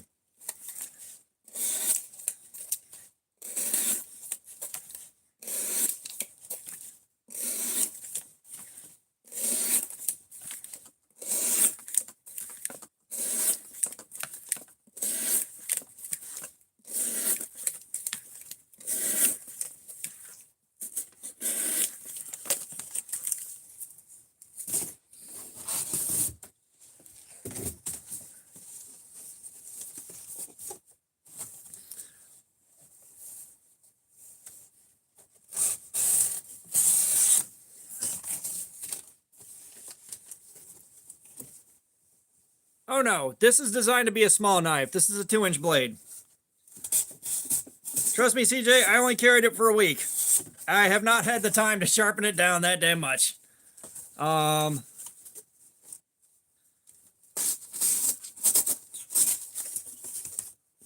this box isn't terrible. This is not going to be fun to dice up. It is not going to be fun to dice this one up.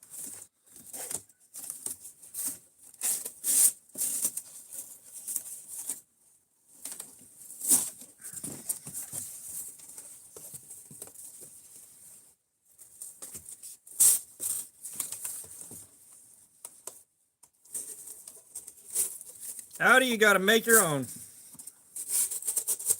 Oh man, this box is in terrible shape. I just have knives. We just got folding knives. Like, this is not a sales channel. I'm not selling anything.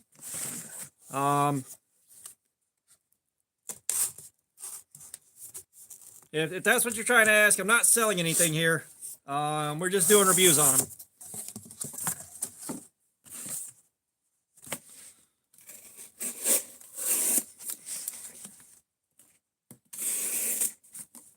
Yeah, like this is the last step in the process of doing a review for a knife, is checking out the edge retention on it.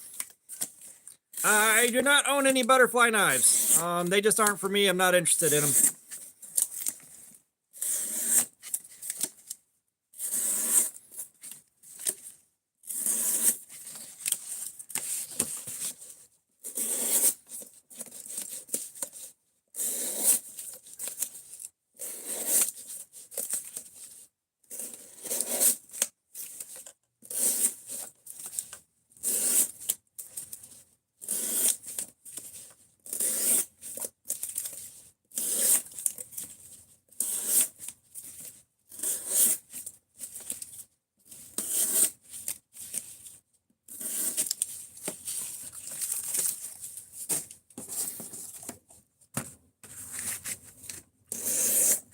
Ignore Audi. That's what we've all been doing for a while now.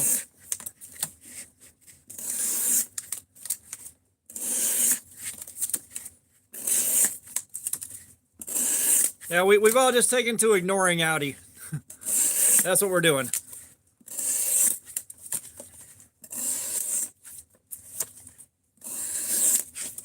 Mariava, that's not ban worthy, but we do we have banned people. Have no worries there.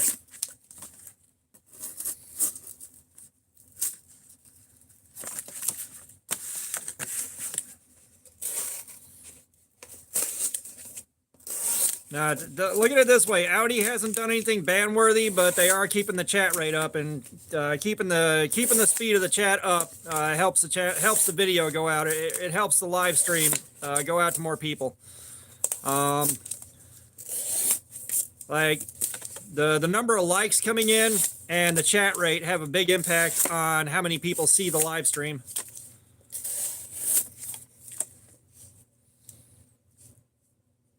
Hitch Slap 1134, edge retention testing. I'm testing edge retention and I'm making vegan chicken strips. Yeah, it's a review channel.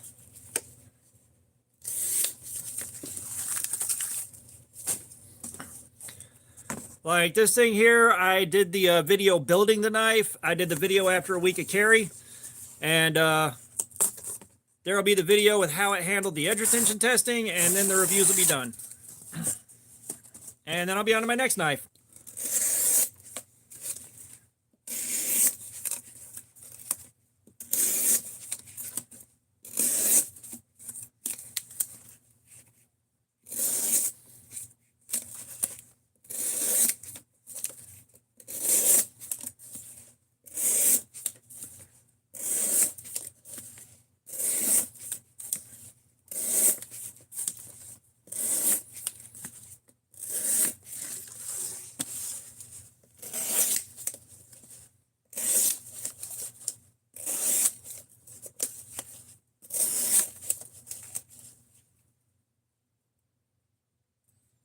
This part is not sharp. Like, there is no reason on God's green earth to have this part sharp. James Rankin, what's up? No, the cardboard gets recycled when I'm done with it. Shadow Walker, yes. Anyone can make content. You are absolutely correct.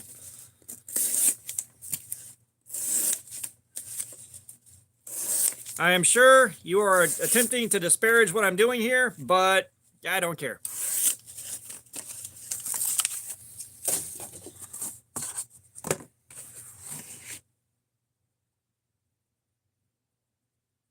Oh, way back here? Yeah, it's sharp. It's just, you know, we're following the natural path of the cut of the knife and trying to focus the cutting on one particular area so that I can test how badly it's worn in about 50 minutes here.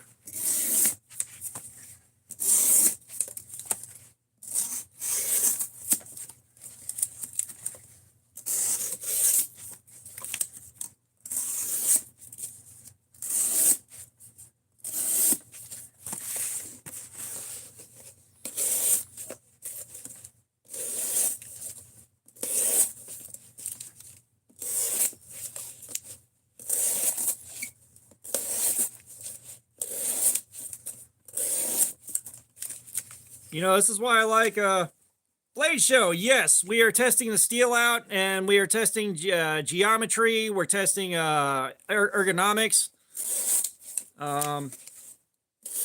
We're testing a lot. Actually, no, my uncle got me into knives. He was big into guns, knives, martial arts, kind of a bit of everything in that realm. I would love to be into guns. However, they are way too expensive for me to they're way too expensive for me to actually chase them down as a hobby. I have my get out of trouble kit, but I can't chase them down as a hobbyist right now. They are just too expensive.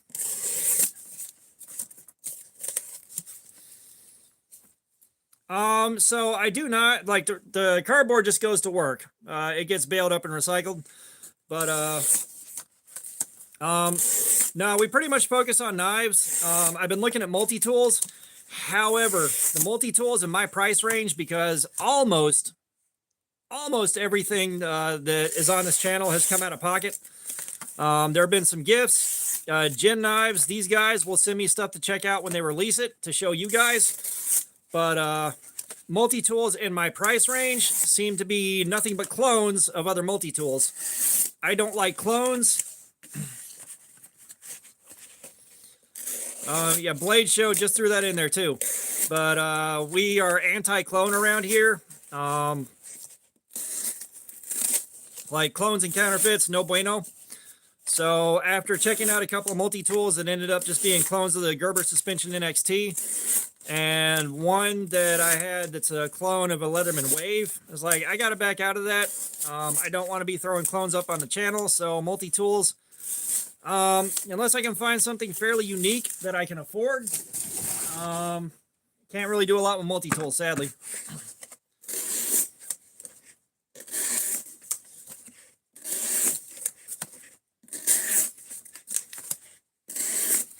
Now, I will say a counterfeit Medford's kind of funny, but still a bad thing.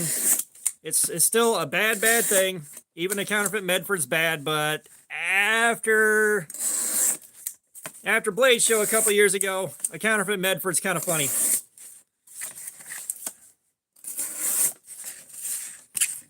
Dude has every right to be outraged. So I have tried making knives, and with the equipment that I have, the skills I have, and the patience I have, I am not a knife maker. I'm not. But at some point,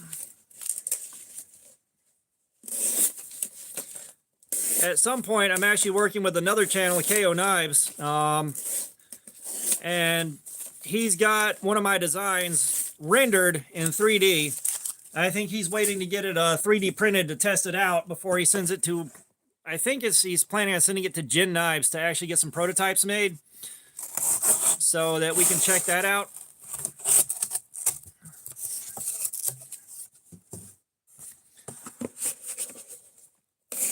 The second Rocktal that I looked at was pretty much an exact 1-to-1. There's the only real difference was the scissors and the way the holes cut out in the steel were shaped. It's the only difference. That first one might have been different enough from a Leatherman, and I'm not sure because I haven't handled one.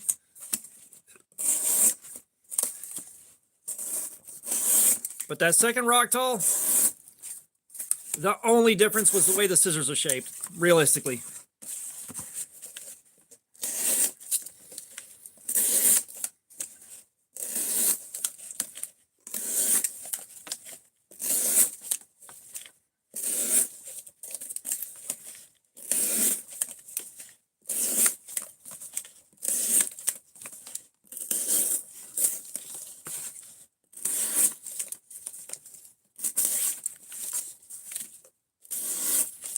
And that's like the Rocktal and the Flitzer that I just looked at. Literally the only difference is the way the holes in the steel are cut out.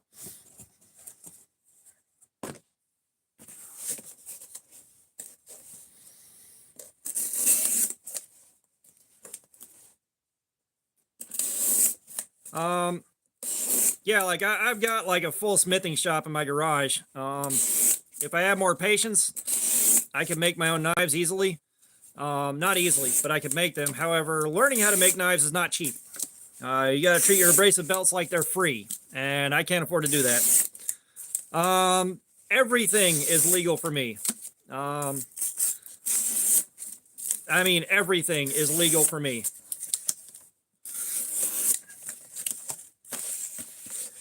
Just where I live, they pretty much threw all the knife laws out the window a few years ago. You know, the only thing limiting what I can carry is really what's dress code appropriate at work. I can't carry a fixed blade hanging off of my belt. I can carry a multi-tool, even though that I don't know how frowned upon that is. But I mean, hell, I carried my Cold Steel Mayhem for a week when I got that thing. You better believe I carried that thing.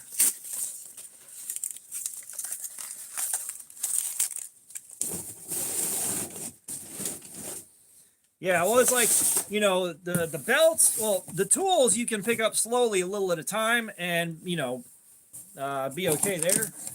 But, like, if you're trying to learn how to make knives, you can't really say buy a batch of belts and be like, I'm going to buy another 15 belts in 2 years and have that really work out so good because, like, say I could buy a grinder and I'll get to it in a couple of years here when I've got some more tools. Your belts while you're learning, though, you really can't do that.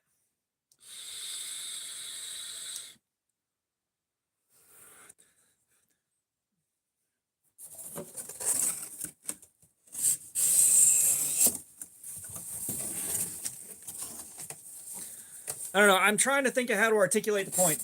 Like, if you can't afford to have the belts coming in regularly, the tools you can just take your sweet time buying. You know, the propane, not a big hairy deal. That's not super expensive. But when you go to start learning the belts, like, you can't really say, I can buy 12 belts right now and then buy another 12 in 3 months. All right, Ethan, I appreciate you dropping by, man. Thank you.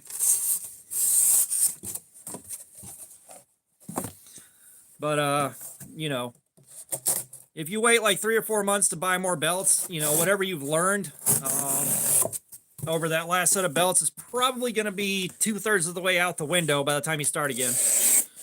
You know, your consumables are where the problem really comes into play. You know, your non-consumables, you can wait out buying as long as you want, but your consumables, once you start learning, like, you need the consumables to be coming in.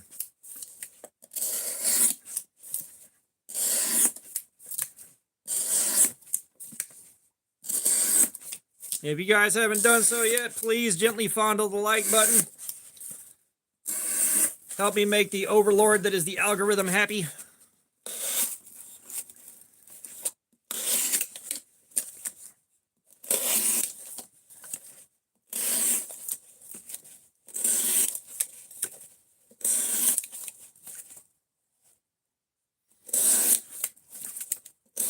I mean, you don't have to be gentle, but it's recommended.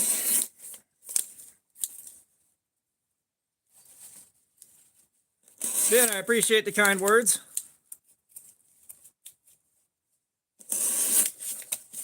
Yeah, I like how we both just kind of fell out of it, and we keep talking about, I need to go back in there and do something again, and we just, neither one of us have.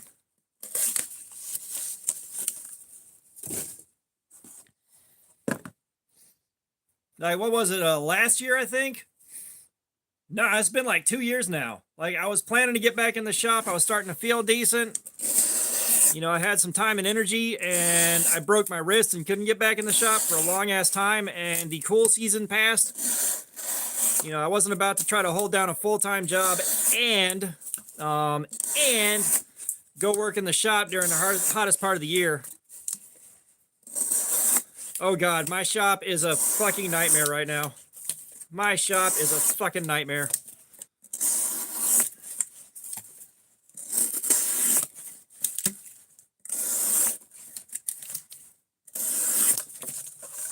Like, the floor is still completely covered in the little bitty tiny electrode stubs from trying to weld together that striking anvil that I have about 40% confidence in that it'll actually hold up.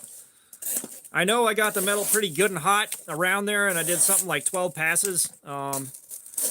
I did a lot of passes, but you're talking about a fucking a 120 stick welder. Clyde Frog, what's going on? How you doing?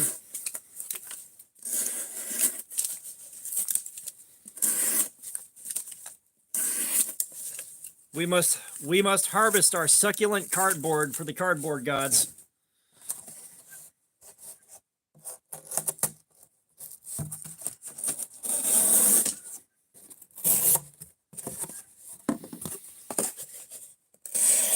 But yeah, it's like that 120 stick welder. I still have yet to get that thing to do what I want it to properly. Like, I made a lot of passes, but that's also like you start welding with it, and about a third of the way through, the rods just start doing this number on you because they're too hot.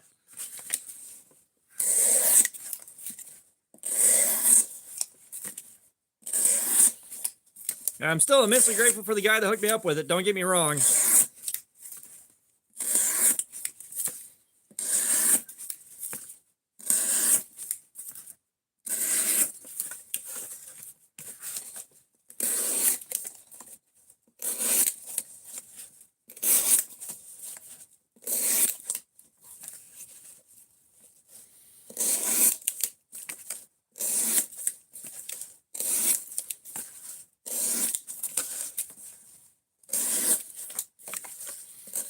Oh yeah, no doubt.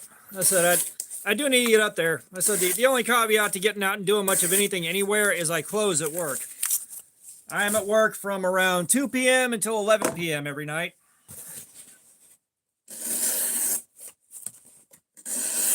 Which I get my 2 days a week off. And of course, my Saturday or my Sunday, I'm here doing this. That leaves like Friday night. That's it.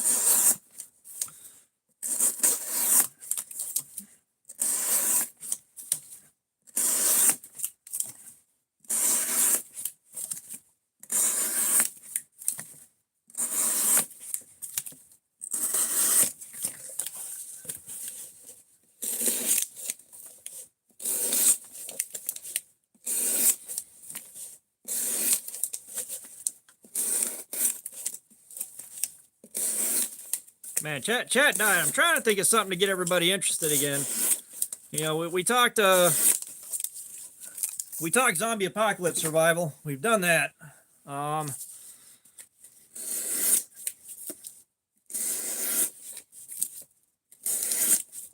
any of you guys picked up any interesting new blades? We can always talk about that.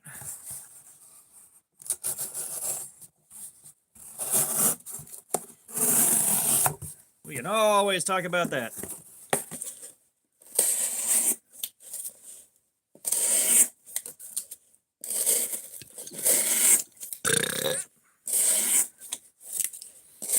I tell you what.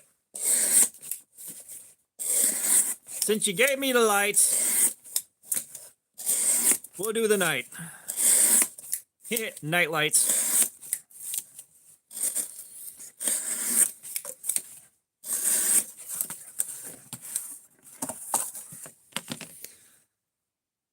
Let's see how many people drop out when we do this. I'm seeing 35 right now. We haven't done the mummy yet. We haven't done the mummy.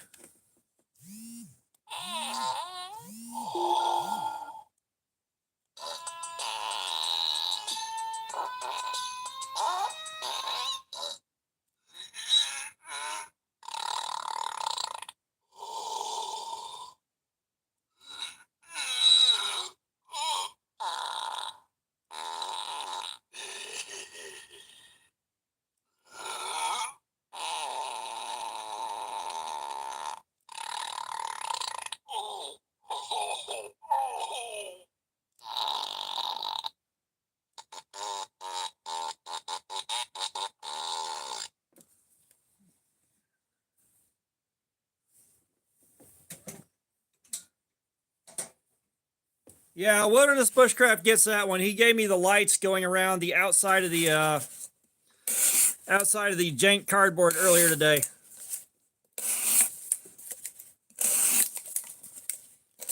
While I was trading off some of the Gen G10 knives for his one of his battle box knives.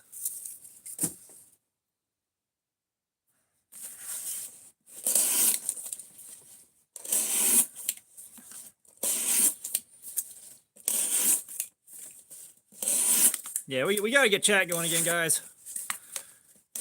We got to get chat picked up.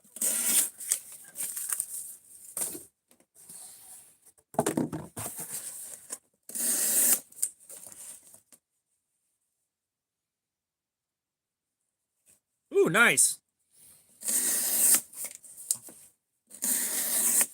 Yeah, at some point, hell will freeze over, and I'll pick up a nicer Spyderco than the Tenacious, but it won't be today. I still gotta fucking wait for Walmart and FedEx to deal with a refund, because I had some of the new Ozark Trail ordered.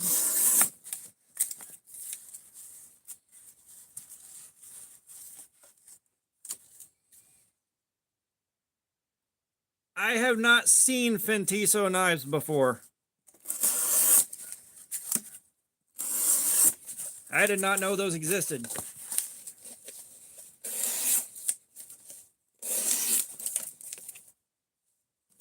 Again, Wilderness, we have talked about this. I'm not about to do a pocket fixed blade at work. I will stab myself. Nah, you're good, James. So we're trying to get things lit back up. Yeah, I was like, I had the new Orange Ozark Trails, reversible pocket clips. Nah, you're good, James. You're good. And FedEx is like, nah, fuck you. We're not dropping them off. We're gonna say we delivered them, but we're not gonna deliver them. So now all I can do is pray to God Walmart's not fucking difficult about getting my refund on them.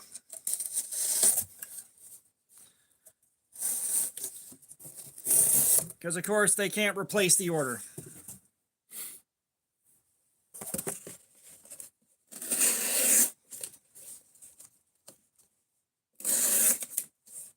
Oh, nice, Sergio. That does not sound too bad at all.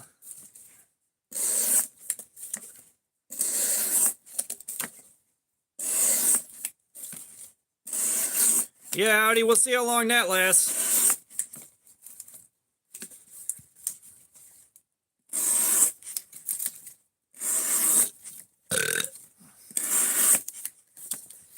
Yeah, I will still say I am a bit surprised at O-Knife's D2. I am surprised it runs on the software, on the soft side.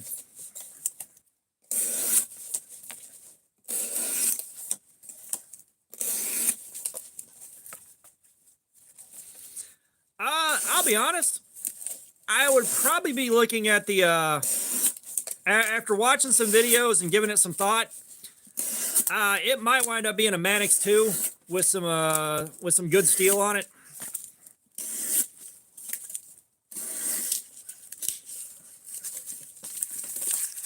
Just looking at the Manix, I see enough of what I like on there.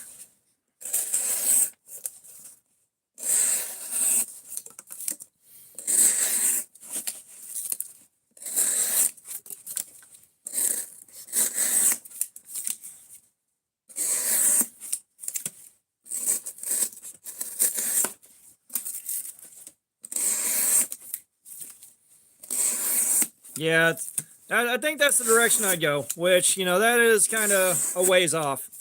You know, depending on with you guys' super chats and everything else, the channel donations and memberships and all that, you know, depending on how those go, and what I can take to Blade Show with me. James, dude, thank you.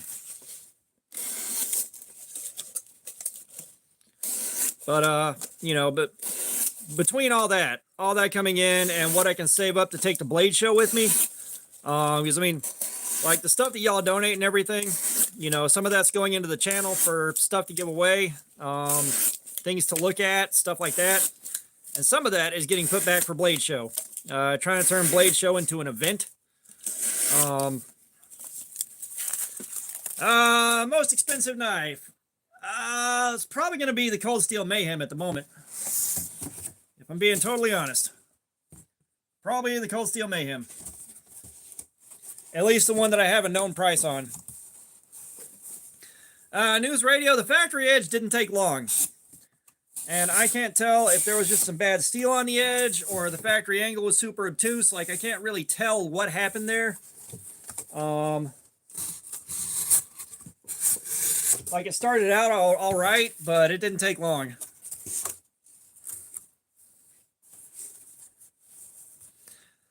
I'll be honest, like, are we talking about money is no object? Because money is no object, I'd probably like be just going for, you know, the highest end steel they have, basically. You know, the kind of steel I never get to play with. Like, y'all saw, god dang it, how long it took to get some MagnaCut for the channel.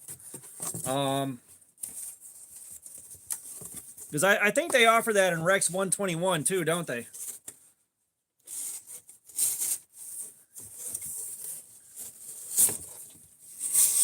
So I'm pretty sure I've seen a Mannix in Rex 121. This is Sage 5? Okay. That shows you what I know. Damn it.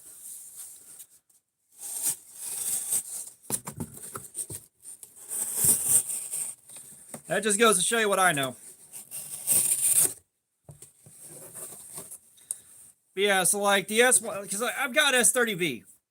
I've got S30V on the bug out. I've got M390 on another bug out.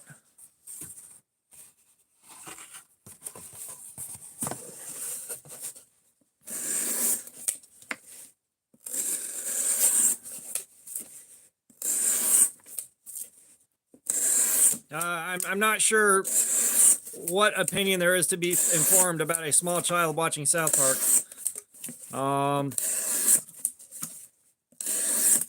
I'll be honest, with the advent of the internet becoming as readily available as it is, I'm not sure too many 6-year-olds haven't seen stuff that's way, way, way age inappropriate.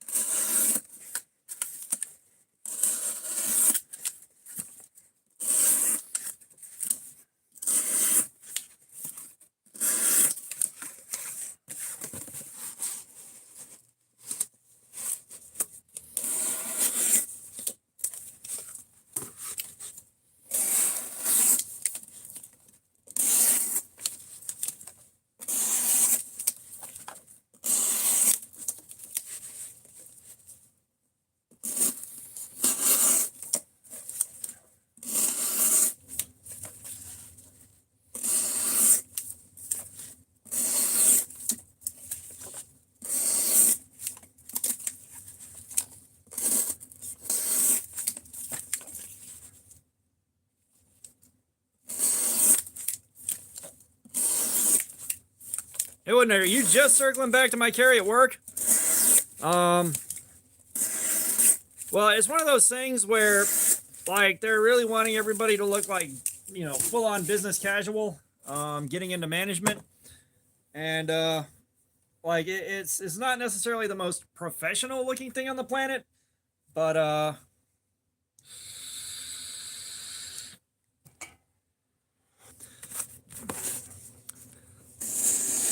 you know, as much use as I get out of a multi-tool at work, and how rarely proper tools are available when something needs to be fixed, now that I've carried one and gotten used to it again, I'm not going to not carry one.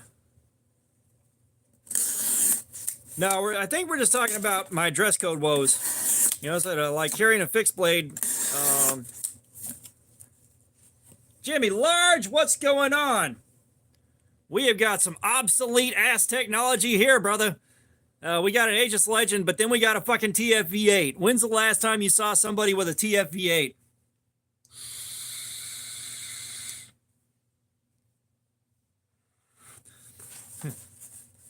Not only that, she got it for free.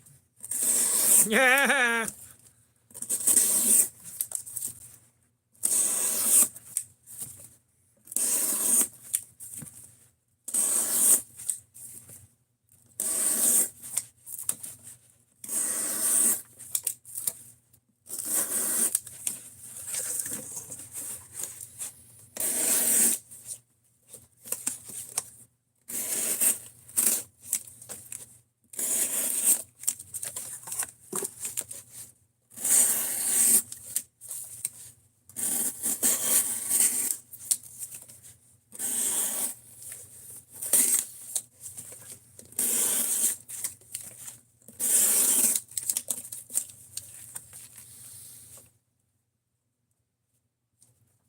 pretty sure diamond plates would do it. Yeah, like I bought a shop out of their stock of TFV8 coils. They were just getting rid of them because, you know, everywhere around here stopped carrying smoke products as a whole because of their, we're going on an hour and a half on the new edge. Or no, I take that back. We are at an hour and 40 minutes on the new edge.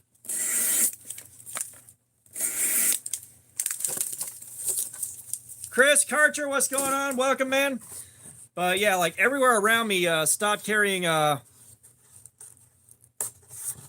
smoke products because their quality control just went straight down the toilet.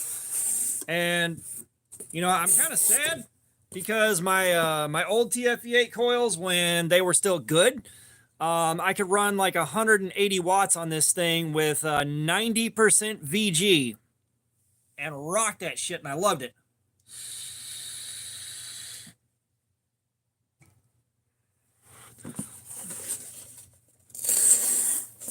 But now I gotta run 70-30 and run it at like 145 watts.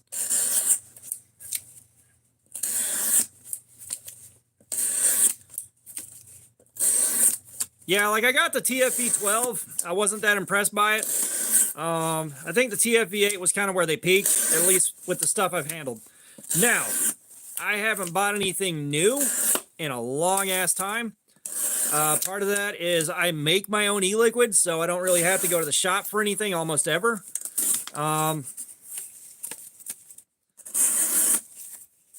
You know, and I kind of did some apocalypse prepping, because if you remember not that long ago, you know, there was a whole, we need to ban vaping because think of the children. And,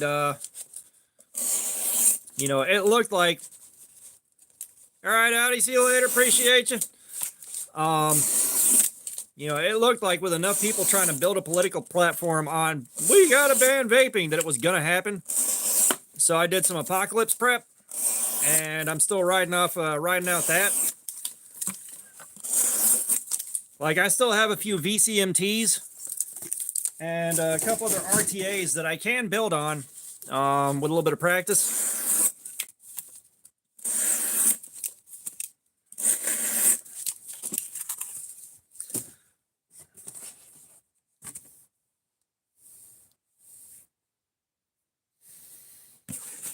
Yeah, if I could manufacture Nick salts, I'd probably be rocking something a bit smaller. But I'll be honest, I love my giant ass clouds. And even though I can't get the kind of clouds I used to off of that, you know, you can still see the clouds rolling out behind my truck at like 80 miles an hour. And I'm going to be honest, if you got someone riding your back bumper at 10 miles an hour over the speed limit,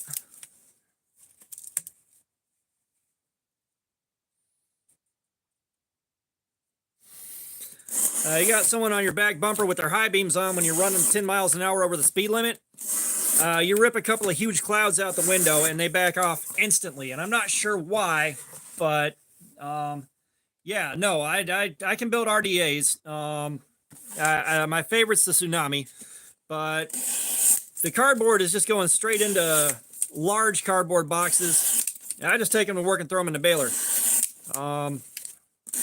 Never to be seen again. It's like 5 minutes of work to get them in the baler, but that's it.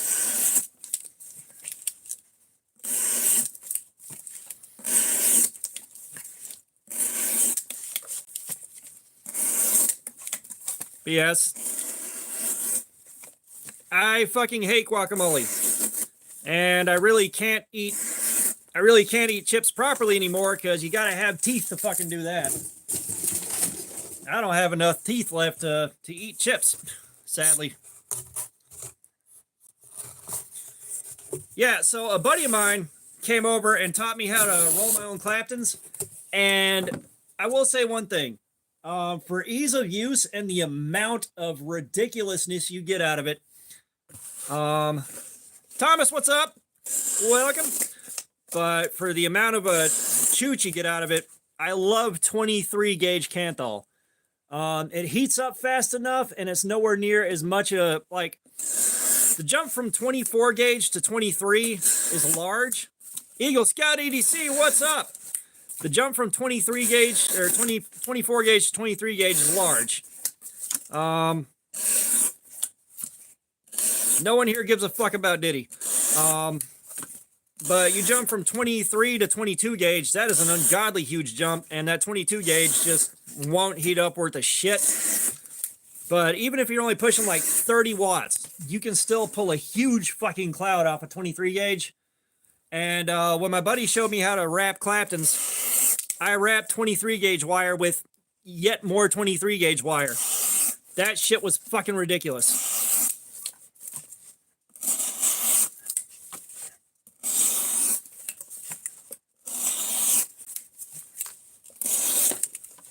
Ah, shit, Eagle Scout. Get that paper, boo-boo.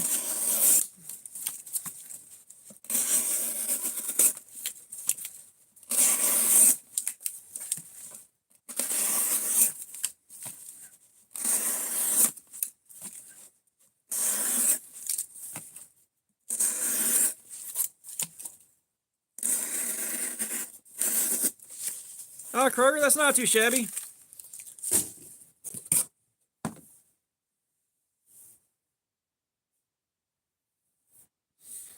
Oh, yeah. No, you remember the VCMT? Izuku, what's going on? Welcome. We're doing the same thing we always do. We're doing edge retention testing on this guy tonight.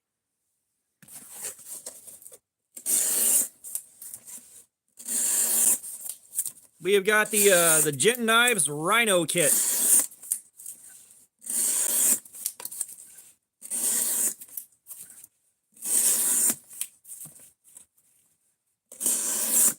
Oh, that's good. Joseph, I did not stream yesterday, brother. I was at work.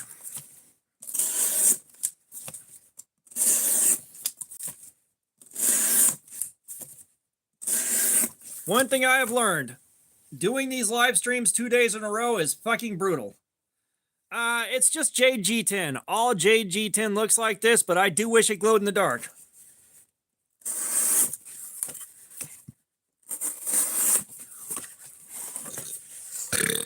I do indeed wish it glowed in the dark.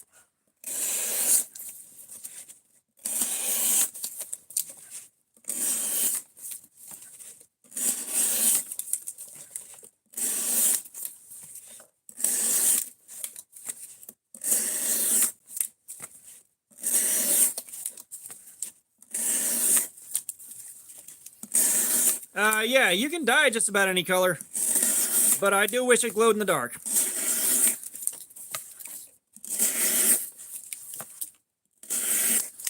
You know, at some point, I am gonna work on I'm gonna dye some of my own stuff at some point here.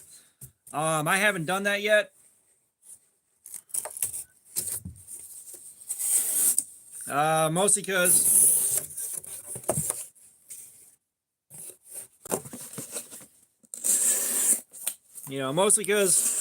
I got to carry these things like they came from the factory while I'm doing the review process, and then I'm on to the next one a week later. So there's no point in sinking a lot of time into modifying this stuff.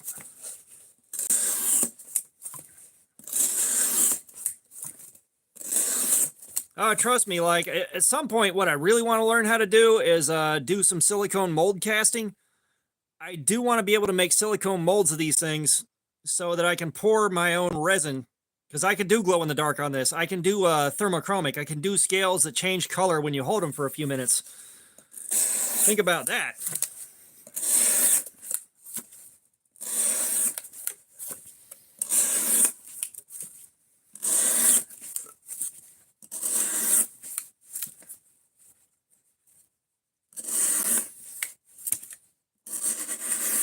Yeah, and like I'd love to find like the RIT synthetic dye does not come in super, super, super bright fluorescent colors, which is disappointing.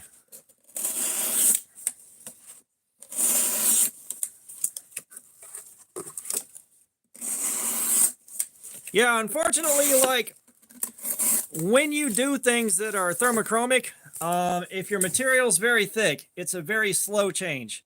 So like at room temperature, it would be, say, a dark blue. You put it in your pocket for a while and it comes out that dark blue is now a very, very, very vibrant pink. I remember mood rings, and what was more fun was those sheets of foam that had the plastic top that was mood ring material that they sold at the science shop in the mall.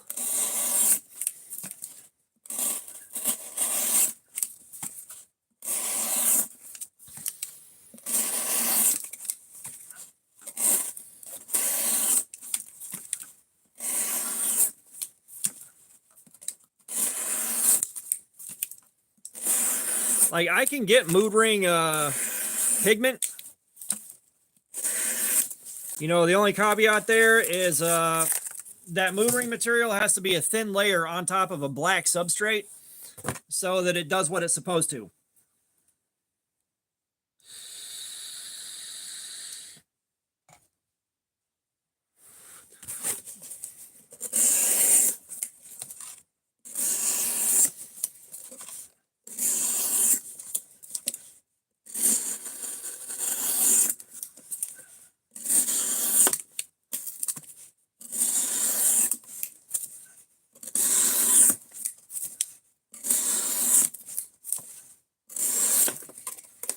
But boy, that mood ring material would look really fucking badass on a knife. Really badass.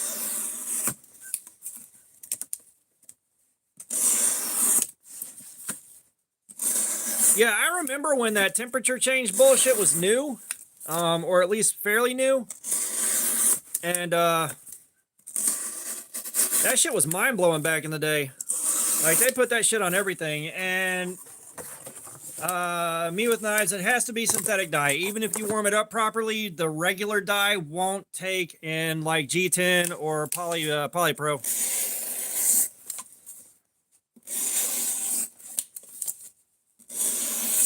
It was like, I remember the Hot Wheels cars that came out when that color change stuff really hit, and those were a lot of fun.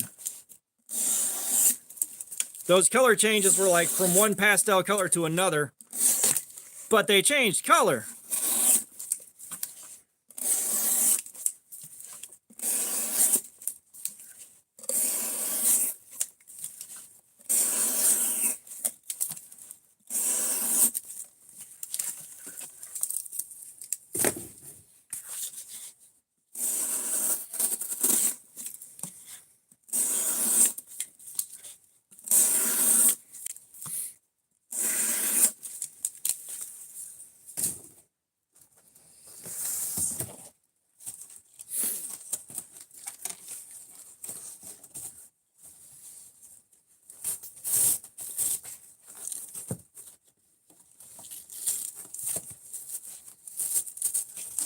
Oh, for fuck's sake, would you cut normally?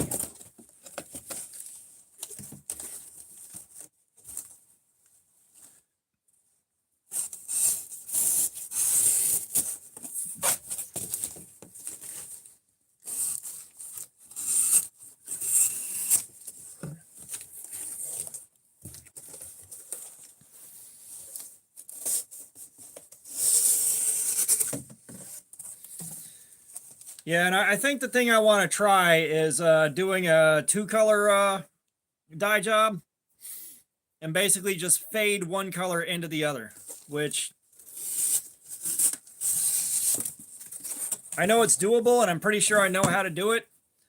I'm just going to experiment on one of the Storm Poopers, because that should be the easiest one to experiment on.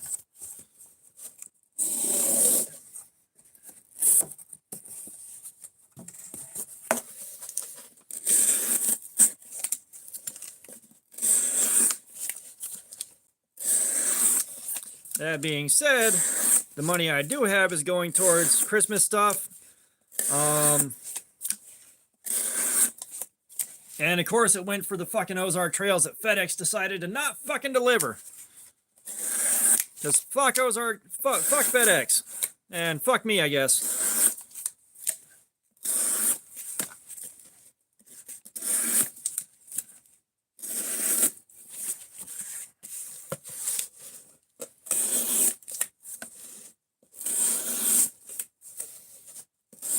So it shouldn't be that advanced. You should have the scale hanging on something, and then you put the end in and let it sit and just lower it very slowly, and then pull it back up and let the ends, like the darker areas, sit a bit longer, and you're just kind of dropping it in slowly and pulling it back out slowly.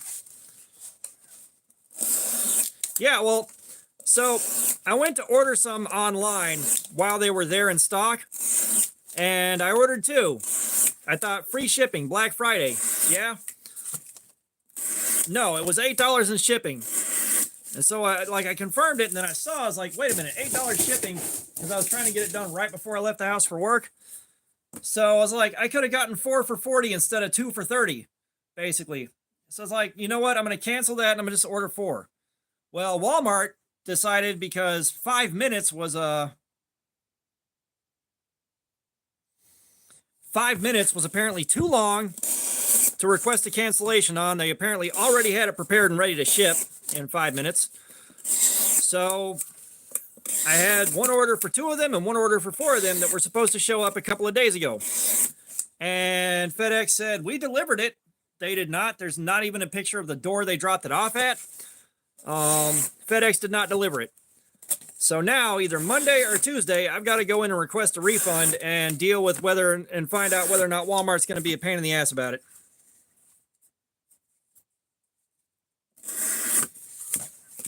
And yeah, the orange one is way better.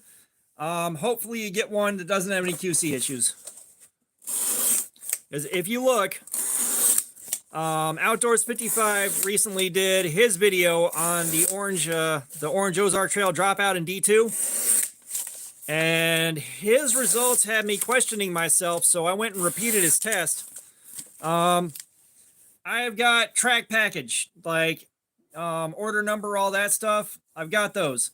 It's, again, if you have the tracking number, it still doesn't help if they say it was delivered and it never showed up. Because it's not like the package has a little GPS in it or anything.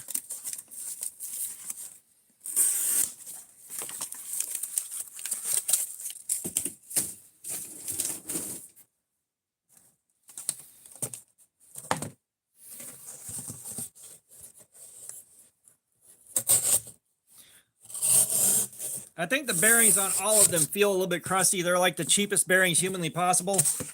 You know, they're bearings in nylon instead of bearings in, you know, brass or anything else.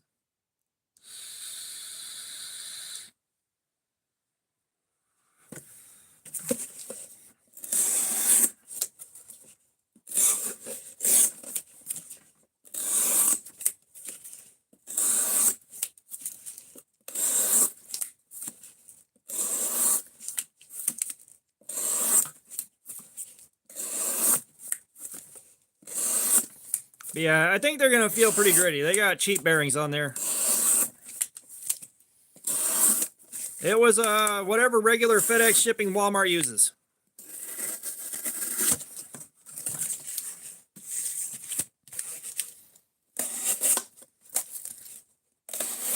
Which I'm assuming FedEx ground, but it was supposed to be like, I think, a 3-day turnaround on the shipping, something like that. Like when you order from Walmart, it's supposed to get here pretty fast. And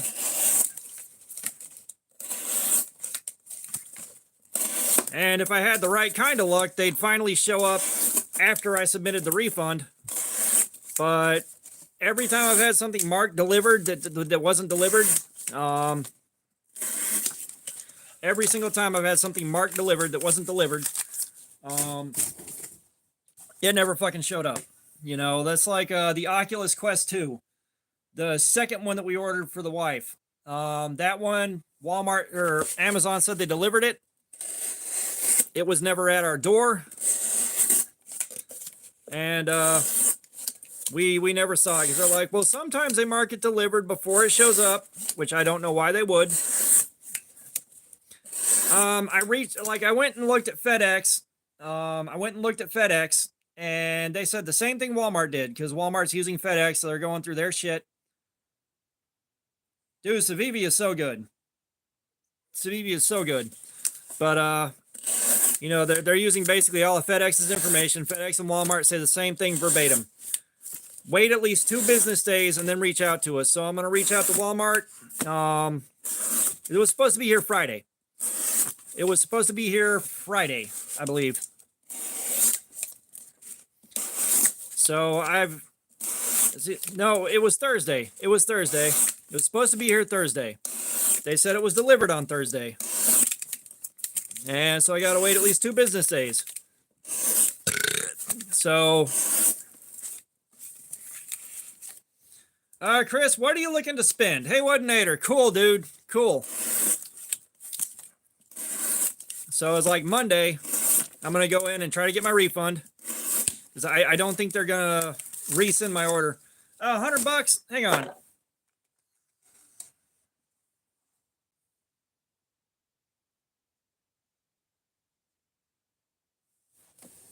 So let's see.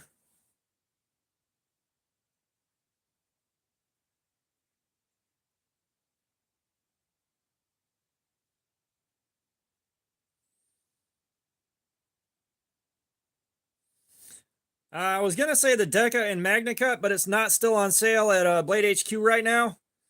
You guys that are a bit more knowledgeable in price points and all that, drop some recommendations for a knife at $100. I don't buy a lot of stuff at the $100 price point, so I don't know what all is available exactly at $100.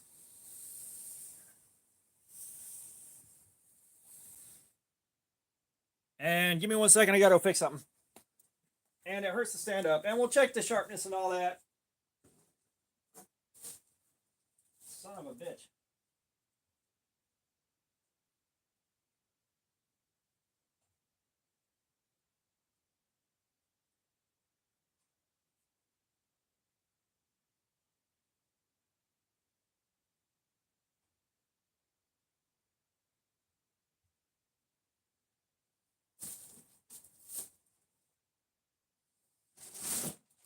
Oh, hey!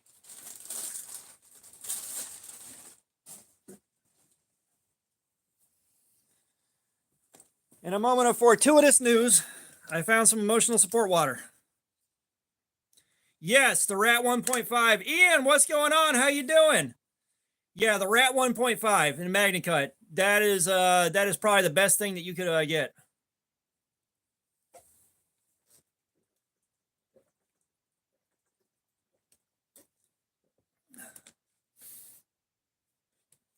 Yeah. Well, the sock game didn't really go too far tonight. Tonight was not a sock game heavy night. Ugh. All right. Let's get the Forbidden Moonshine out and clean the tape gunk off.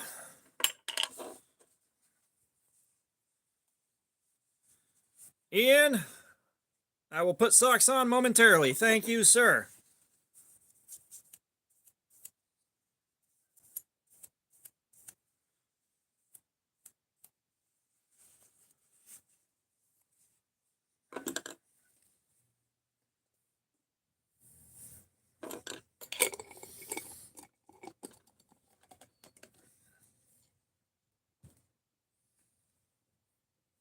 And in good faith, as all things should be, here are socks.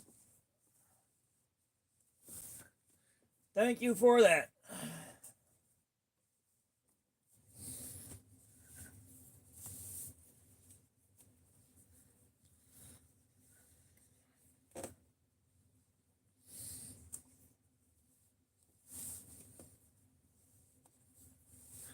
Trust me, that bidding war on the last one was fucking epic. I said that helped out a ton. That really helped out a ton. Okay, so we got socks. We got socks.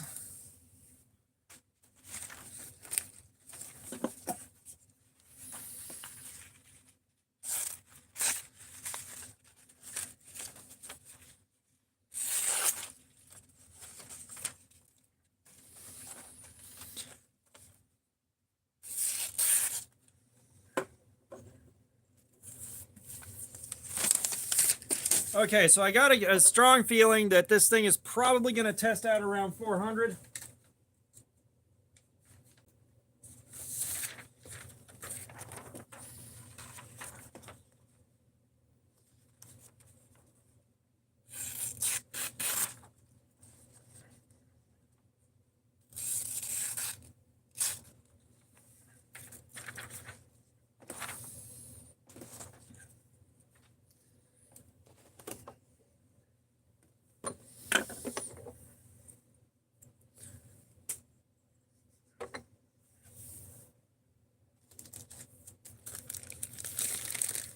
Sorry, like, I started off the stream tired. We are now 4 hours and 45 minutes in. Yes, I got some new lights. Give me 1 second here.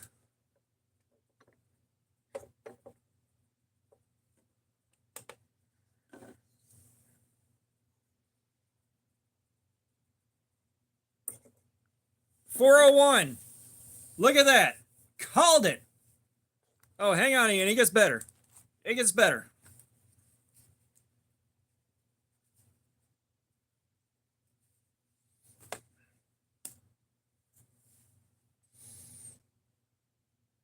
Hang on, Ezekiel.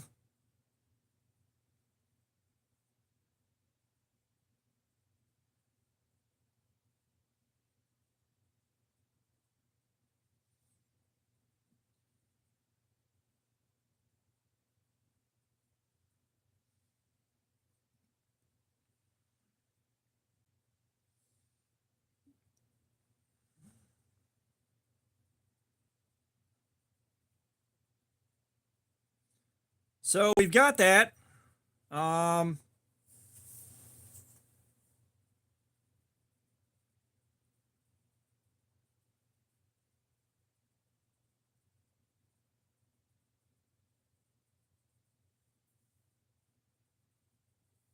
What did you think you had with the WorkSharp Pro?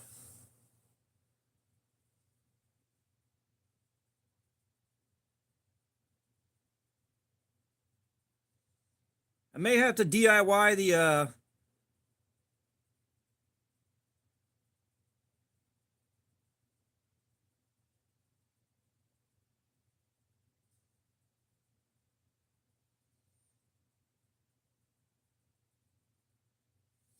All right, so we're gonna do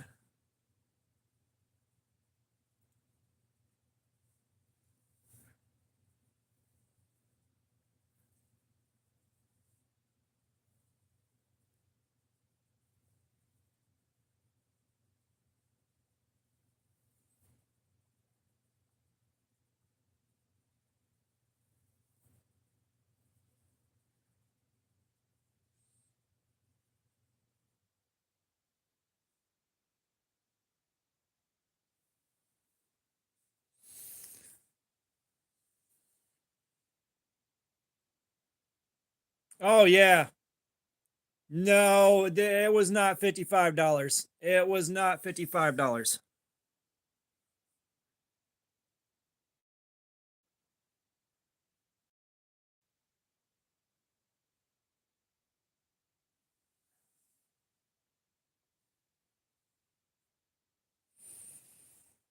Yeah, so like I'm still playing with this thing, getting used to my settings on it.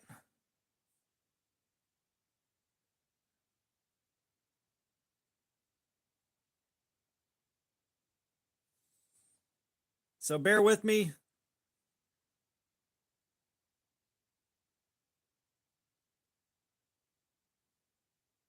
Oh snap, look at that, guys.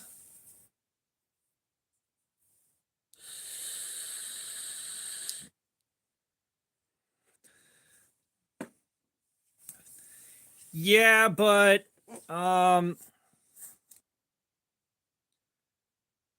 I don't know if there's a legal obligation, but you know, if someone puts an item in the wrong spot, that's also not necessarily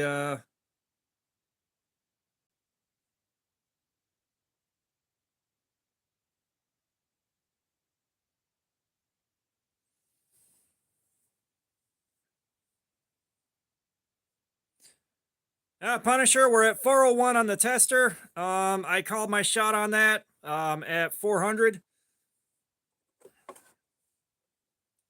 We're at the 2 hour mark on the cutting, and we're playing with the lights again for a few minutes while I let my hand rest.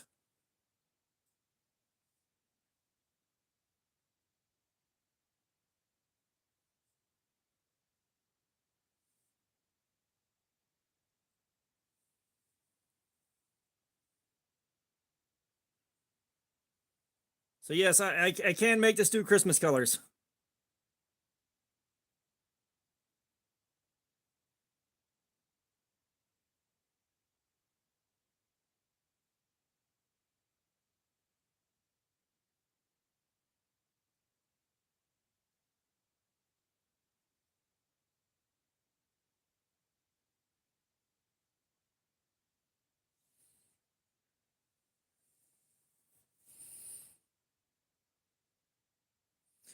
Oh yeah, and I mean the thing is that's a system that is so easy to abuse too. Like we have people come in and do that. They'll take a price tag for something that's like $2 and then throw it on something that's like 13 bucks, and there's not much we can do about it one way or the other.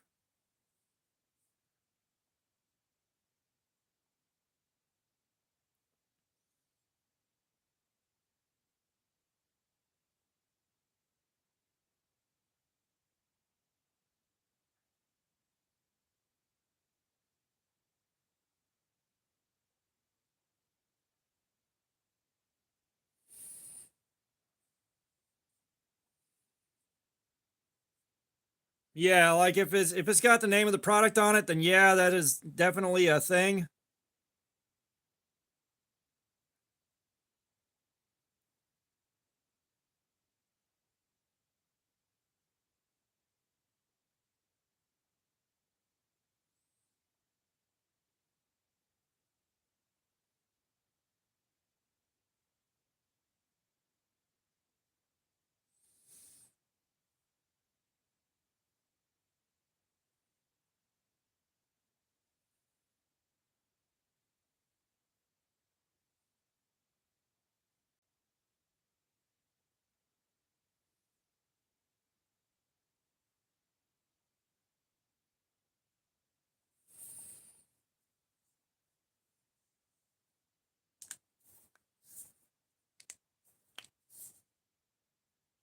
Yeah, it's amazing how easy that is to abuse. And like when we have customers do that, Owen, I've got a katana.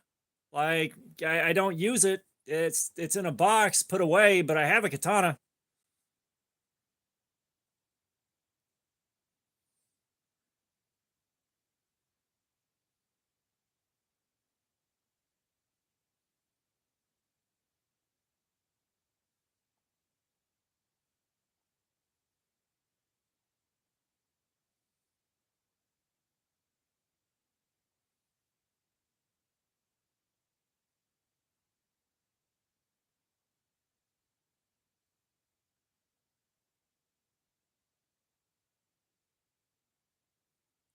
Oh, that's the stuff right there. Okay.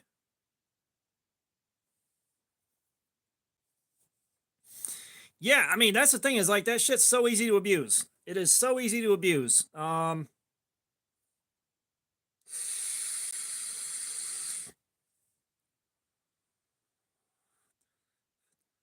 and that'd be one where you definitely want to go and check the cameras before you do anything else, especially on something like that. I know, like, I'll tend to ask to have. God damn it. Sorry, I've got alarms set because I'm normally at work on Sunday for stuff I got to take care of, and they keep going off.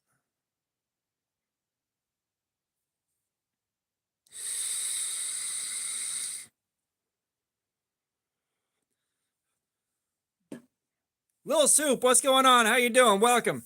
Yeah, we're taking a break for a couple of minutes so my hand can rest, and then we're going back to edge retention testing.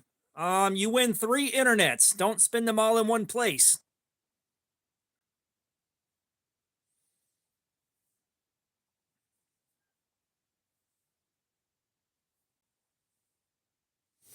We've also been playing with my new lights.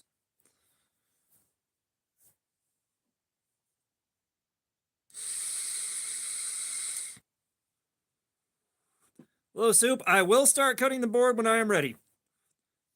We have been doing this stream for just shy of 5 hours now.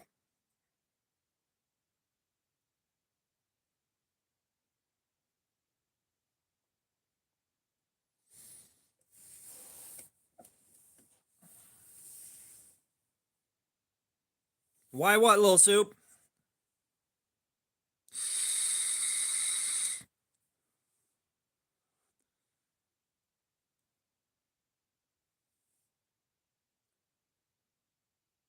What, this board? Dude, this is a table, dog. Yeah, Josie Wales, we got some new lights going on I'm playing with. We've got a lot of control over the lights, actually. So like I can do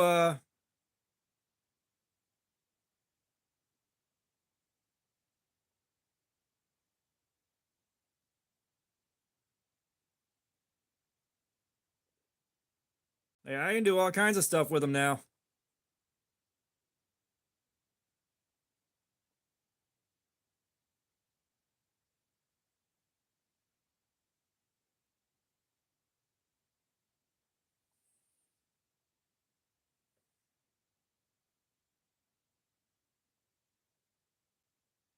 Oh, I like that one. We're going to do that for a while.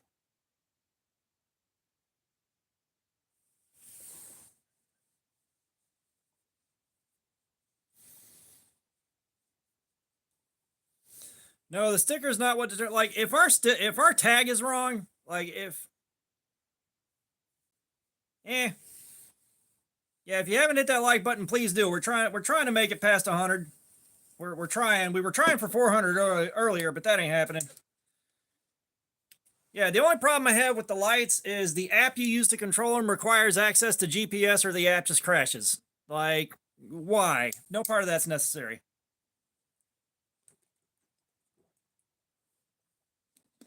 Absolutely no part of that is necessary at all.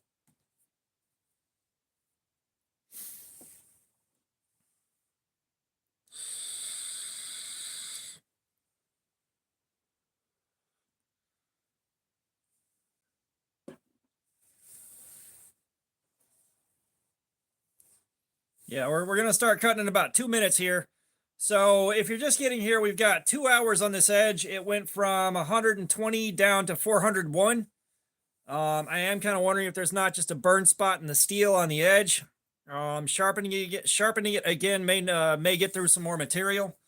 The sharpening experience on it was kind of weird, but we got there. A lot of material hogged off of this thing real fast. A lot.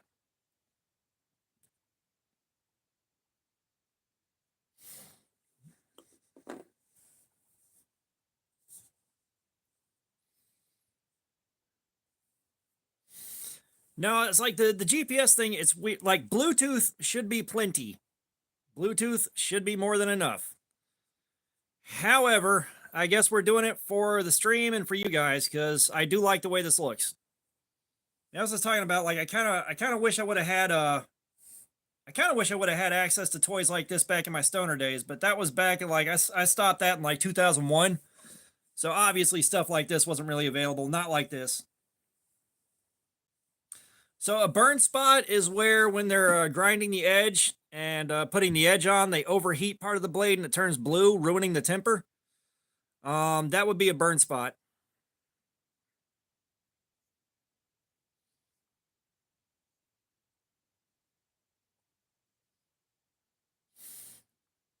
But yeah, once we're done thrashing this thing, we're gonna sharpen it one more good time, and then that'll be it for this one.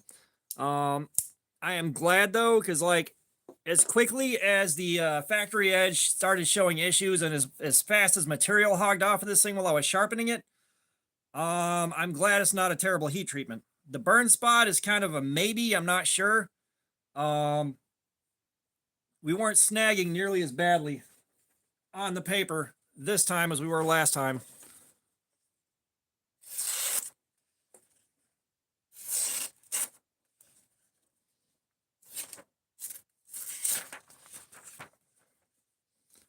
It doesn't happen all that often. It doesn't, you don't get burn spots all that often. And this paper does not like being cut.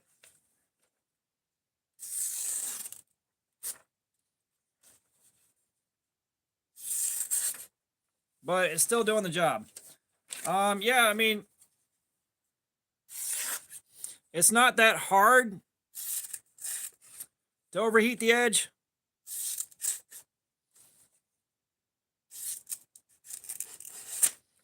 But yeah, it's definitely snagging pretty hard.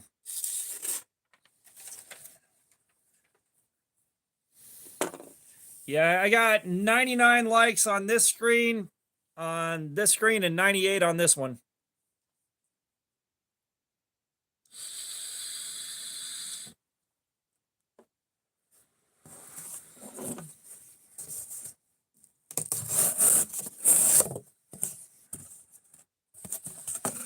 Adelie and Sylvia, what's going on? How you doing? Welcome.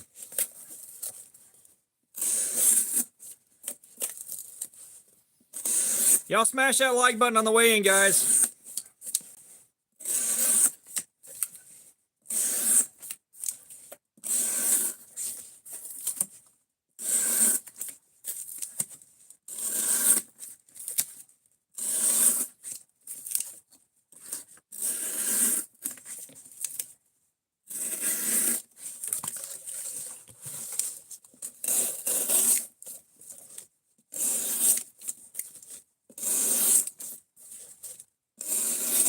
Well, thank you for the sub. It's greatly appreciated. Every little bit helps.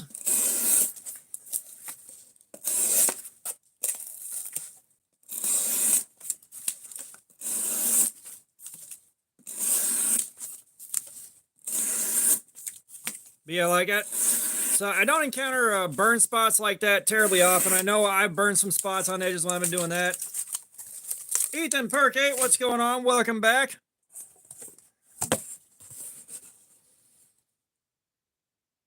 Joseph, this ain't the right place for that bullshit, dog.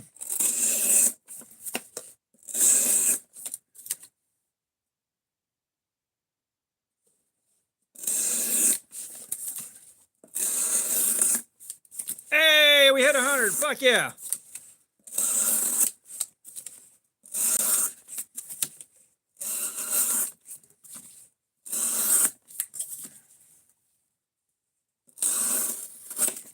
Gotcha. What precipitated the need for a change to your username?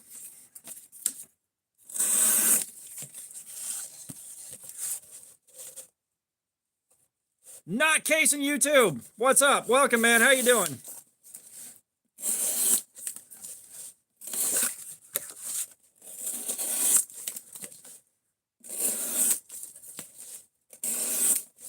You'll get there, boo-boo.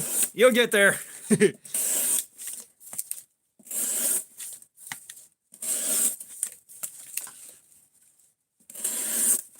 There we are. Much appreciated, man. Much appreciated. I was hoping we were going to pull 400 like we did on the last stream. Like we almost got to 400, but tonight's been a slow night. This has been a slow night. We're not going to wrap it up early because you guys are still here, but it's been a slow night. So between the videos and everything else over the last month was just shy of 360 bucks. And most of that was super chat donations and memberships.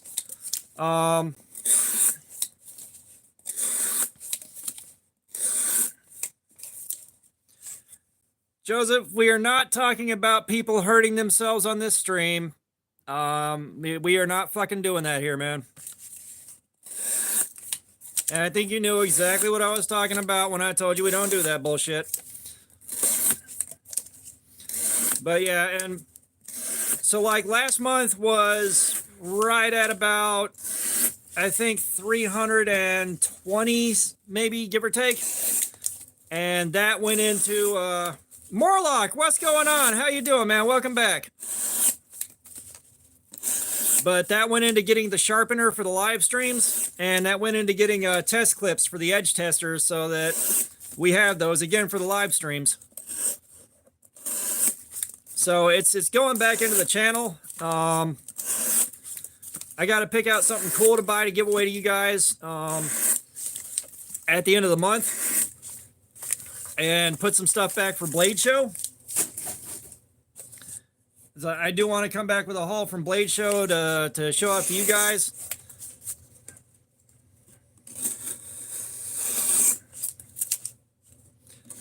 How's the land thing working out? Brother, it was like $100 in 6 months. That's how that's working out.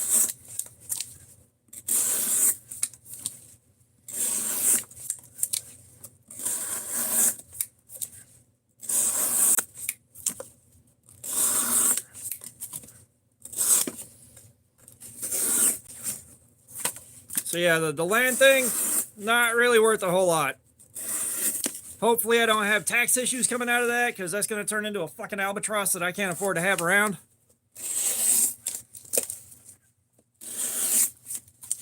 You know, and now I'm getting stuff in the mail offering to buy my mineral rights to that for a few $1,000s. And I was like, it's better than nothing. You know, I'm not going to turn it down. That is at least some kind of passive income, no matter how small the amount is. But yeah, it ain't doing a whole lot. Like, I can't be ungrateful for it at all. You know, it's just like, no, it's not that. It's just taxes on the rights itself, or if there are taxes associated with the land those rights are on, I'm not sure. That's where a problem would come in.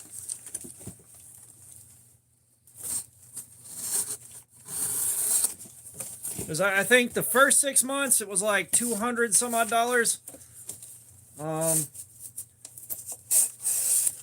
This 6 months it was like $100.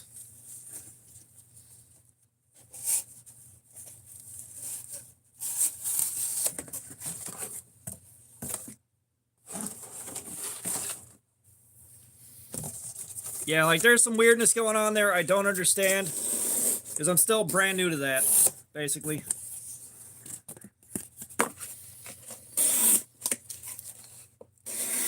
You know, I was really hoping it might be enough to help with bills. I was really hoping there might be enough coming in from that to help with bills and stuff like that and give us some breathing room, but nah. Ian, man, thank you so much. I can't tell you how much I appreciate it, dude. I really can't tell you how much.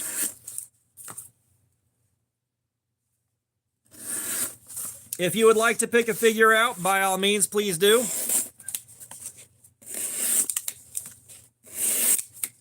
As always, let's see if I can do this without looking at them. There's the Frankenstein, there's the ninja, there's the robot, there's the mummy, the scuba guy, the alien, the knight, and which one am I forgetting? I'm forgetting one of them. Oh yeah, the Grim Reaper. Almost got there. Well, I'm going to pick one out anyways, because we haven't done okay, we'll do the mummy.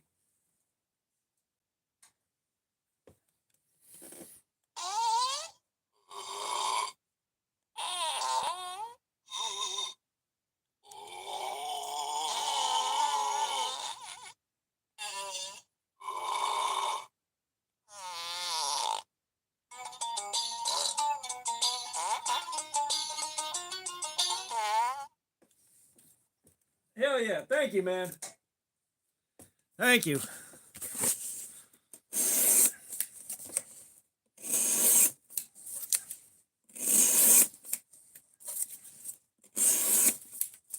Stephanie, thank you for that. Thank you.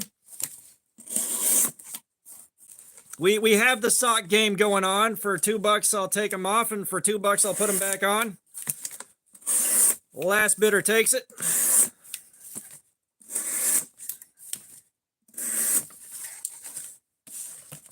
Just doing what we can to help support the channel. But welcome. How are you doing today?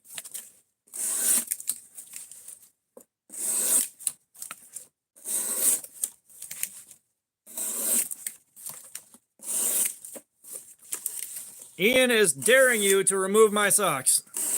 I'm not sure how you could turn a dare like that down.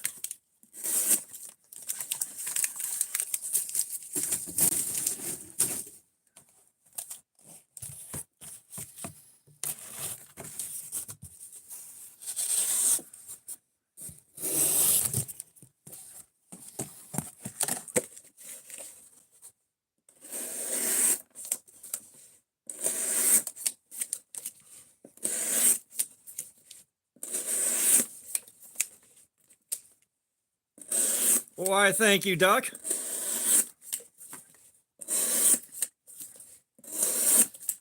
I think my favorite stim is still just rolling tape between my fingers, just rolling the sticky side of tape.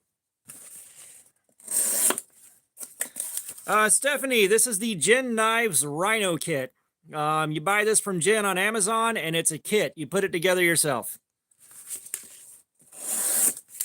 I'll be honest, this thing has become one of my top 10 favorites in the collection. I really, really fucking like this thing.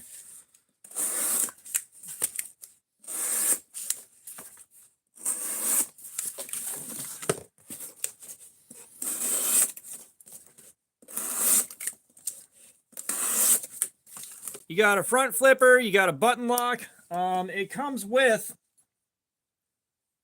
a removable thumb stud. If you want to put that on, you can move the thumb stud back and forth along the track right here. You can centrifugally open it, and you can reverse flick it. So it's got almost everything on here. Almost.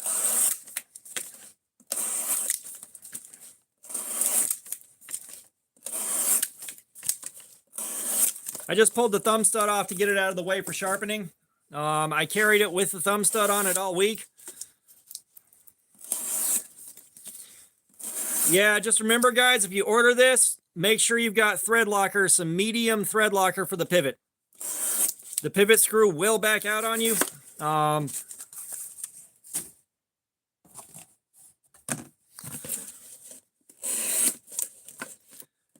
The pivot screw will back out on you if you don't have thread locker on there.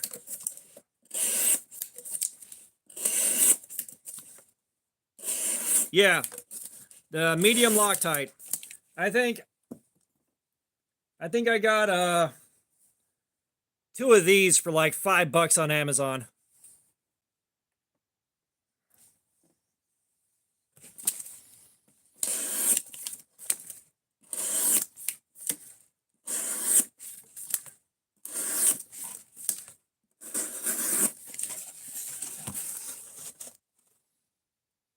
Peter Ferguson, what's going on? This will be on Amazon. Jin Rhino, Jin.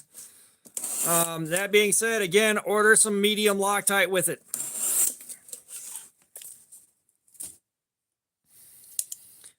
Even with the need for Loctite, this is still one of my top 10 favorites. But I hope you're doing good, Peter. Steel is 9CR18. No, this is Jin's first knife in something besides D2. We got 9CR18 on this.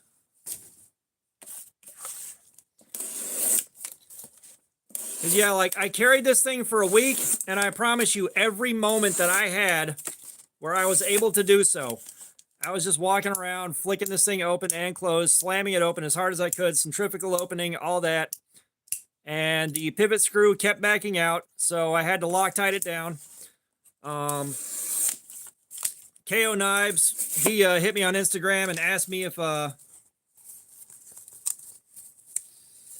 he asked me if I had an issue with the pivot pin backing out, and I also emailed Jin, my point of contact there, and I asked her about it, and she said, yeah, that's pretty common for the kit knives. So I shared with her a sample, where to get samples of Loctite, the medium Loctite for like $1, which I'm sure if they're buying them in bulk in China, they can get them for way cheaper. And I'm willing to bet we'll probably see those included in future kits with some instructions on those.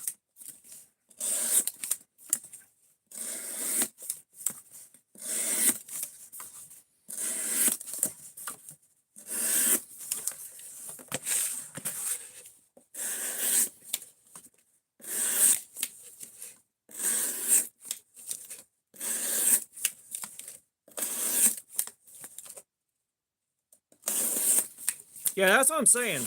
Like, it would take next to nothing.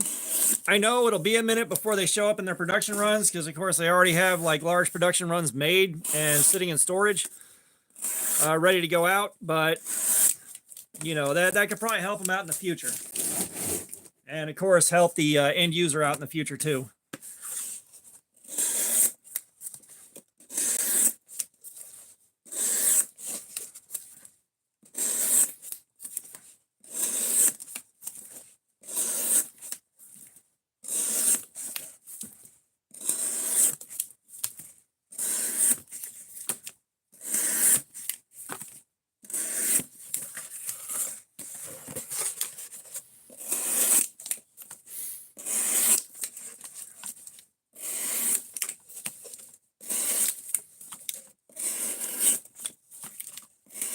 Yeah, maybe 9CR just sharpens way easier than I expected. Like, I expected this to be a little bit tougher to sharpen than a D2. But, I mean, you look at it, as much material as I hogged off as fast as I hogged it off, we're still going 2 hours in. Like, we are now 2 hours and, just shy of 2 hours and 20 minutes in right now. And we're still going pretty strong.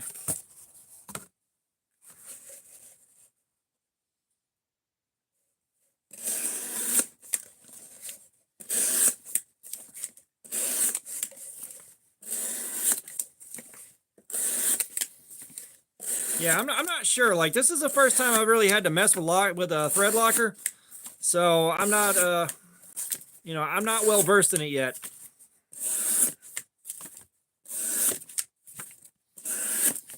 I realized thread locker was going to be the answer for this thing, and I went online and looked and just saw the recommendation by pretty much every forum that I could find that just says use medium. And if I do take this apart to dye the scales, then I'll just use a heat gun or a hair dryer to soften it up before I remove the screw.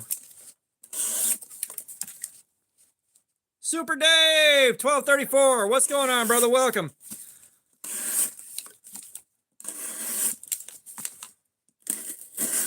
Believe me, it started off way sharper. We are in the process of destroying the edge.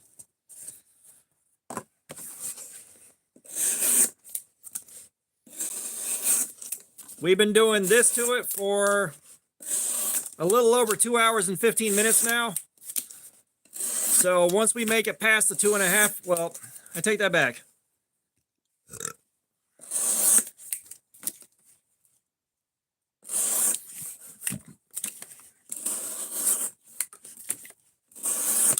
I'm not sure what to expect out of this because we did have to sharpen it pretty early.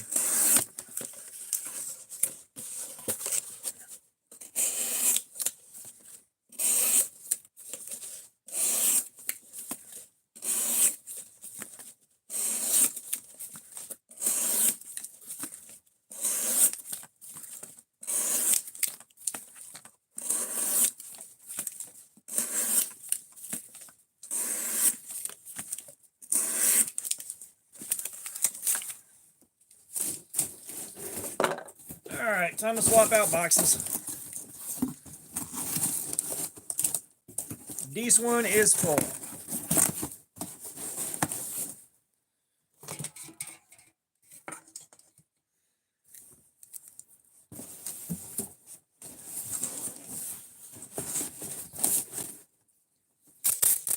If I ever think about it,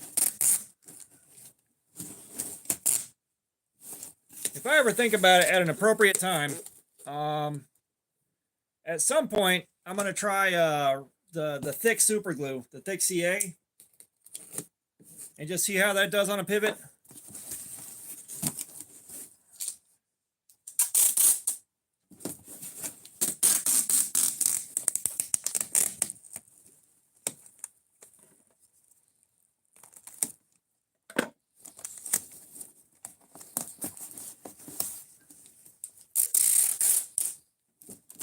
I've seen where a few guys actually swear by using super glue on their pivots.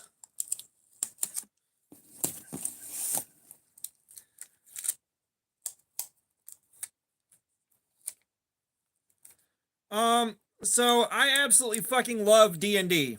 I thoroughly enjoyed Shadowrun the brief time I got to play it. However, you know that thing where you're an adult and all of a sudden your crew falls apart because guys get married and have kids and shit? Yeah, that's what happened to me. I haven't actually gotten to play and throw dice in anger in a long time.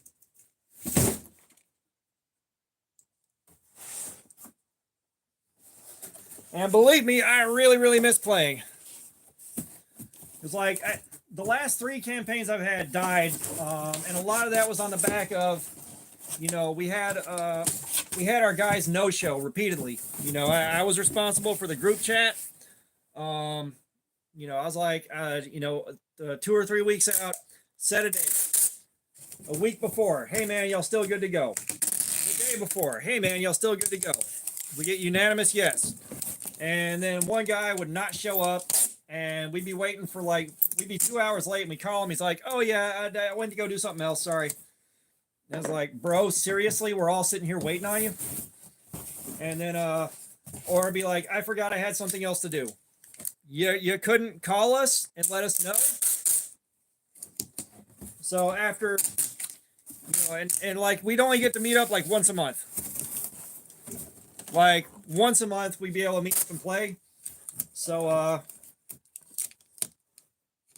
you know, I'd be looking forward to it like nothing else. And, you know, now, our DM, he got married. He's got a kid. He lives about a 2-hour drive from here. So there's no way he's making it out. One of my other regulars, he got married and had a kid. One of my other regulars, he just stopped talking to me with no rhyme or reason. And Andrews, this one is in OS 8, actually. I've got this one in OS 8, and I've got a Rat 1 in S35 VN.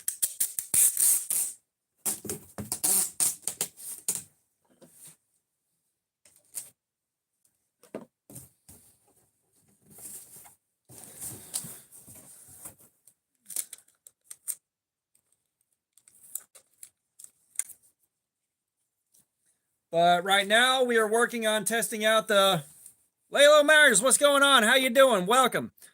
Right now, we are working on the Gen Rhino kit.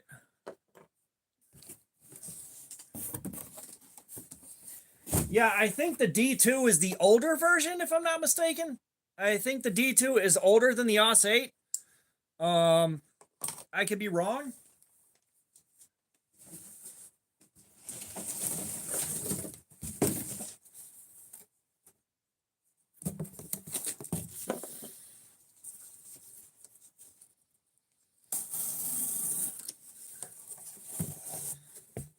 Yeah, it's amazing for how epic Ace Ventura was, even though like it didn't age as well as, you know, some other comedies that hit that hard. It's amazing how much of that movie would not fly today.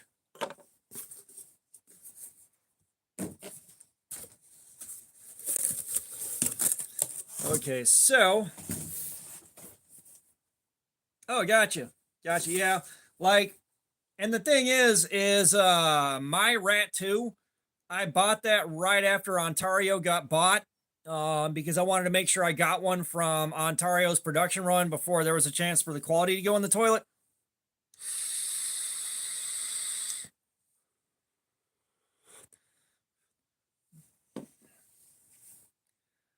As like the nature of what's funny has changed, you know, it always does. It's evolving constantly.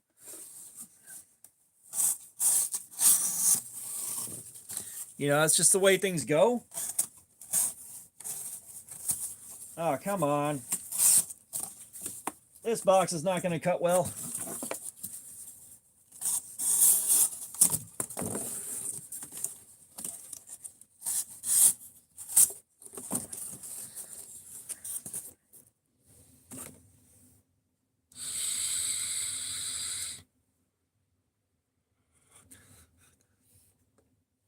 Well, you got to think. All right, just food for thought. In the 1990s, we were all offended by stuff that happened 20 years before the 1990s. So it's like, you know, there's basically always going to be something to be offended by that happened like 20 some odd years ago. You know, what's going to be mind-blowing is finding out what from today will be considered offensive in 15 or 20 years.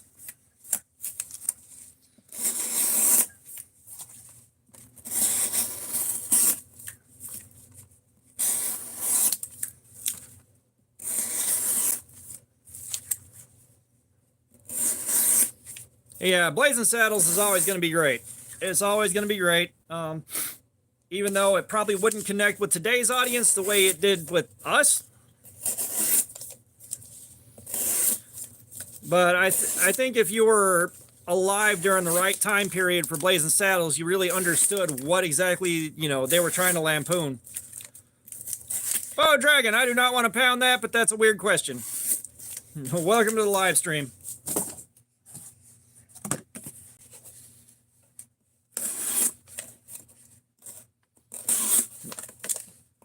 Well, if you can't stand Blazing Saddles, you, sir, are horribly uncultured and deeply, deeply misguided.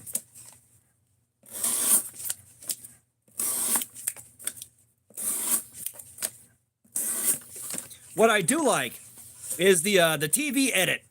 The TV edit where they replaced all the farts with horse noises. My God. Like, at some point, I need to see the cable edit of The Big Lebowski. I need to see the cable edit because they really, really went off the deep end on that. This is what happens when you find a stranger in the Alps. It's like, really?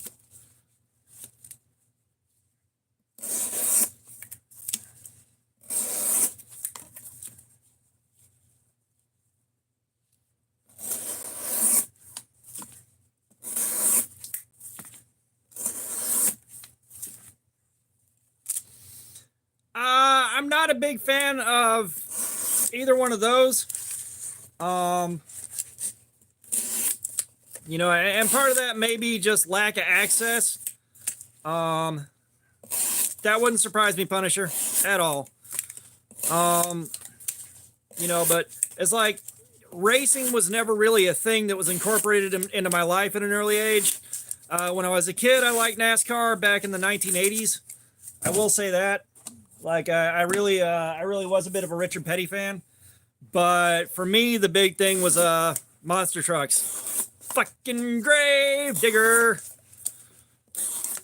You know, when I was a kid, it was wait for Monster Jam and WWF as a small child.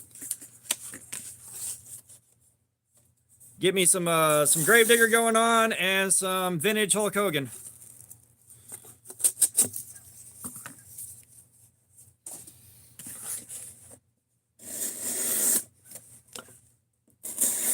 Now, that being said, I played the dog shit out of a bunch of racing games.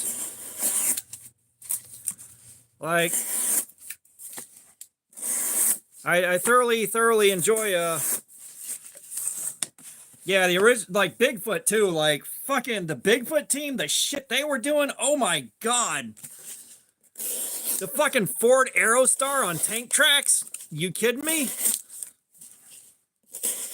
But, what was I saying? I lost track of what the hell I was saying. Son of a diddly. I was on a tear too. I was on one.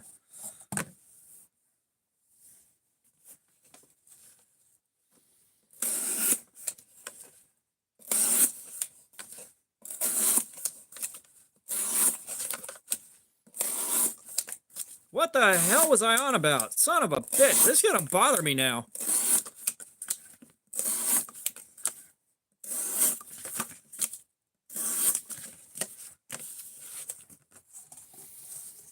Oh yeah, no. I played the dog shit out of racing games, like big time. And I was interested in the motorsport aspect of driving. Like, I learned enough that every time I went to the go-kart track with everybody I knew, I absolutely fucking shit mixed them. Like, I'd take the slowest cart on the track and fucking dog walk them. There are some times where that came in handy. Like, I learned how to downshift brake through corners, stuff like that. That being said, I have not tried to use those skills in a long fucking time. And it's, again, like, racing and car modding, I can't really afford to do that.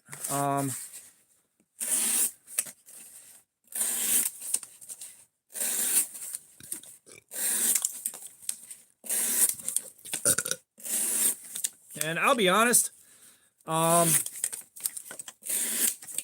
you know, if I had, like, you know, live comfortably and enjoy shit money, I'd be having somebody else do the work to my cars. I don't really feel like doing that myself.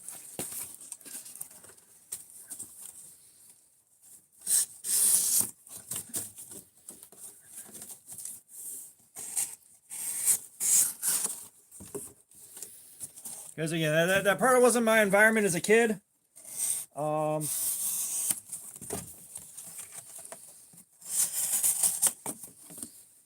So, like, I didn't get that far into that part of it.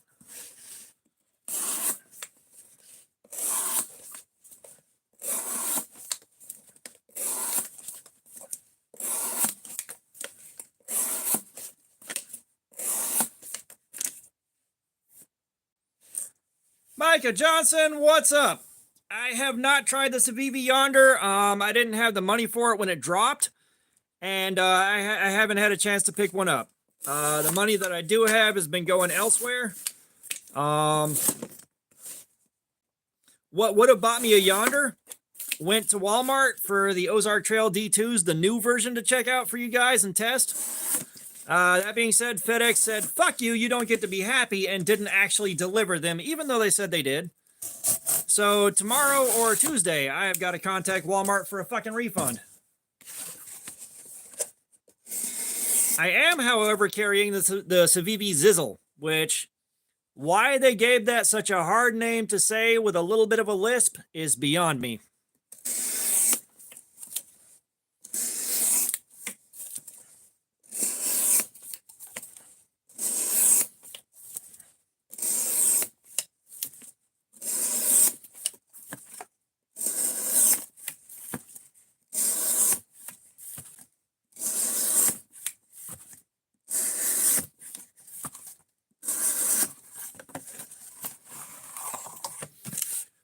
And the Civivi HID.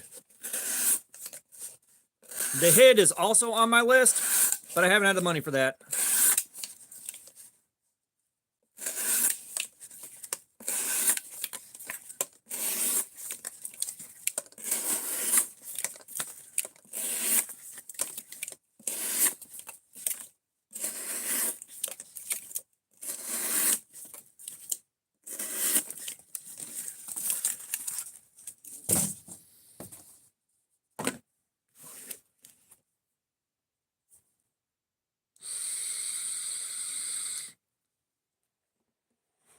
So, I've only carried the Zizzle for a day so far. It's been good to me, as a Civivi would be. Because I'm doing the review for it, I had to use the lanyard that it came with. And I'll say right now, that lanyard's a bit fucking, like, it's way too fucking long for the knife. Let's put it that way. It gets in the way. Like, it really gets in the way. If you're going to carry it, put your own lanyard on there and put a smaller lanyard on it. Or skip the lanyard. Like, I thought I'd like the lanyard, but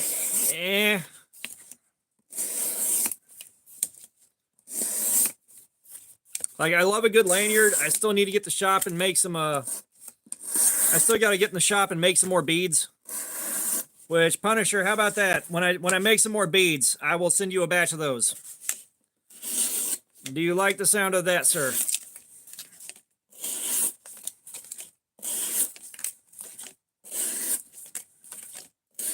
Like, I do love a good lanyard. All right, I love my lanyard beads for that nice little pop of color and that little bit of bling on there. Because I tend to do some pretty bright colors on those. Stuff that really stands out. Yeah, that lanyard kind of sucks. I'm wondering if the lanyard wasn't necessarily intended so much for the knife as it was for a pack or something like that. Or is basically one of those things where you got a little bit of extra cordage on there when you untie it. I don't know.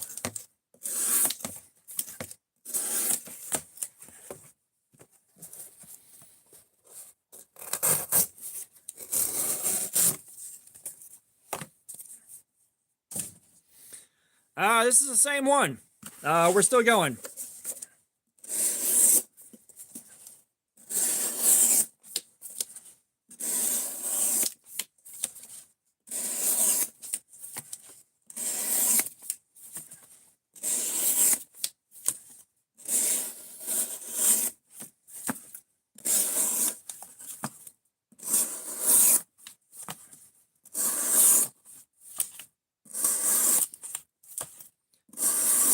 It won't be exhausting until I stop. Once I stop and sit down for a few minutes, I will be exhausted.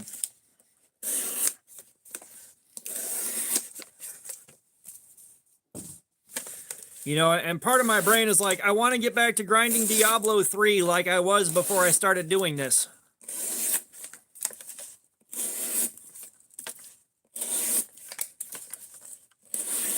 You know, I'm on the part of the grind where I've got my build basically set.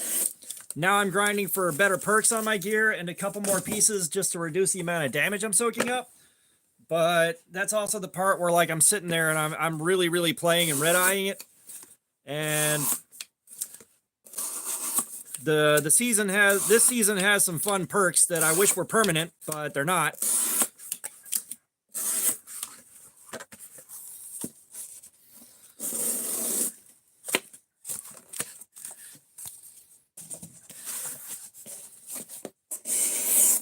And it's one of those things too, like Diablo 3 is an old enough game that when I start talking about it, you know, nobody else is really playing it that I run into. So it's just like, all right, I'm excited about a game.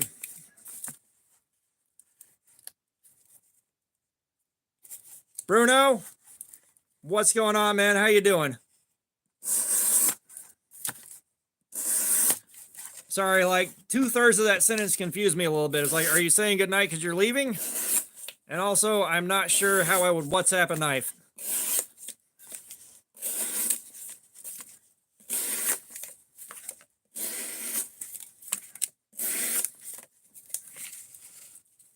Yeah, I saw that. I saw that. When I get in the shop and make some more beads, I will let you know. I'm pretty sure I got a paw print. We know I got a Buddha. Those aren't really going anywhere. So that they will be there for you. No worries.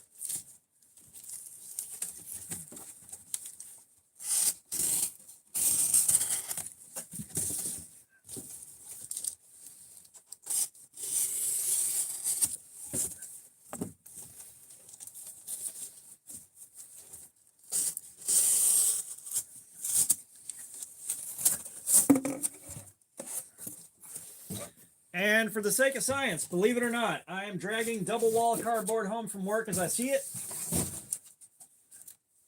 Oh, the knife. This is the Jin Rhino. You can buy this on Amazon for $32 in the JG10, but get some Loctite.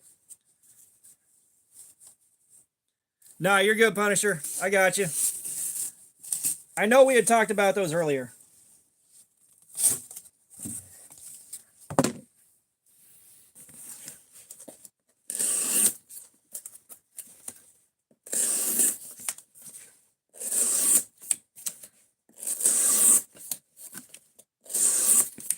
Yeah, this thing's really good. Like, after carrying it for a week, this is now one of my top 10.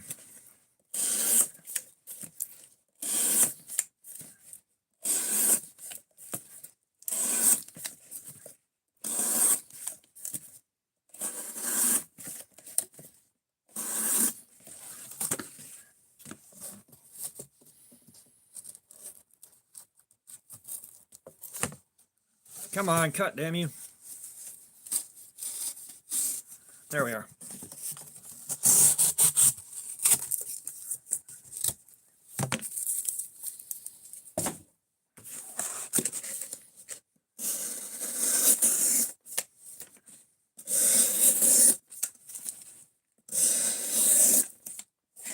And I know I mentioned it earlier at some point. Pretty sure I did, but like, I went and looked at Diablo 4, you know, get some more Diablo goodness with a new game. And son of a bitch. There's no Switch port. It's not on the Switch. Which means I can't run it with the wife. Like, that's going to have to be in the living room on the PS5, basically. Which takes about half the fun out of it. The wife is not playing Diablo 3 right now. She is currently on Tears of the Kingdom some more. Every time I start playing Diablo, she is not playing. And then when she starts playing Diablo, it's usually right after I've burned out again for a while. Every time.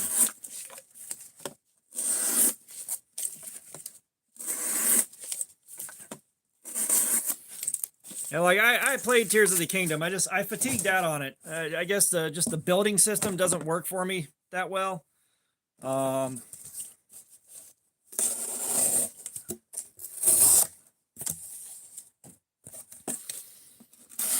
You know, my brain doesn't work in terms of trying to build crazy ass contraptions with all this stuff on it. So like I'm missing out on like 2/3 of the game basically. And I'm sure at some point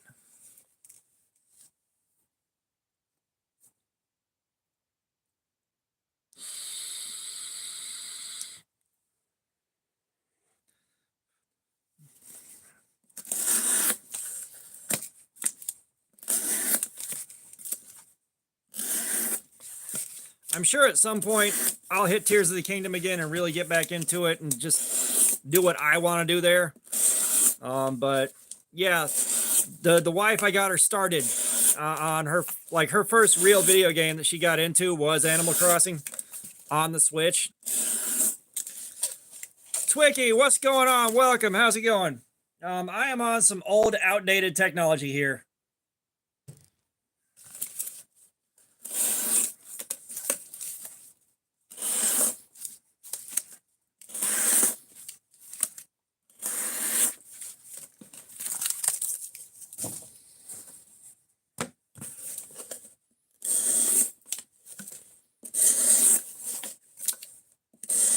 Yeah, I'm working on mixing up a blackberry vanilla custard mix. I don't quite have the balance right. It's not bad. It's not bad, but I need to throw more vanilla and less blackberry in there.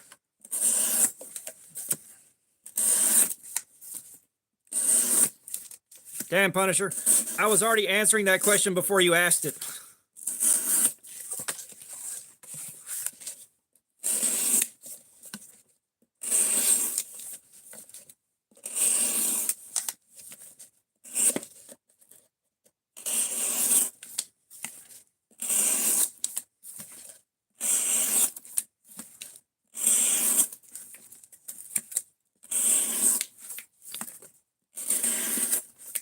Yeah. I mean, it's something to talk about. You know, it's kind of one of those things where I'm kind of out of ideas. And that's what I'm gassing on about games that nobody's playing right now except me. So it's like, gotta have something. Baseball is the lifestyle. It's not how sharp it is, it's how long it can hold onto the edge. So I'm looking at how long the edge can hold up to this, how the ergonomics are, how much the ergonomics do and don't hurt my hand. Stuff like that. Because like the factory edge was decent. It did not hold up to doing this too well. I'm not sure why, but I made it incredibly sharp. And now we're seeing how long that edge lasts.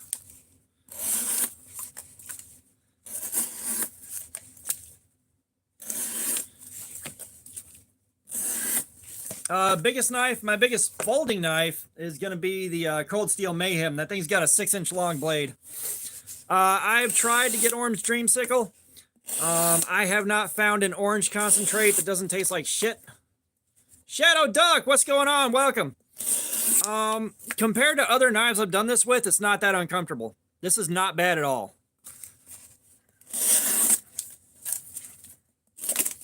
Ah, poo.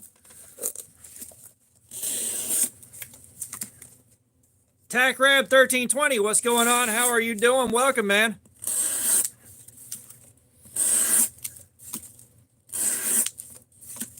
Yeah, y'all rolled in on me gassing on about Diablo 3 and complaining about how Diablo 4 is not on the Switch, which that's part of where I fucked up going on Amazon and looking at the PlayStation Portal. It's like, wait a second, I can get Diablo 4 on the PS5 and then just move that to I can just put that on the Portal and play sitting in the bedroom, but that still doesn't let the wife play. I have not used a Benchmade Osborne. I don't have that kind of money. Like, those things have been just too expensive for me for a long time. Yeah, orange is one of the difficult ones to get right. None of the orange I've had has tasted that good. I'm not sure what I'm getting for Christmas, Twicky. I'm really not. You know, I've already bought stuff for myself for essentially Christmas. But like, I got to figure out what I'm getting for the wife. I got to figure out what I'm getting for one of my kids got the other one figured out. One of my kids' significant others is essentially like family here, so we got to figure out something for that one. The spare child.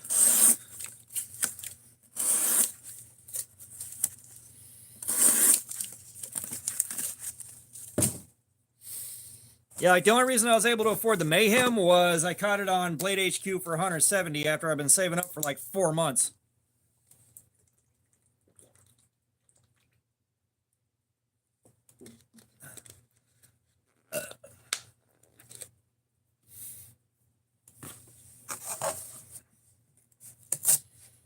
Oh, believe me, like one of the nicer things I've gotten recently was what do you call it? The Devo Stassa 23 Fireball. And that was the guys here in the chat. You guys made that possible. So I owe you guys the S9DV live stream.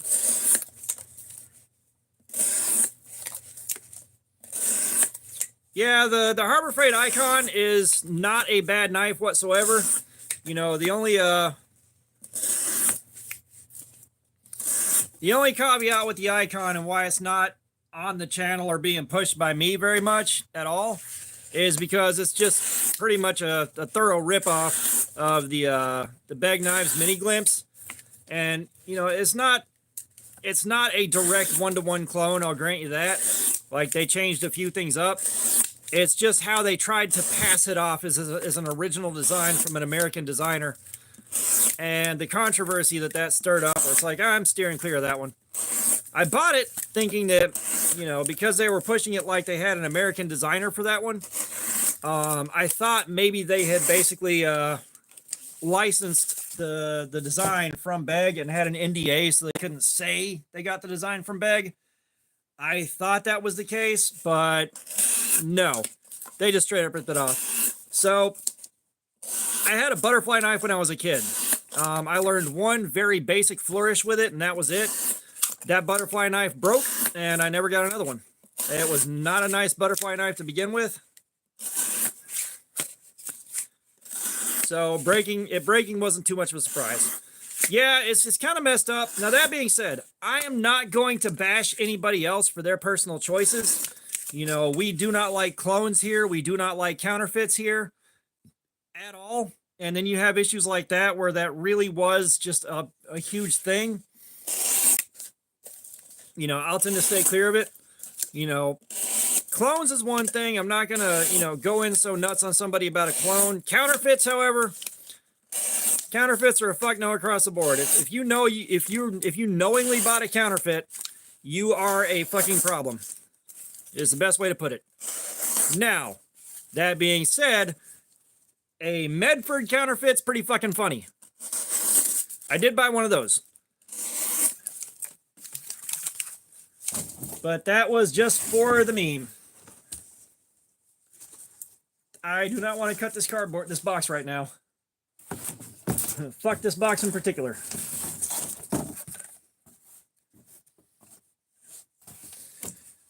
Yeah, so it was one of those things. So a counterfeit, okay, so a clone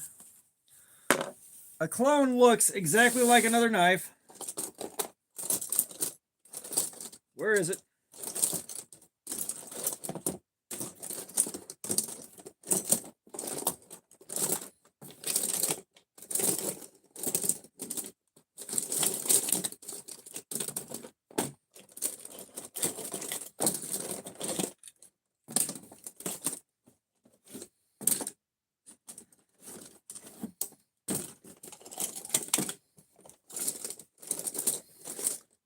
Give me a second, guys. I've got a clone of something, and I know what it's a clone of, so I can actually show you online.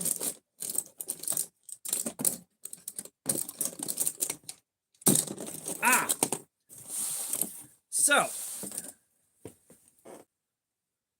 So the stream is going to end probably in about another hour and 20 minutes, give or take. But a clone. So this right here is a clone of a knife called the Decepticon. Notice there is no branding on it. Now, Decepticon. knife.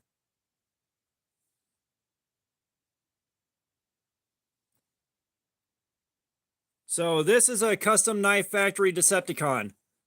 All right, this is an Ethan So there's no custom knife factory. There is no branding on this whatsoever.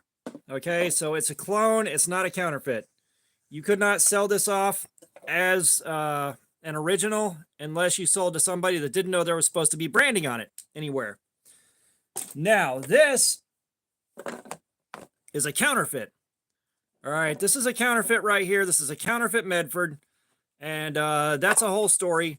But the counterfeit has Medford's branding on it. It's got Medford's logo right here, and it's made to look and pass itself off barely as a Medford. So there are some issues here that aren't on Medford's, like the horrible grind at the end of the blade right here, which is endemic to a lot of these. The Medford does not have D2 branding on the steel.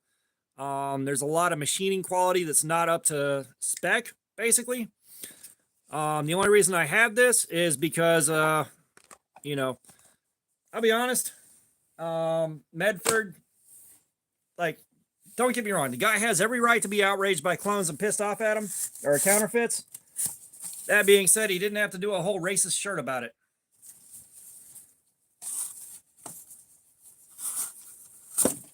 I 100% agree with his right to be pissed off about counterfeits. 100%. That being said, going about it like he did was not a good look.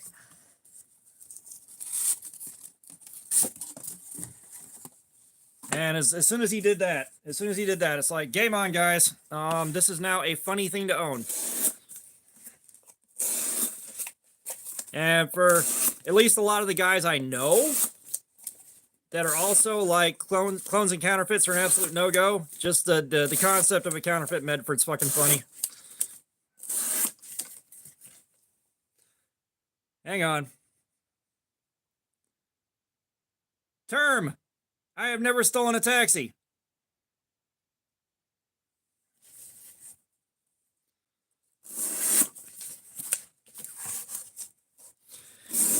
Yeah, I mean, there are some knives, you know, a lot of the stuff, the budget-oriented stuff, you know, 35. All right, Peter, man, I appreciate you dropping by, man. Thanks for your time. Hit that like button when you guys come in, man. If you guys haven't hit it yet, hit that like button. But you know, like my Hogue Deca that I just bought. Thank you, Sergio. The Hogue Deca that I just bought, I made sure that I went through Blade HQ just to make sure I wasn't going to get a counterfeit of that. Just because, one, you know, we are going to do this with MagnaCut steel to see how that does, which should be a nightmare. And two, like, if I'm spending that kind of money, I want to make sure I don't get a counterfeit. The same thing with my Benchmade, my Bug Out. I bought that through Blade HQ. I was not about to buy that off Amazon, especially not seeing the clones that are out there. Like, no. The clones and counterfeits, no thank you. And that's the thing. Twiggy, what kind of money you looking to spend? What kind of money you looking to spend? No, but like, I've seen Decas being sold on websites where customers have complained that other knives they bought from those websites were counterfeit. I was like, yeah, don't trust that one.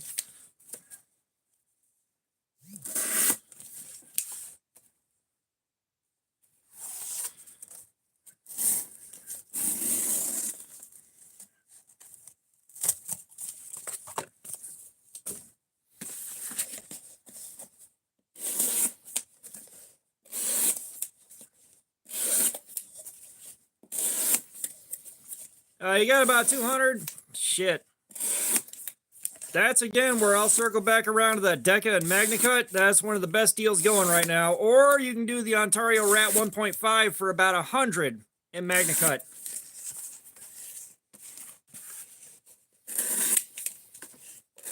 But you're hitting 200 bucks. You're kind of getting out of the price range of stuff that I'm really intimately familiar with. And then I kind of run out of recommendations.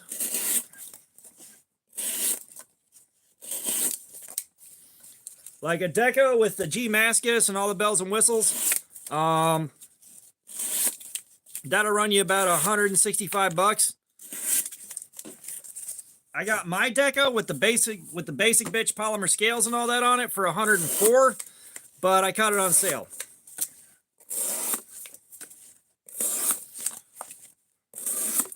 But what is it? Is the Spyderco Manix? Isn't the Manix about 200?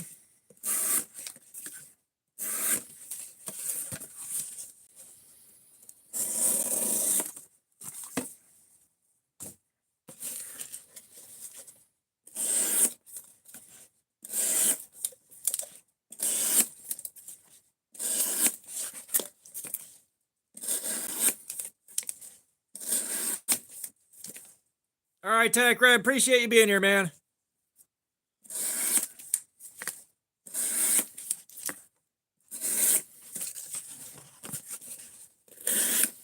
Apparently, for 200, you can buy 40 Walmart knives if you get the right one and flip them on eBay for 25 bucks a pop.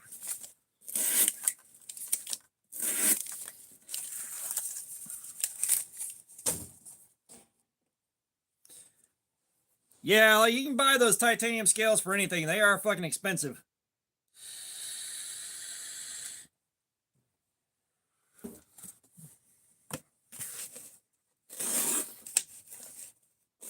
It's like I went looking for some cool scales for my bug out, and I was like, whoop, nope. Too fucking expensive. Not worth it to me.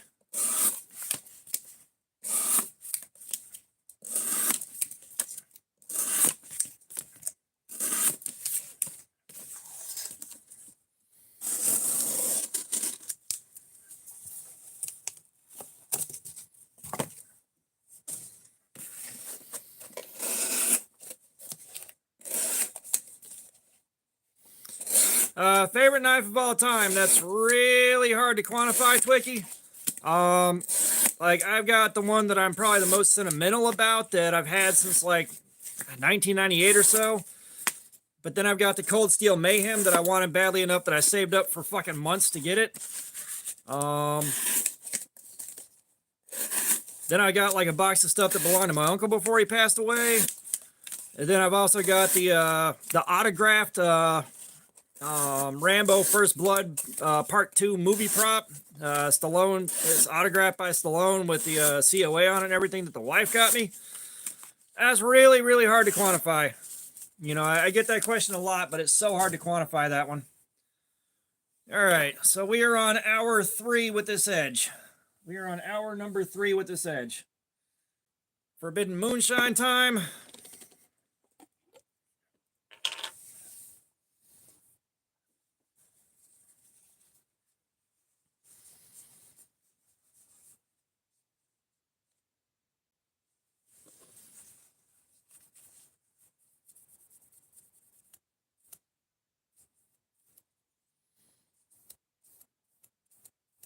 It is nice how easy the tape gunk is cleaning off of this.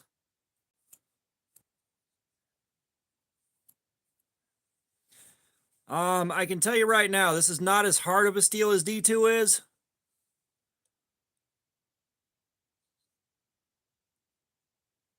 Yeah. So it's picking up a lot of hairline scratches from the cardboard, so it's not as hard as D2 is.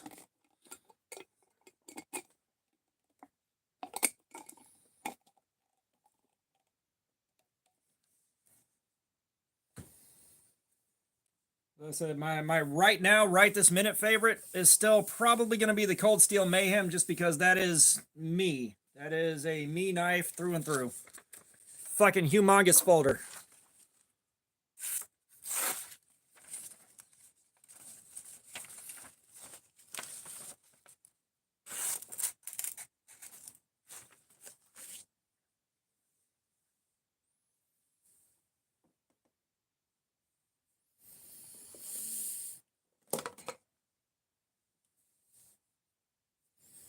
Son of a bitch.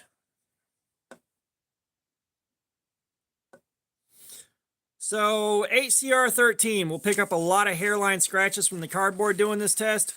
D2 will pick up a small handful, and this has definitely got quite a few.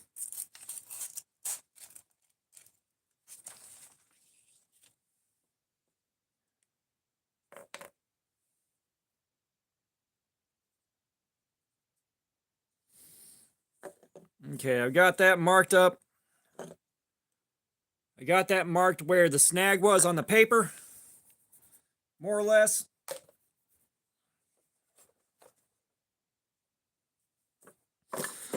So I'm going to say we are tickling the underside of 500. We are now tickling the underside of 500 on this thing.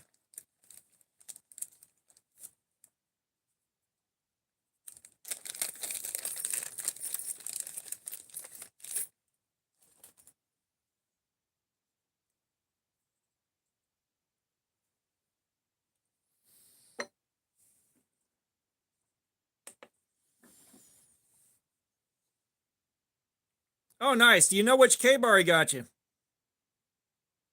Ah, good deal, Greg.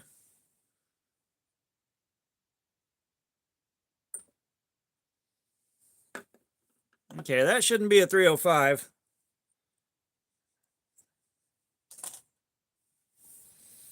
Let's check a little farther back. God, I'm going to be out of test clips.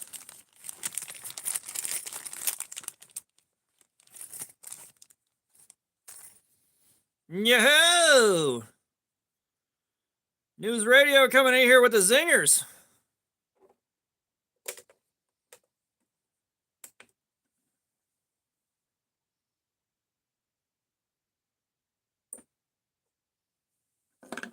$371.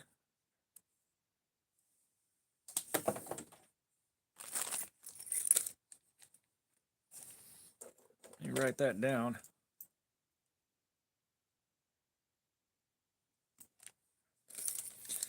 Yeah, already, like, I burned through these things. Redline 330, what's going on? Yeah, the K-bar fighting knife is definitely not for much more than fighting and opening cans. We're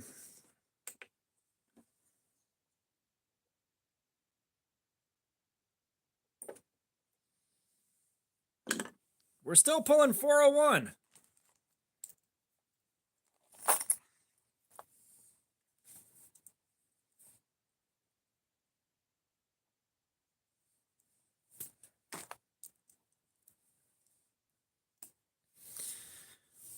You cannot tell me that there was no edge wear over that entire run. You cannot tell me there was zero edge wear on that last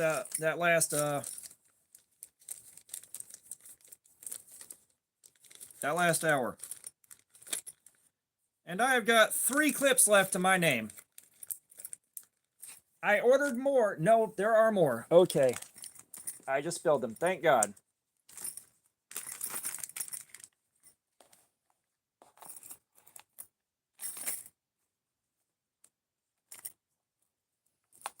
You know, I didn't learn my lesson on the last stream and actually close the bag up before I threw it on the table a second time.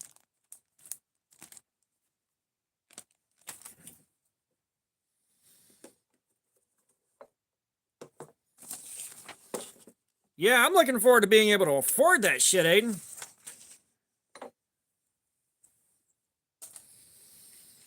I'm looking forward to being able to afford that shit. Yes, we get enough channel growth where, like, I can start supporting doing stuff like that. You better believe we're making time for that to happen.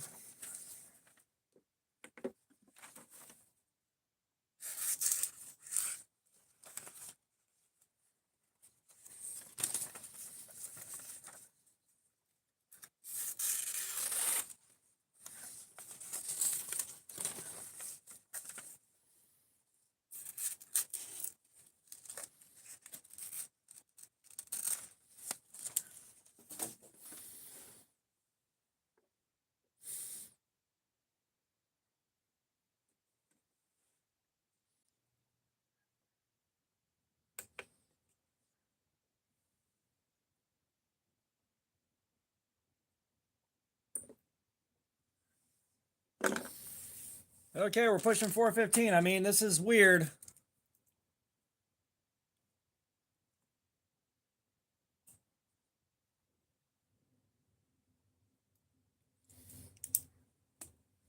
Yeah, Aiden. I mean, that's the thing is, like, the donations, that would be great to support that.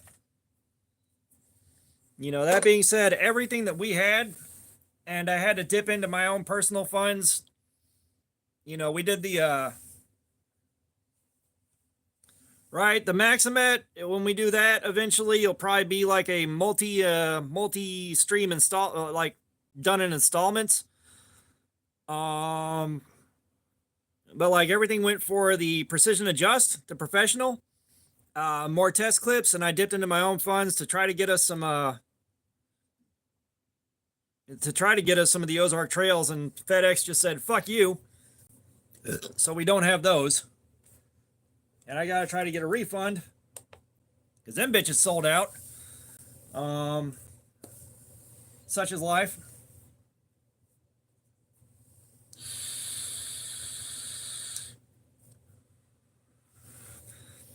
And by the way, Benchmade makes some just fine stuff, but they overprice the shit out of it. Like, I will die on this hill, but no, like the CF Elite bug out should top out at about 100, 110 bucks. No baseline, no poverty spec bug out should be over 100 bucks at all, period.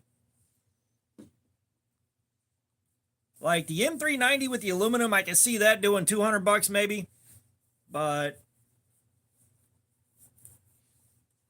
no, the bug out should not be over 100 bucks.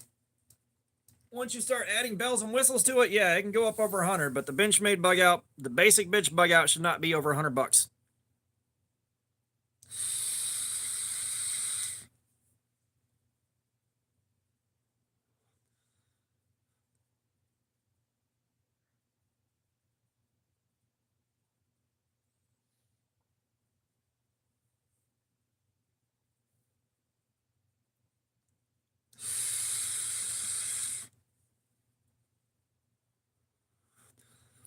Yeah, that Tenacious, the baseline Tenacious shouldn't be more than 30 bucks.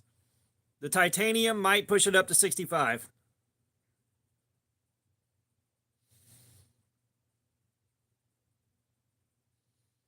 Yeah, Mora does not make bad stuff.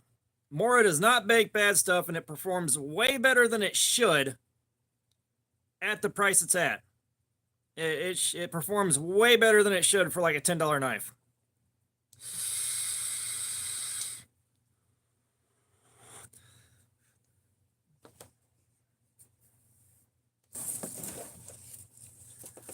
Alrighty, back to cutting, son of a bitch.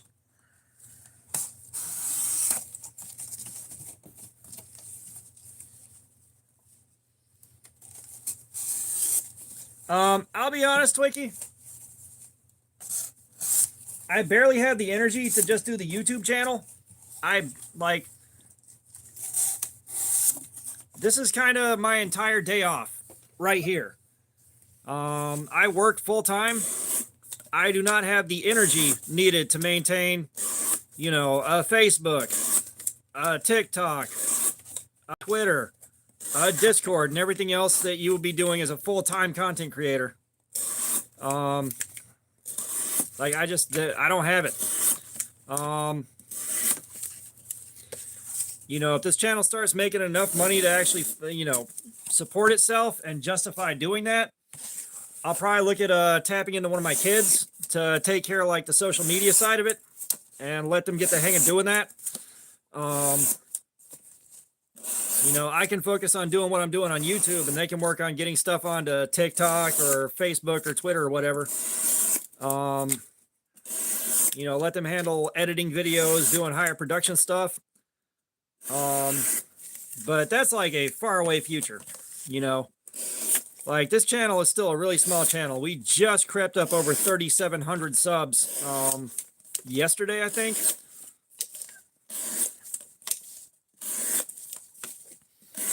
So, like, right now, it's a small channel doing small channel things. You know, I've seen guys...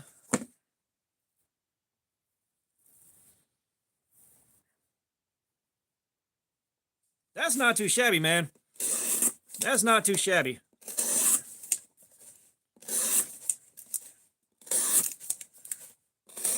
Yeah, and Kaiser makes some good stuff. Kaiser makes some good stuff. The Nitro V I was a little disappointed in, just on the edge retention side of it.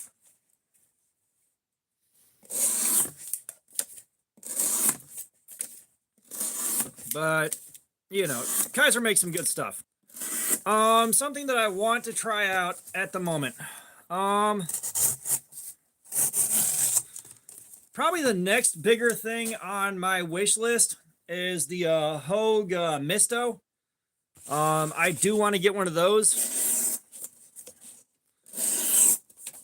But that's, again, like, that's kind of off in the distance a little bit. I'm kind of worried I won't be able to get to it before it's on the secondary market for a jacked up price.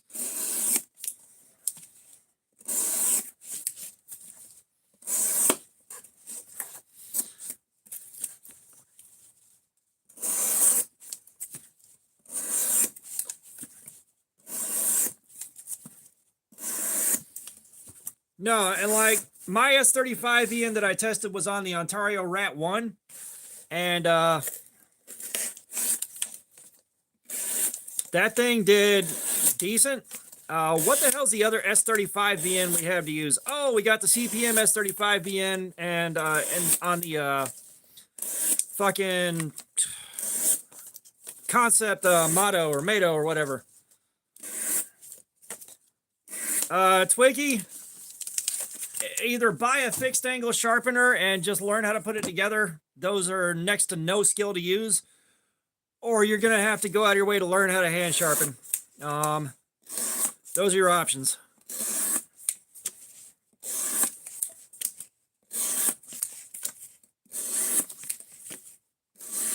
Like, if you're not an experienced hand at sharpening, I do not recommend a belt grinder, because you will either burn your edge up or you will really, really fuck it up and have a lot of painful regret.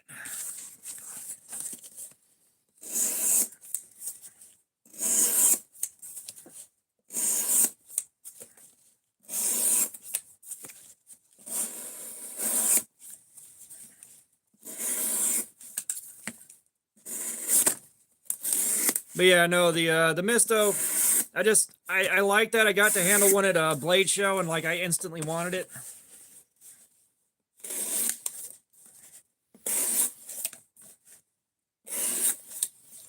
Yeah, I ain't sharpening nobody's shit.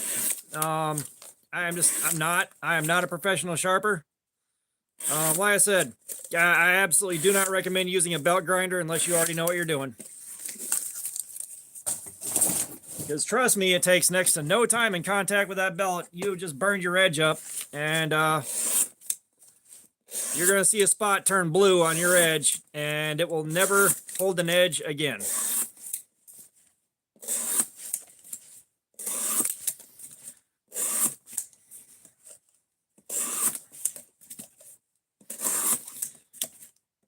Yeah, you reach out to EDC and Lace.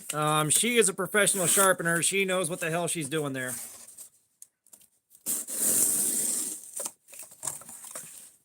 Ninja Fox Gamer 120, what's going on? Welcome. How are you doing?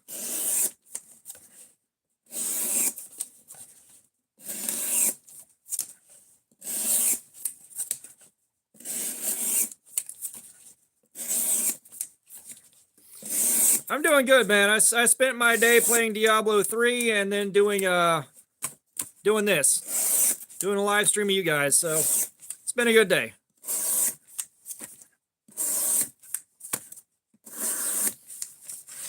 And I got new lights for the jank cardboard on the floor.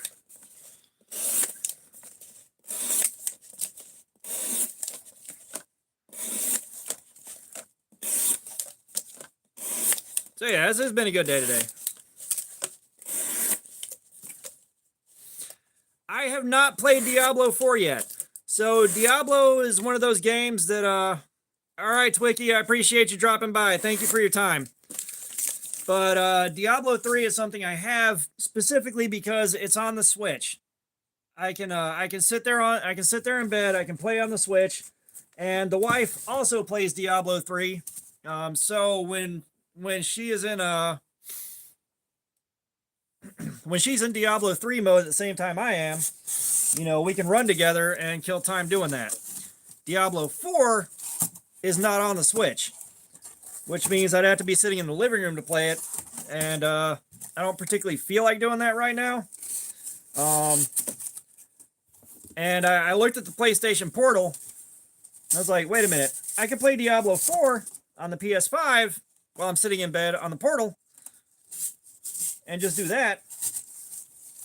And then that still kind of eliminates the ability to run multiplayer in the same house.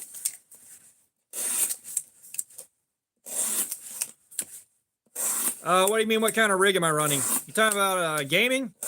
Brother, I'm a console gamer. I'm running Diablo 3 on my Switch, and I've got it on my PS5. Well, I got Diablo 3 on the PS5 and the PS4, but I mainly play on my Switch.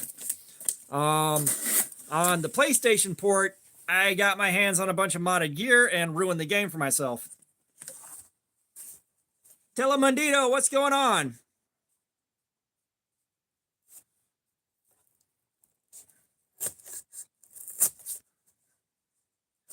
So this is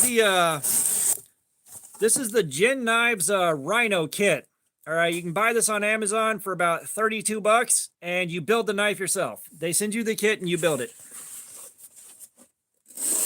And no, I'm not building an Xbox. We are doing edge retention testing on this knife.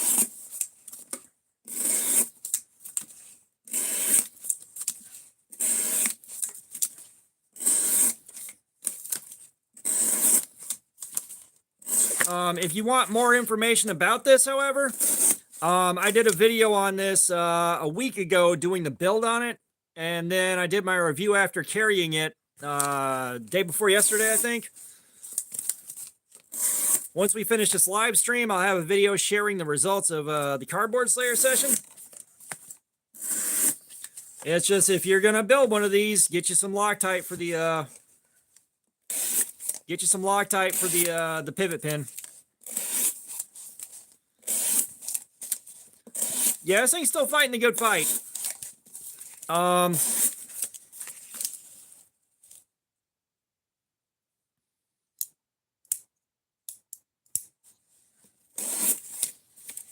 Yeah, I don't get to run fixed blades EDC, so like I am just all in on folders.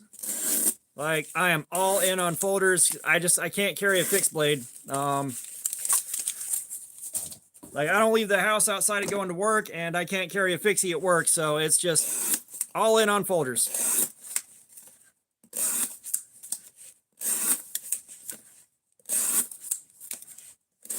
And no, before you ask, I'm not doing a pocket fixed blade because I am not stabbing myself in the leg trying to put that shit back in the sheath in a hurry. I'm outside of Atlanta.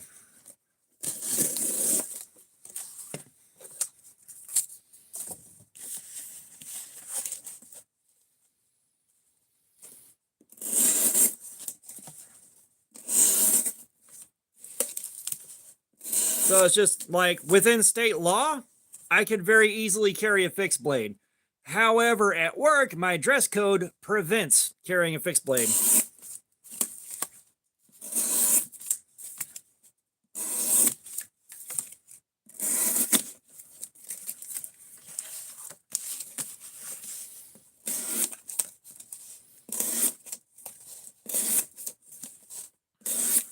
I actually should have a Vosti button lock raccoon showing up soon. I should have that showing up soon here.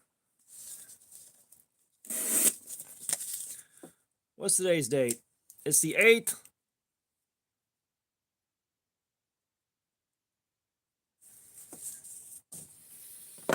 Yeah, let me take a look at this real quick.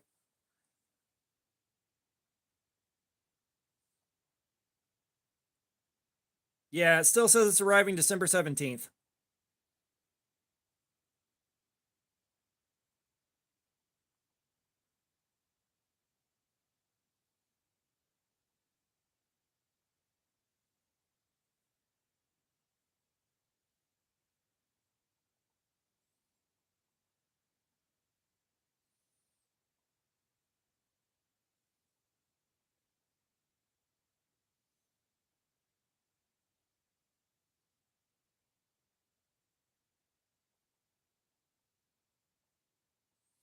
Okay, where is it?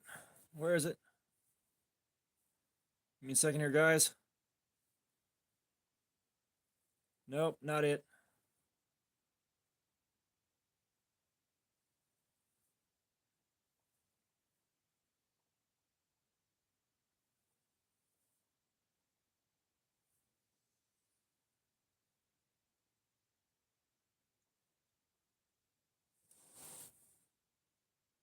Sharibe Bindish, I hope I got that right. What's going on? How you doing?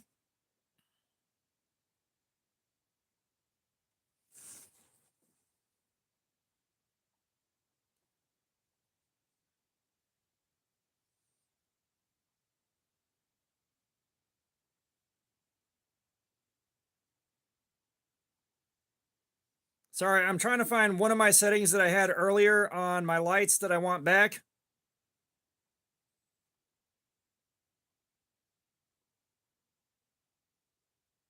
There we are.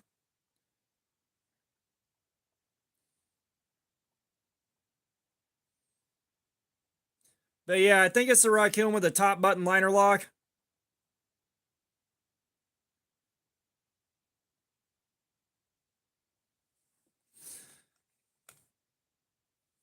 But yeah, no, so like I said, legally, I'm pretty sure I could carry a pretty damn big fixed blade, no problems. It's just work. We have a dress code, so I got to stick to that if I want to keep my job.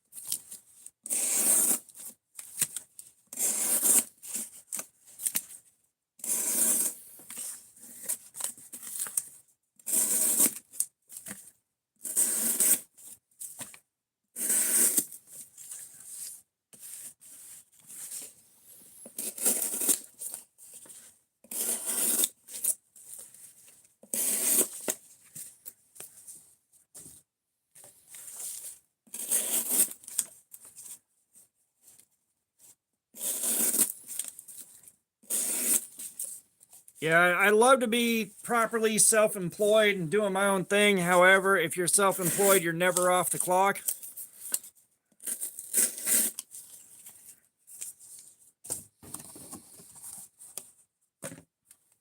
Yeah, as I was say, I think we might be calling it at the end of this panel.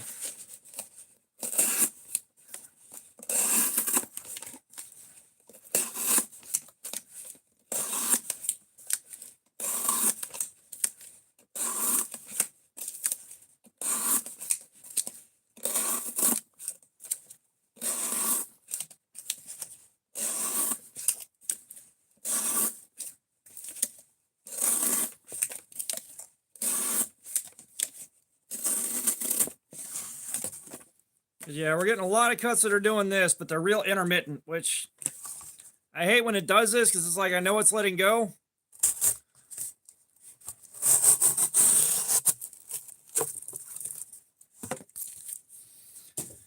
Yeah, I know it's close to letting go.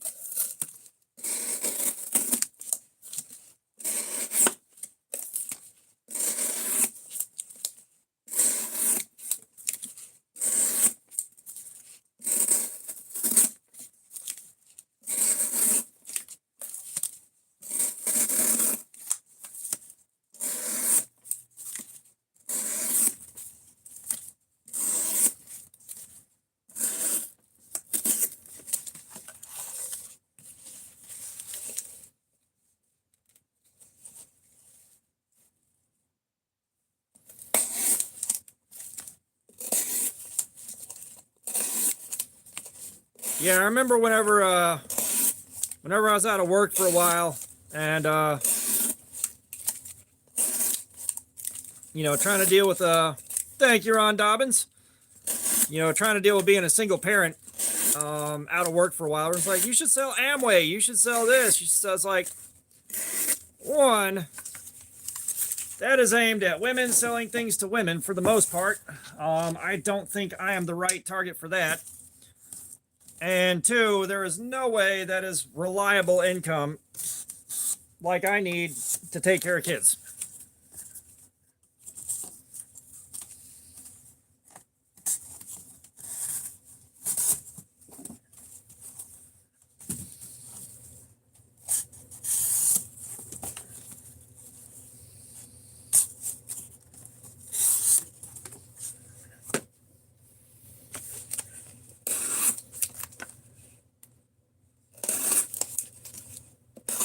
Jay, what's up? How's it going?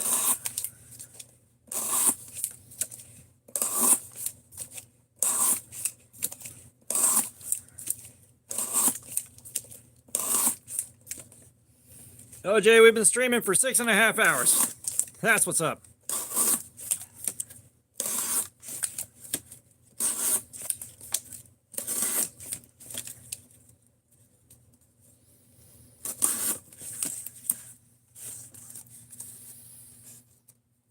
Cause you're pretty when I'm drunk. You're pretty when I'm drunk. You're pretty when I'm drunk. You're pretty when I'm drunk. You're pretty when I'm drunk. You're pretty when I'm drunk. You're pretty when I'm drunk. And I'm pretty fucking drunk. It's that song in real time.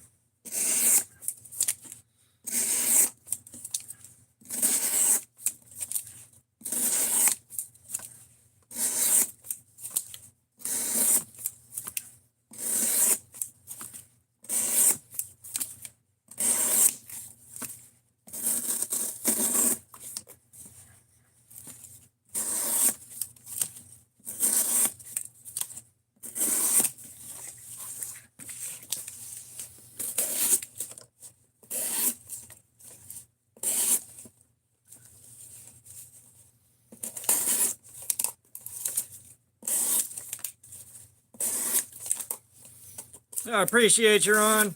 Really do.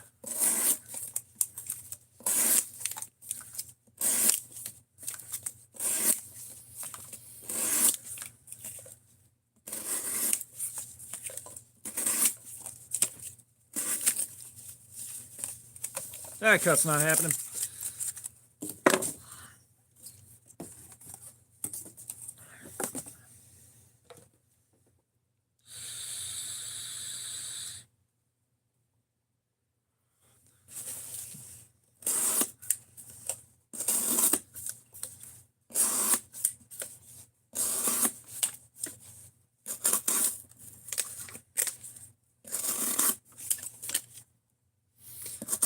My hand's doing quite good. I don't have anything on my list necessarily. Like, you know, I'm like I only know like one other knife guy that I really have contact with very often, and he was just here today to drop off the lights going around the outside of the jank board. And then Joseph Lee, it is definitely the Cardboard Slayer. But I'll be honest, like he buys more expensive shit than I do. Like me buying him something would be like your kid giving you macaroni art, basically. But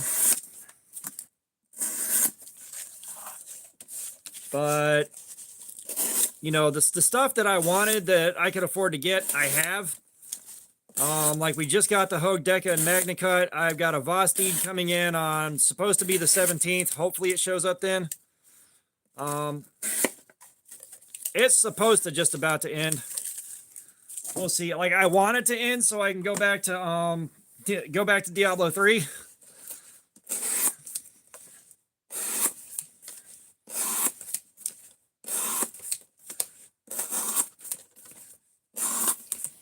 Yeah, the only Vosteed I have right now is my prototype raccoon, and I'm not going to carry that and beat on it. Like my prototypes are my babies. I'm not thrashing those. However, I believe what I have is a raccoon button lock on the way in, specifically for the holidays. You'll see why, and the holiday the holiday live stream.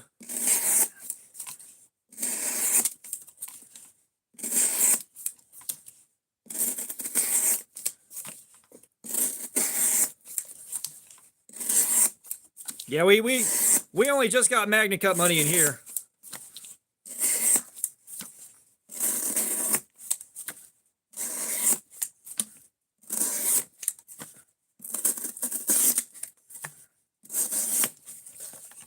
Man, this Edge is trying so hard to give up, and it won't give up. It is trying so hard right now.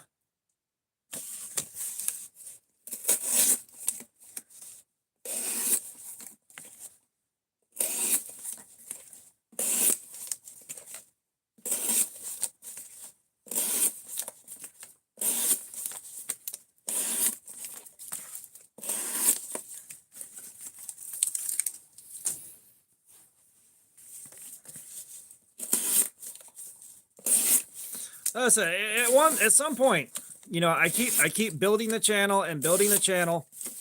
At some point, it will support itself well enough that we can start fucking around with Rex 121 and stuff like that. But that being said, at the end of the day, no matter how much is coming in, I still have to be focused on finding cool shit for like under $50, give or take. You know, that's what built the channel. That's what the audience is here for.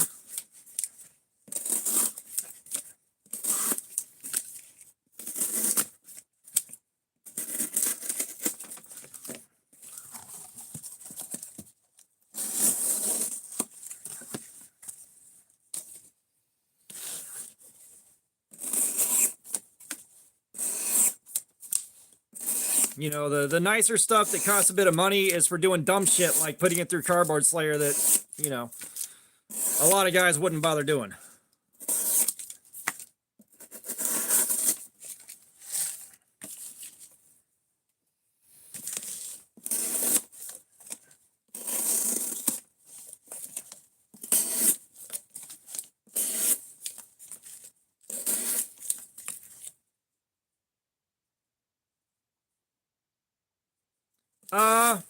It's not that I'm not necessarily not into high-end knives. It's just like I don't have money to chase down high-end knives like that.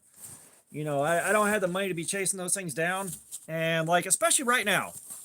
Like right now, I need stuff to generate content with. You know, I need my stuff to generate content with, which means we do what we can afford. Which means it's not high-end knives. It's the $35, $40 stuff mostly. And if I can find something like really good for $25, I'm all about it.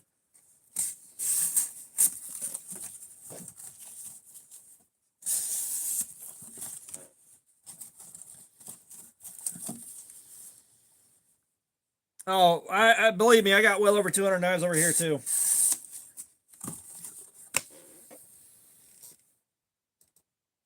Oh.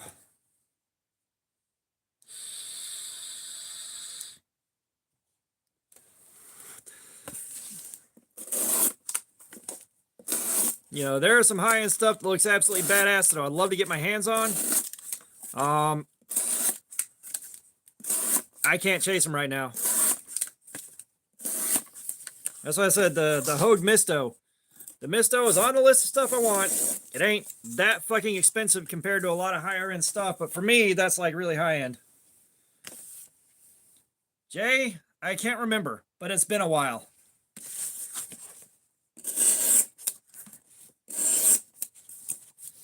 I do not have a P.O. box. I'm not having stuff sent to me because once that genie's out of the bottle, it's going to be guys sending shit nonstop, and it's going to be at the point where I can't look at everything. So a lot of guys are going to send stuff that never get looked at. I don't feel like that's fair.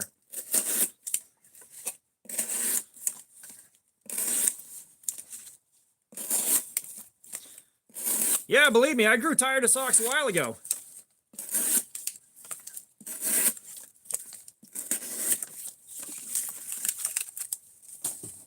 You know, I don't feel like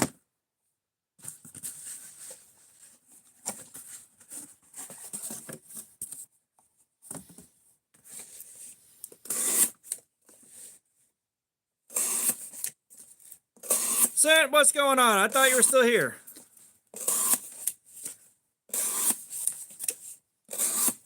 But yeah, and there's also going to be like a whole fucking smorgasbord of guys sending me stuff I just don't want to touch too. And it's like, you know, how do you say, I appreciate you sending that, bro, but I don't want to use it?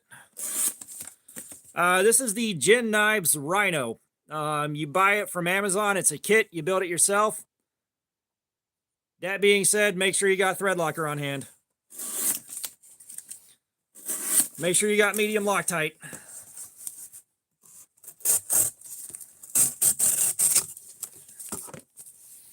Now, outside of the need for Loctite, this has become one of my top 10. This is one of my top 10 that I own right now. I absolutely love everything about this. Factory edge, you can fix that though.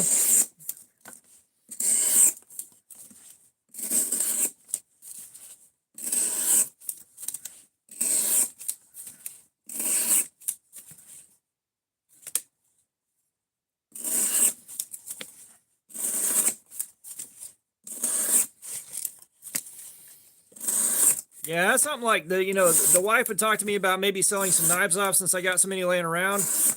And it's like, you're aware that most of my stuff that I have has a resale value of like 15 to 20 bucks tops. And then paying for shipping to send that out and the amount of time it would take to get that sold. Like you get almost zero net return on that.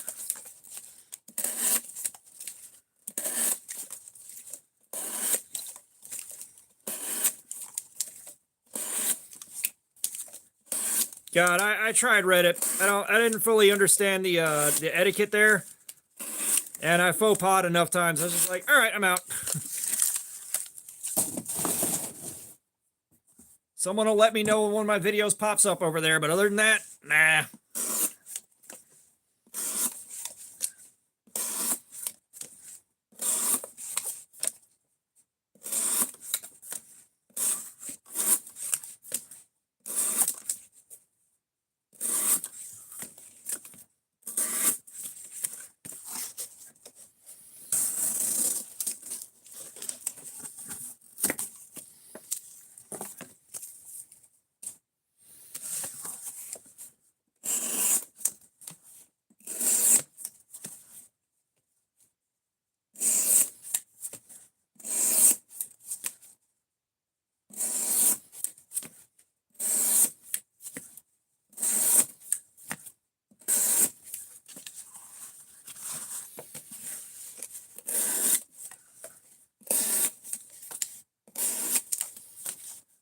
Just when I think this thing is finally going to let go.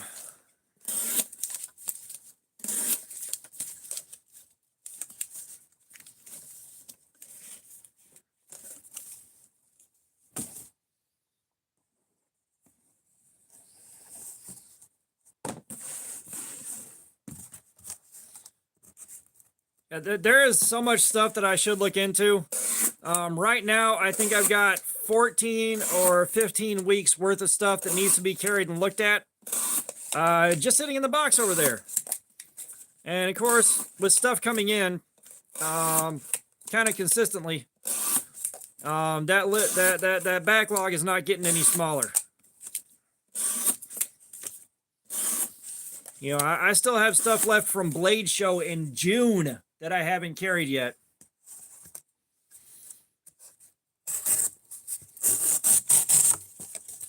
Yeah, I mean, 8CR13 with a brand new edge like we put on here will hold up for about 3.5 hours.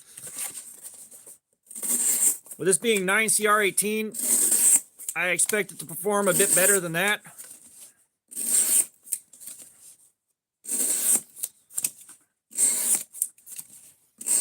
Did you just send that out of pure hatred because it's tipped down and I didn't catch that when I did the video because it was first thing in the morning and my meds hadn't fully kicked in yet?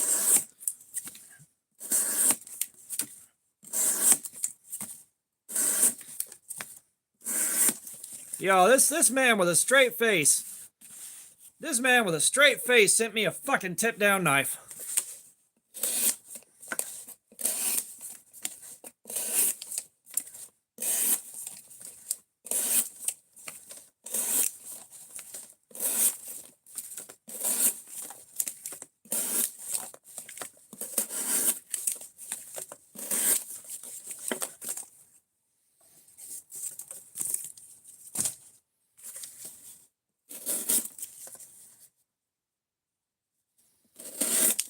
Yeah, the CRKT.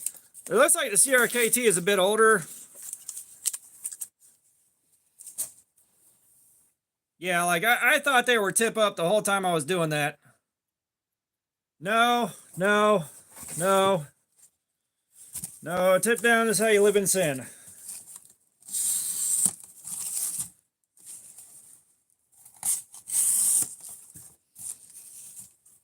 Tip down is why Krampus beats children.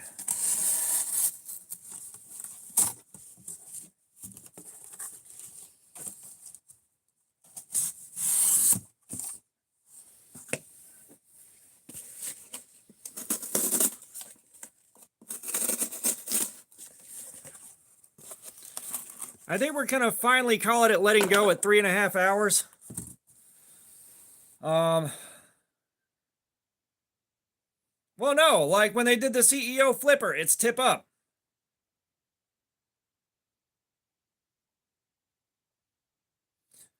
Oh, the Ozark Trail might be tip up. Hang on. Oh my God, standing up hurts. Holy shit. Fuck.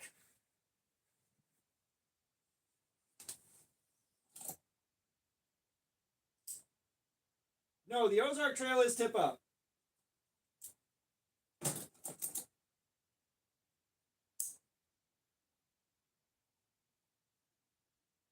The CRKT is tipped down. It also looks like the CRKT is on the older side.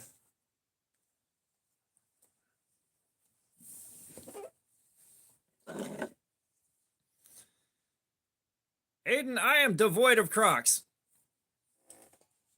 I had a pair that I liked, but once they were gone, they're gone. Hey, this table's part of the channel.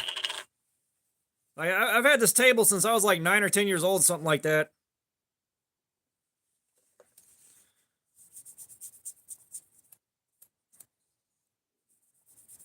This is actually a very small folding chair that I have repurposed because it fits under my ring light here.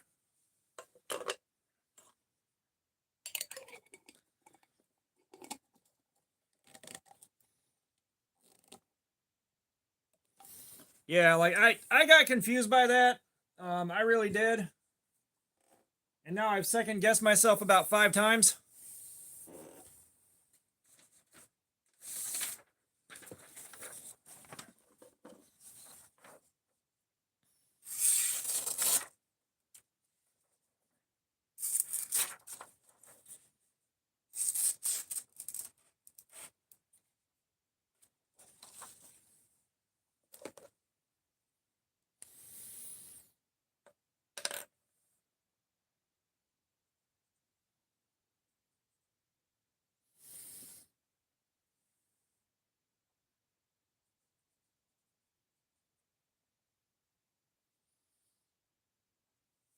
Okay, so I've got this marked where the snag should be.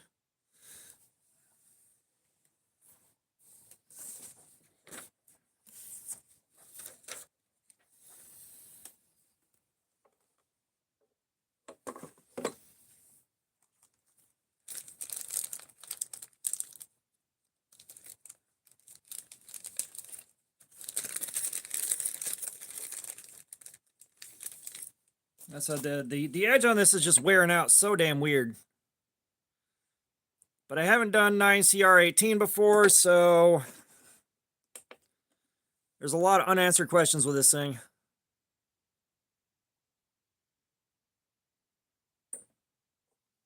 So we're at 503.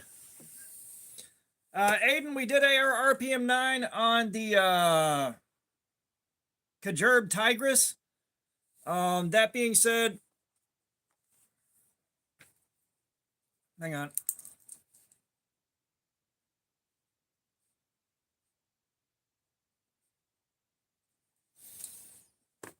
Yeah, we did the CJRB Tigris. It did good from what I remember, but that's a very old live stream from before we were doing things the way we are now. So we're gonna have to revisit AR RPM 9. I may have to dig the pyrite out to do that.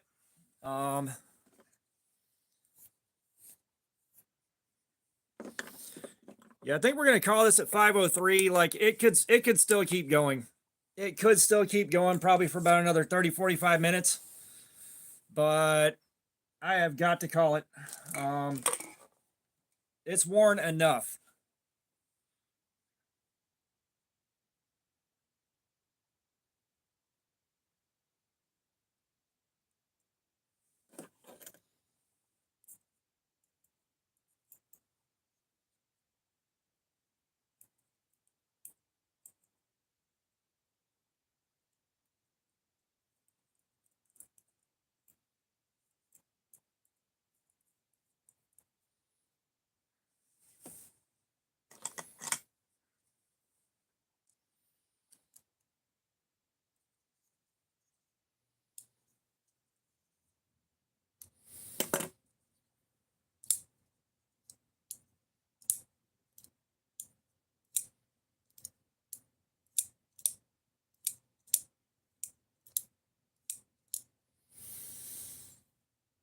Redland, man, I appreciate you, man.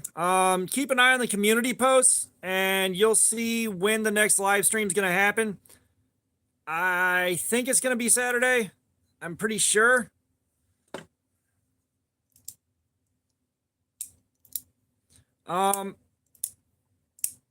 Joseph, like, that's the thing is I've been getting real consistent results with these things. ACR, well, I'm also looking for like total edge devastation as well. Like a lot of guys are cutting just looking for the first snag in the paper.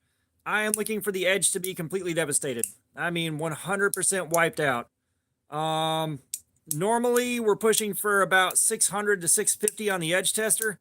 And this one could technically still go for a good bit longer, but enough of these cuts are starting to look bad enough that I can let this one go. And part of the part of the video following this thing up is going to be, it could have technically gone a bit longer. All right, Sergio, appreciate you being here, man. Thank you for your time.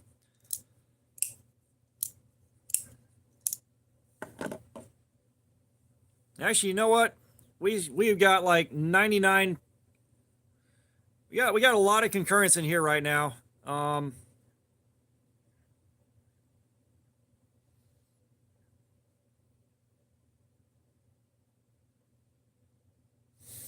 Yeah. Well, I mean, my schedule changed up. I'm normally off on Friday and Saturday.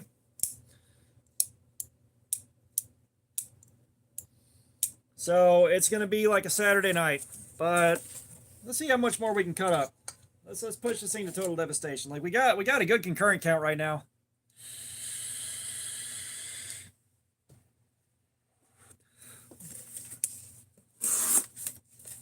Just y'all remember to hit that like button.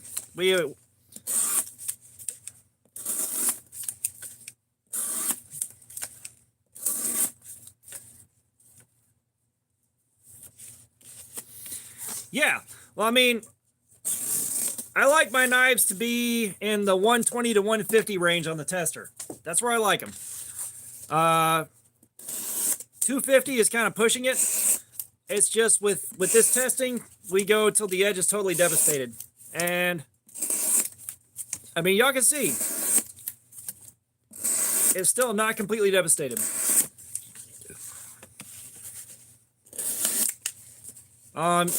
You should have been here for the first and second, well, the first 3 Orange Ozark Trail Knife video live streams, because that was like 7 hours before the edge was wiped out on the first one. We did 6 hours on one, and it could have gone further, but I was too tired to keep going.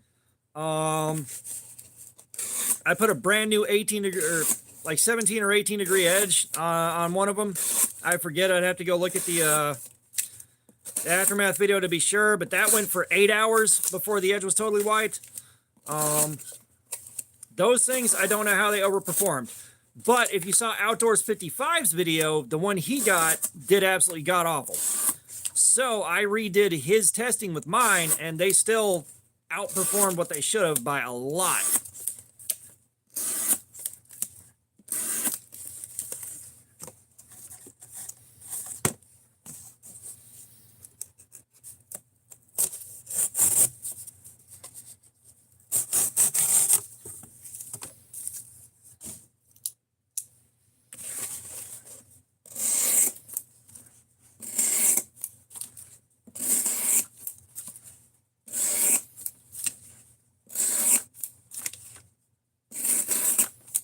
Well, Twiggy, welcome back.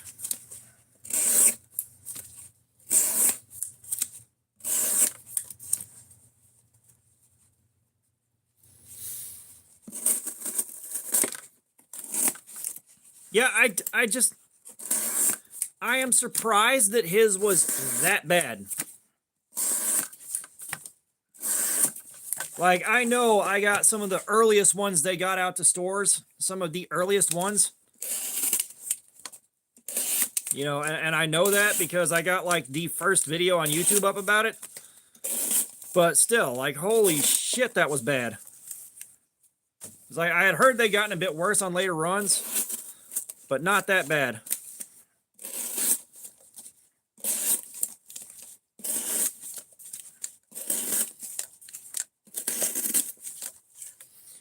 Yeah, I think we can go with Devastated Edge. Yeah, that's why I had them ordered. That's why I ordered them, so we could take a look at the heat treatment and see if it was doing better on edge retention than it's not infinite, but I got a lot. Definitely not infinite. But you know, that's why I ordered them, to test them out and check out the heat treatment and edge retention, see if it was the same or at least average for D2. Because like D2 on a factory edge pretty much goes 4 hours like clockwork on this testing before it's gone. D2 will do 4 hours before it's totally gone. That's why the orange one doing 7 hours on a factory edge was so crazy.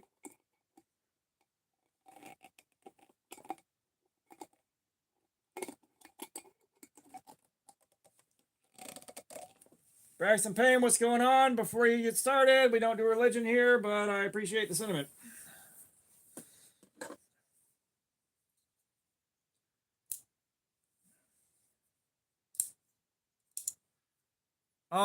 So my hands, no matter what I do, I handle cardboard all day long, stocking shells and shit. They're always gonna look kind of crusty right now. Always.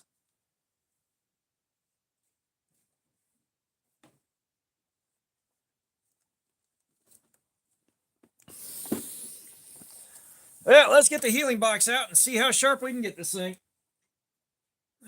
Shouldn't be too bad.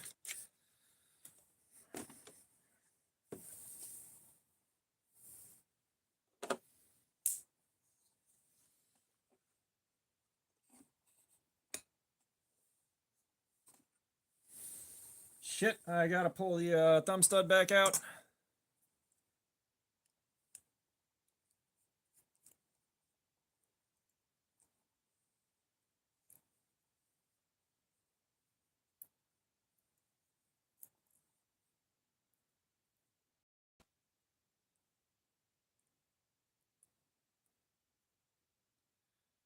Oh, trust me, now that I got one, I am fucking in love.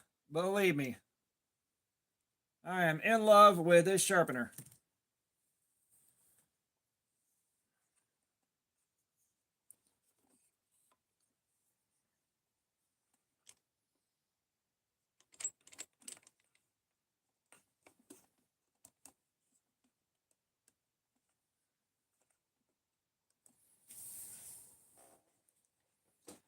Now, how close to 17 are we sitting at right now?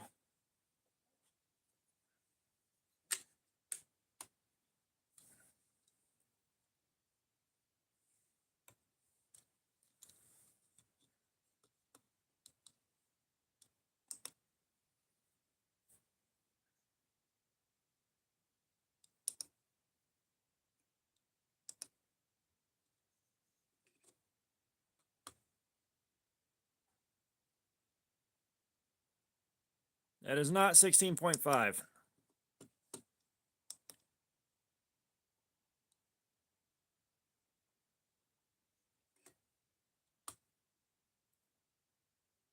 It is 16.5. All right.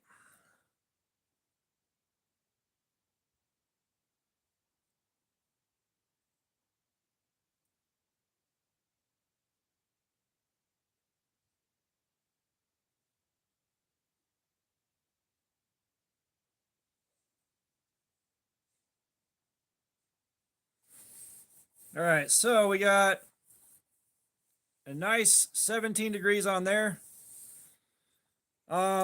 Yeah, the sale that I caught, like when they go on sale, they don't go on sale for much. Like they don't go on sale for much off.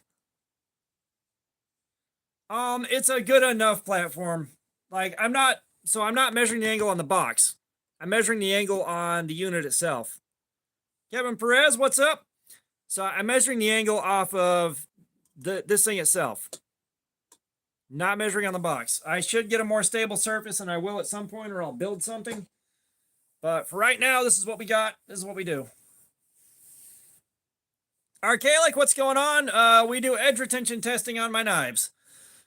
We just did this one, and we have been doing this stream for 6 hours and 57 minutes right now.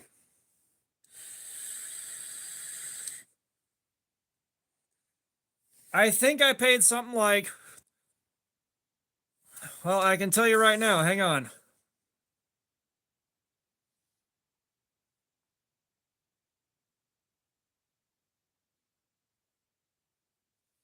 Let me view my order details.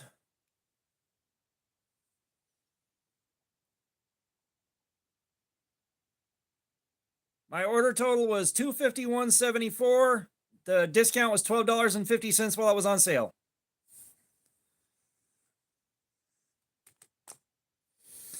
I do have interest in freehand. I have practiced some freehand sharpening. However, honestly, as tired as I am right now, I don't have freehand in me.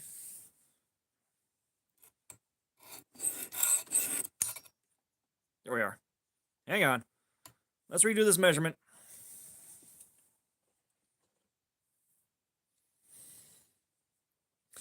We are on the Gen Knives Rhino kit.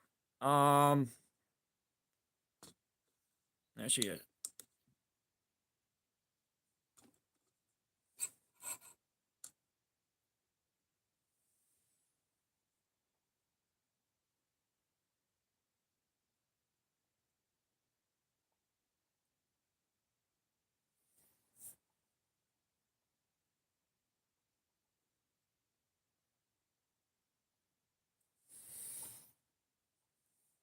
yeah, we are on the Gen Knives Rhino kit. We have been doing edge retention testing on it all night.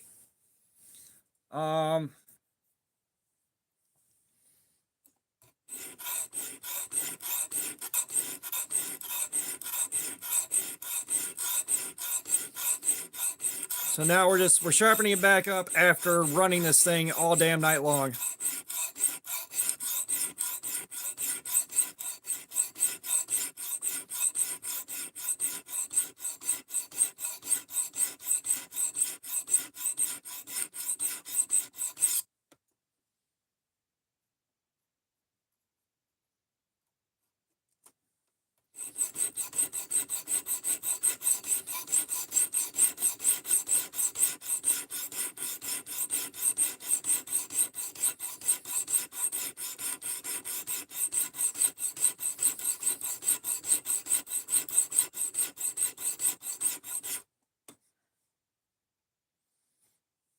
This is the Worksharp Precision Adjust Professional, is what this is. 2 Plus Darkness, what's going on? How you doing, man? I would say don't do it. You have so much to live for, but I don't know your struggle.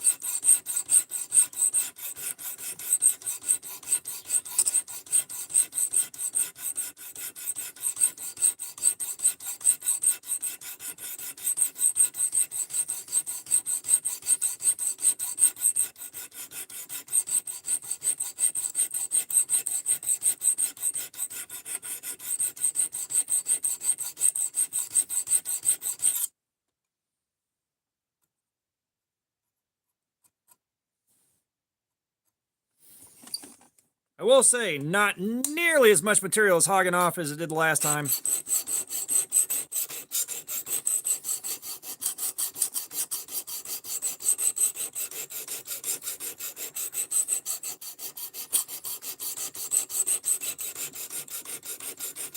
Todd Carr, what's going on? How you doing, man?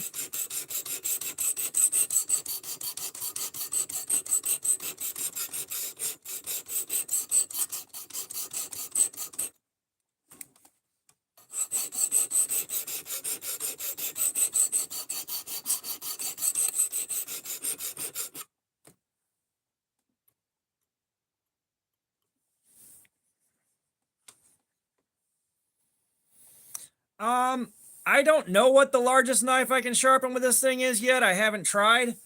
I need to figure out how to check that out before we do one of these live streams with the Cold Steel Mayhem. I want to, but I also want to make sure that I can put a good edge on it and not bork the tip up on the belt grinder.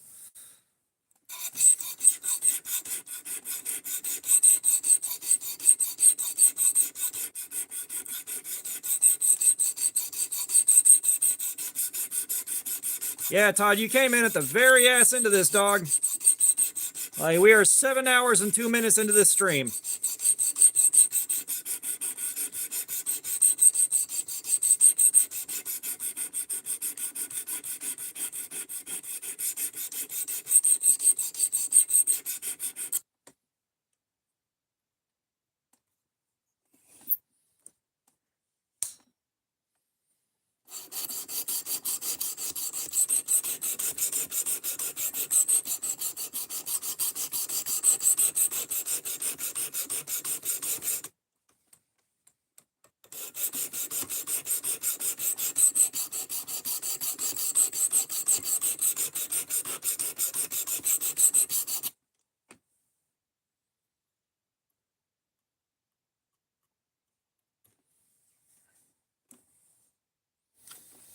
So kitchen knives shouldn't be a big issue, just because of the weight. Now, you do also get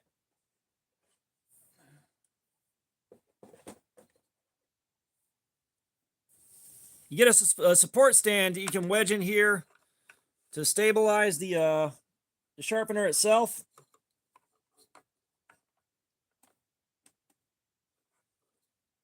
I gotta remember how it goes in. Yes, you got a little clip here you can put in here to stabilize it. Gotcha, Todd.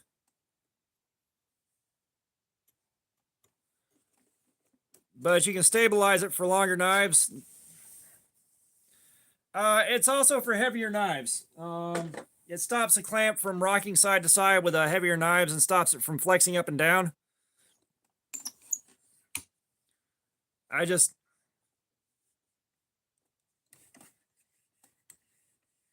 What are you doing right now, boo-boo?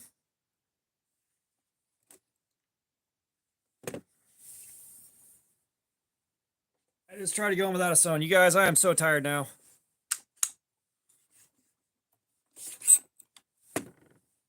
What am I doing?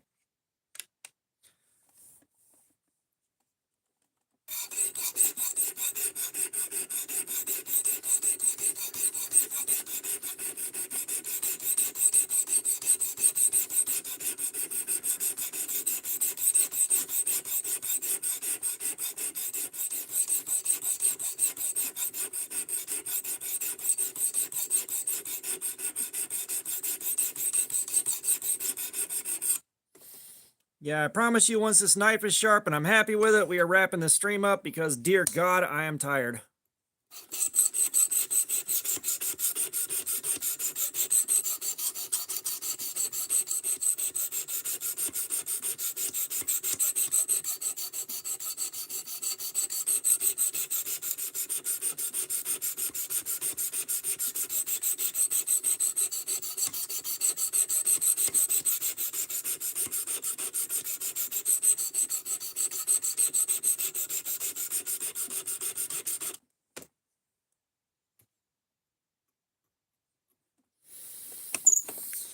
Yeah, I mean, that's usually what it takes to properly, thoroughly test a knife out to the best of my ability. Like, our record is, I think, 8 hours and 48 minutes, if I remember right, for a live stream length. Which, I'm not gonna lie, if I do that to myself again, I'm either raising money for myself or raising money for charity.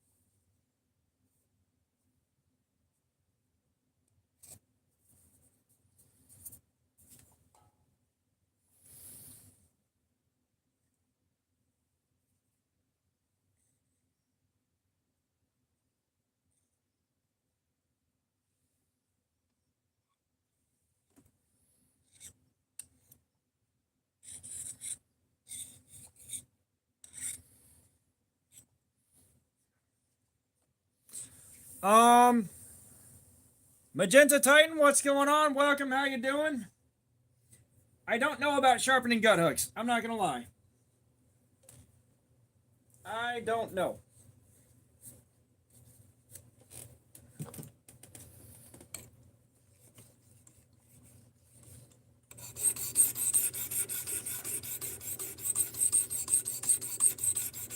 All right, Joseph, I appreciate you being here, man. I really do.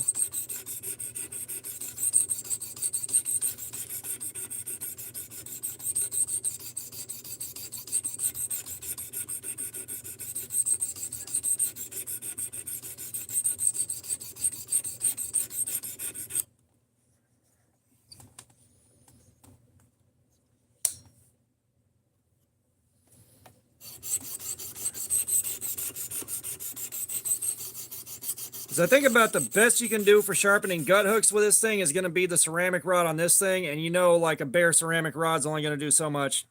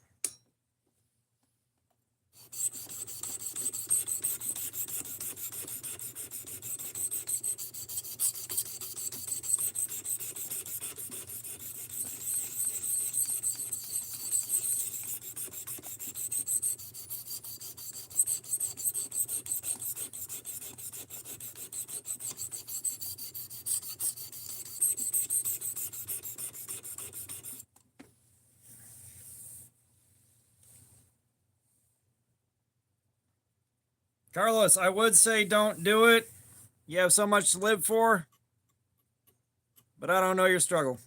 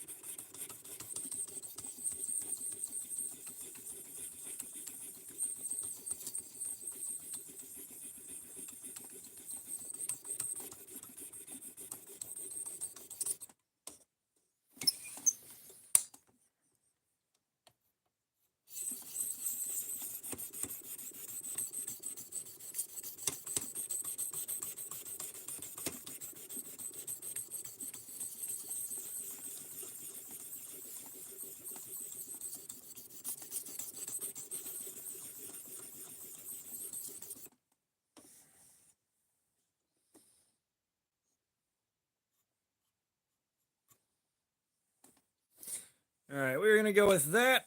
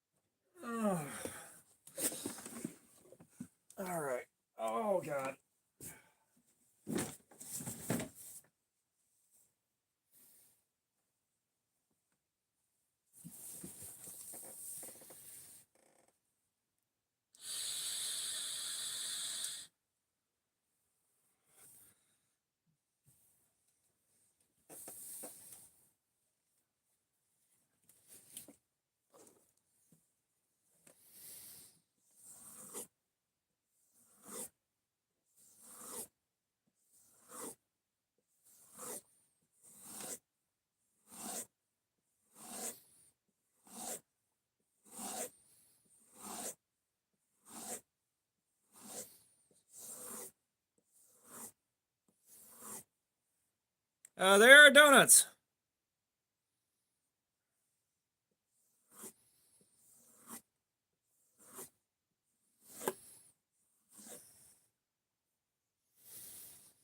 We have got the Gin Knives Rhino Kit. You can buy this on Amazon. It comes in as a kit and you build it yourself.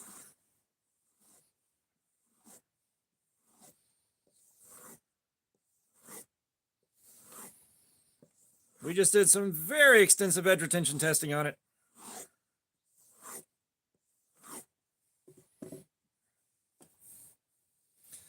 I do not have any case knives. I'm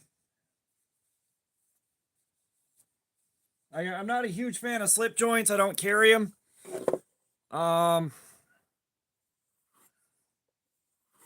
And I do not have the kind of money to buy stuff that I'm not going to carry, with, of course, the few exceptions when something's really nice that catches my attention or really weird.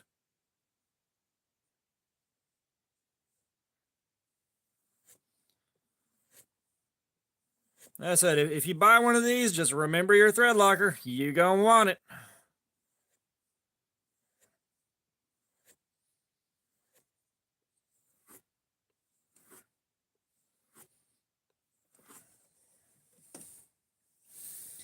Yeah, like, I am familiar with Case. I know they're more of a collector brand. It's just not the kind of thing I'm super interested in collecting myself.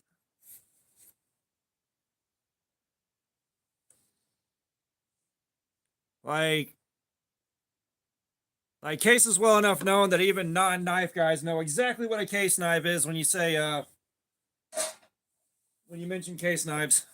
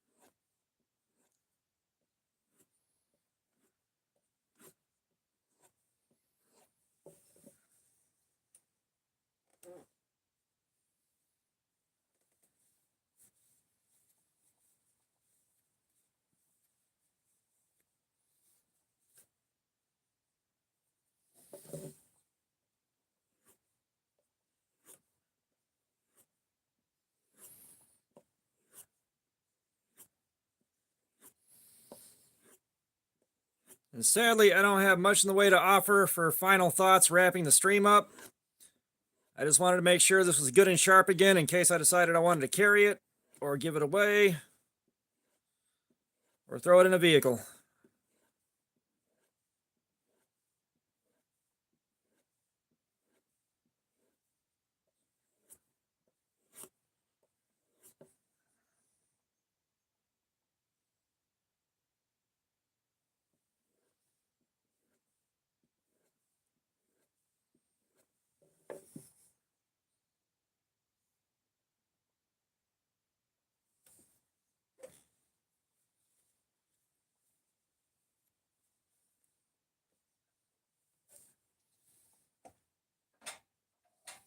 I do not expect I have done what it takes to get this down below 100 on the tester, but we're going to see.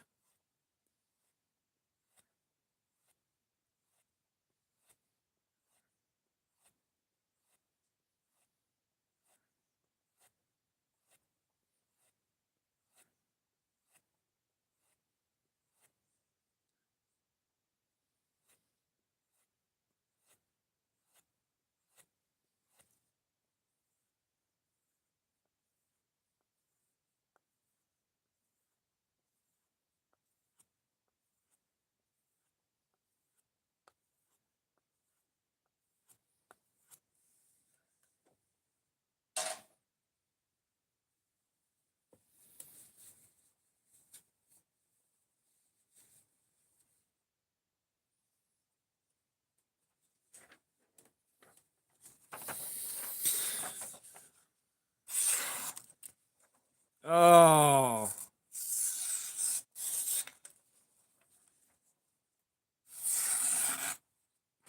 Oh, yeah.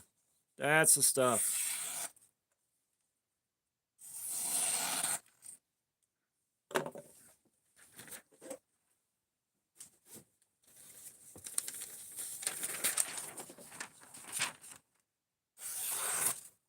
Oh, man, that is so nice.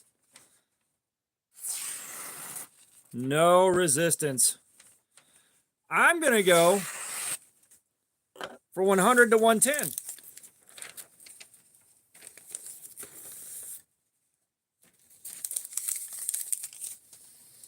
Yeah, no, I'm not a huge fan of slip joints, but I found some Rough Riders on sale at Blade Show and I couldn't pass them up. And the VG10 they use is pretty decent.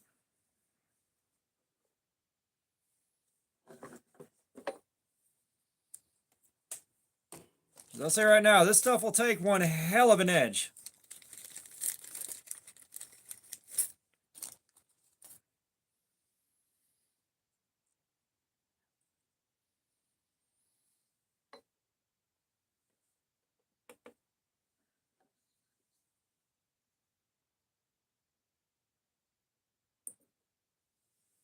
$130. $130 is still really good. I was off by a little bit, but he's still nice. I think we got it a little bit sharper on the first try.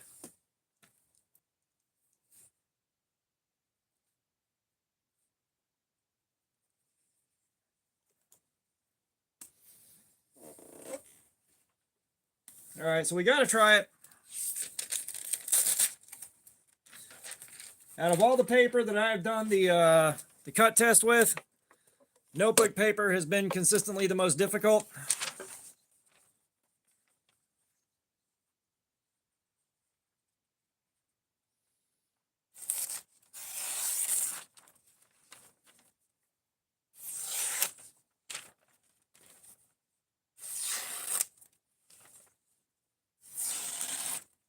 Yeah, that is so good. All right. We're going to wrap this up in like 3 minutes here. Any final thoughts you got? Get them out of your system.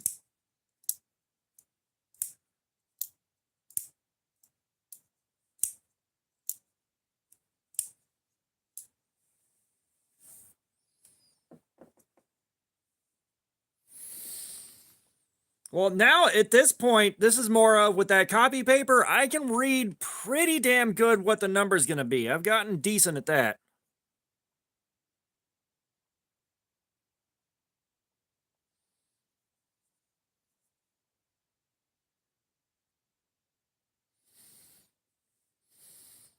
And now it smells like root beer.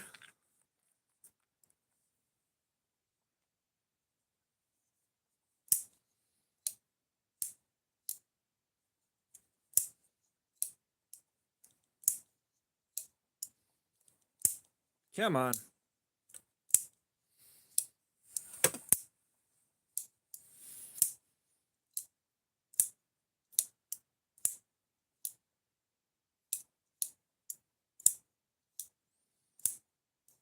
Nah, you're all right, dude. You're all right.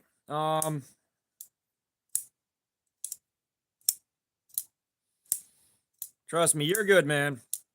I'm sure we got enough views on this live stream to make up for it. This was definitely a lot of fun. I love doing these gin knives.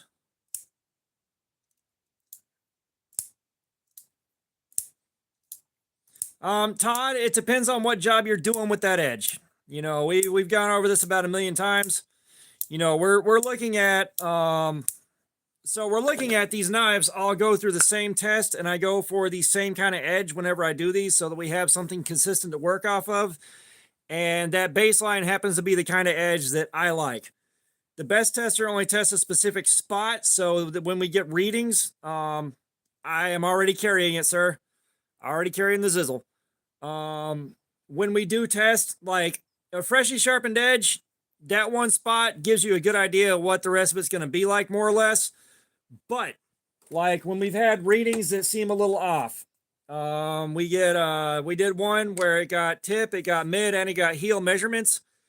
And most of the time we'll see where the hang up is on the paper and test that. We're looking for the worst spot on the edge when we're doing this. Believe me, we've been at this a minute. We got it figured out. We are pretty well dialed in with this testing. You know, it might not be the exact same test everyone else is doing, but what you need for your test is consistent results and repeatable results. And it doesn't matter what the test is, as long as you're testing the same metrics, you're good. So, like, you know, I could have tested this 5 more times across the edge right after I sharpened it to see, you know, exactly how sharp it is at every point on the knife. Not necessarily so worried about that. What we're worried about here is just the repeatability of the testing. Potato, what's going on? You caught us right at the tail end of the stream. Like, I am wrapping this up in about 30 or 40 seconds here. Yeah, we'll get around to testing the Zizzle for sure. I need to do another random roll stream. We ain't done one of those in forever. I missed them. But we need to do another random roll.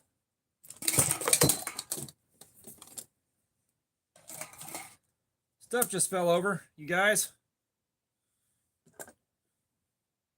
Oh, nice. Good job on the new dog.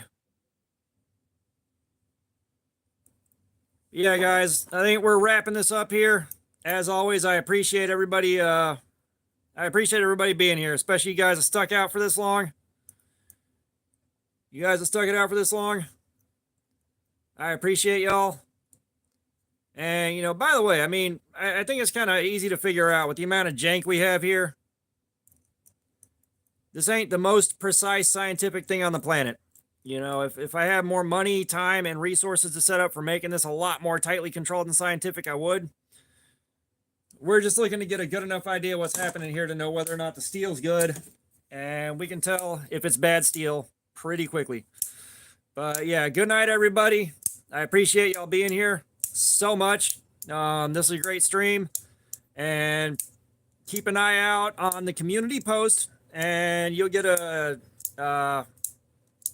heads up when the next one's happening. I expect it to be Saturday, but it may be a different day. I gotta look at my schedule and all that. But yeah, I am signing off now. You guys, thank you. Y'all have a good night.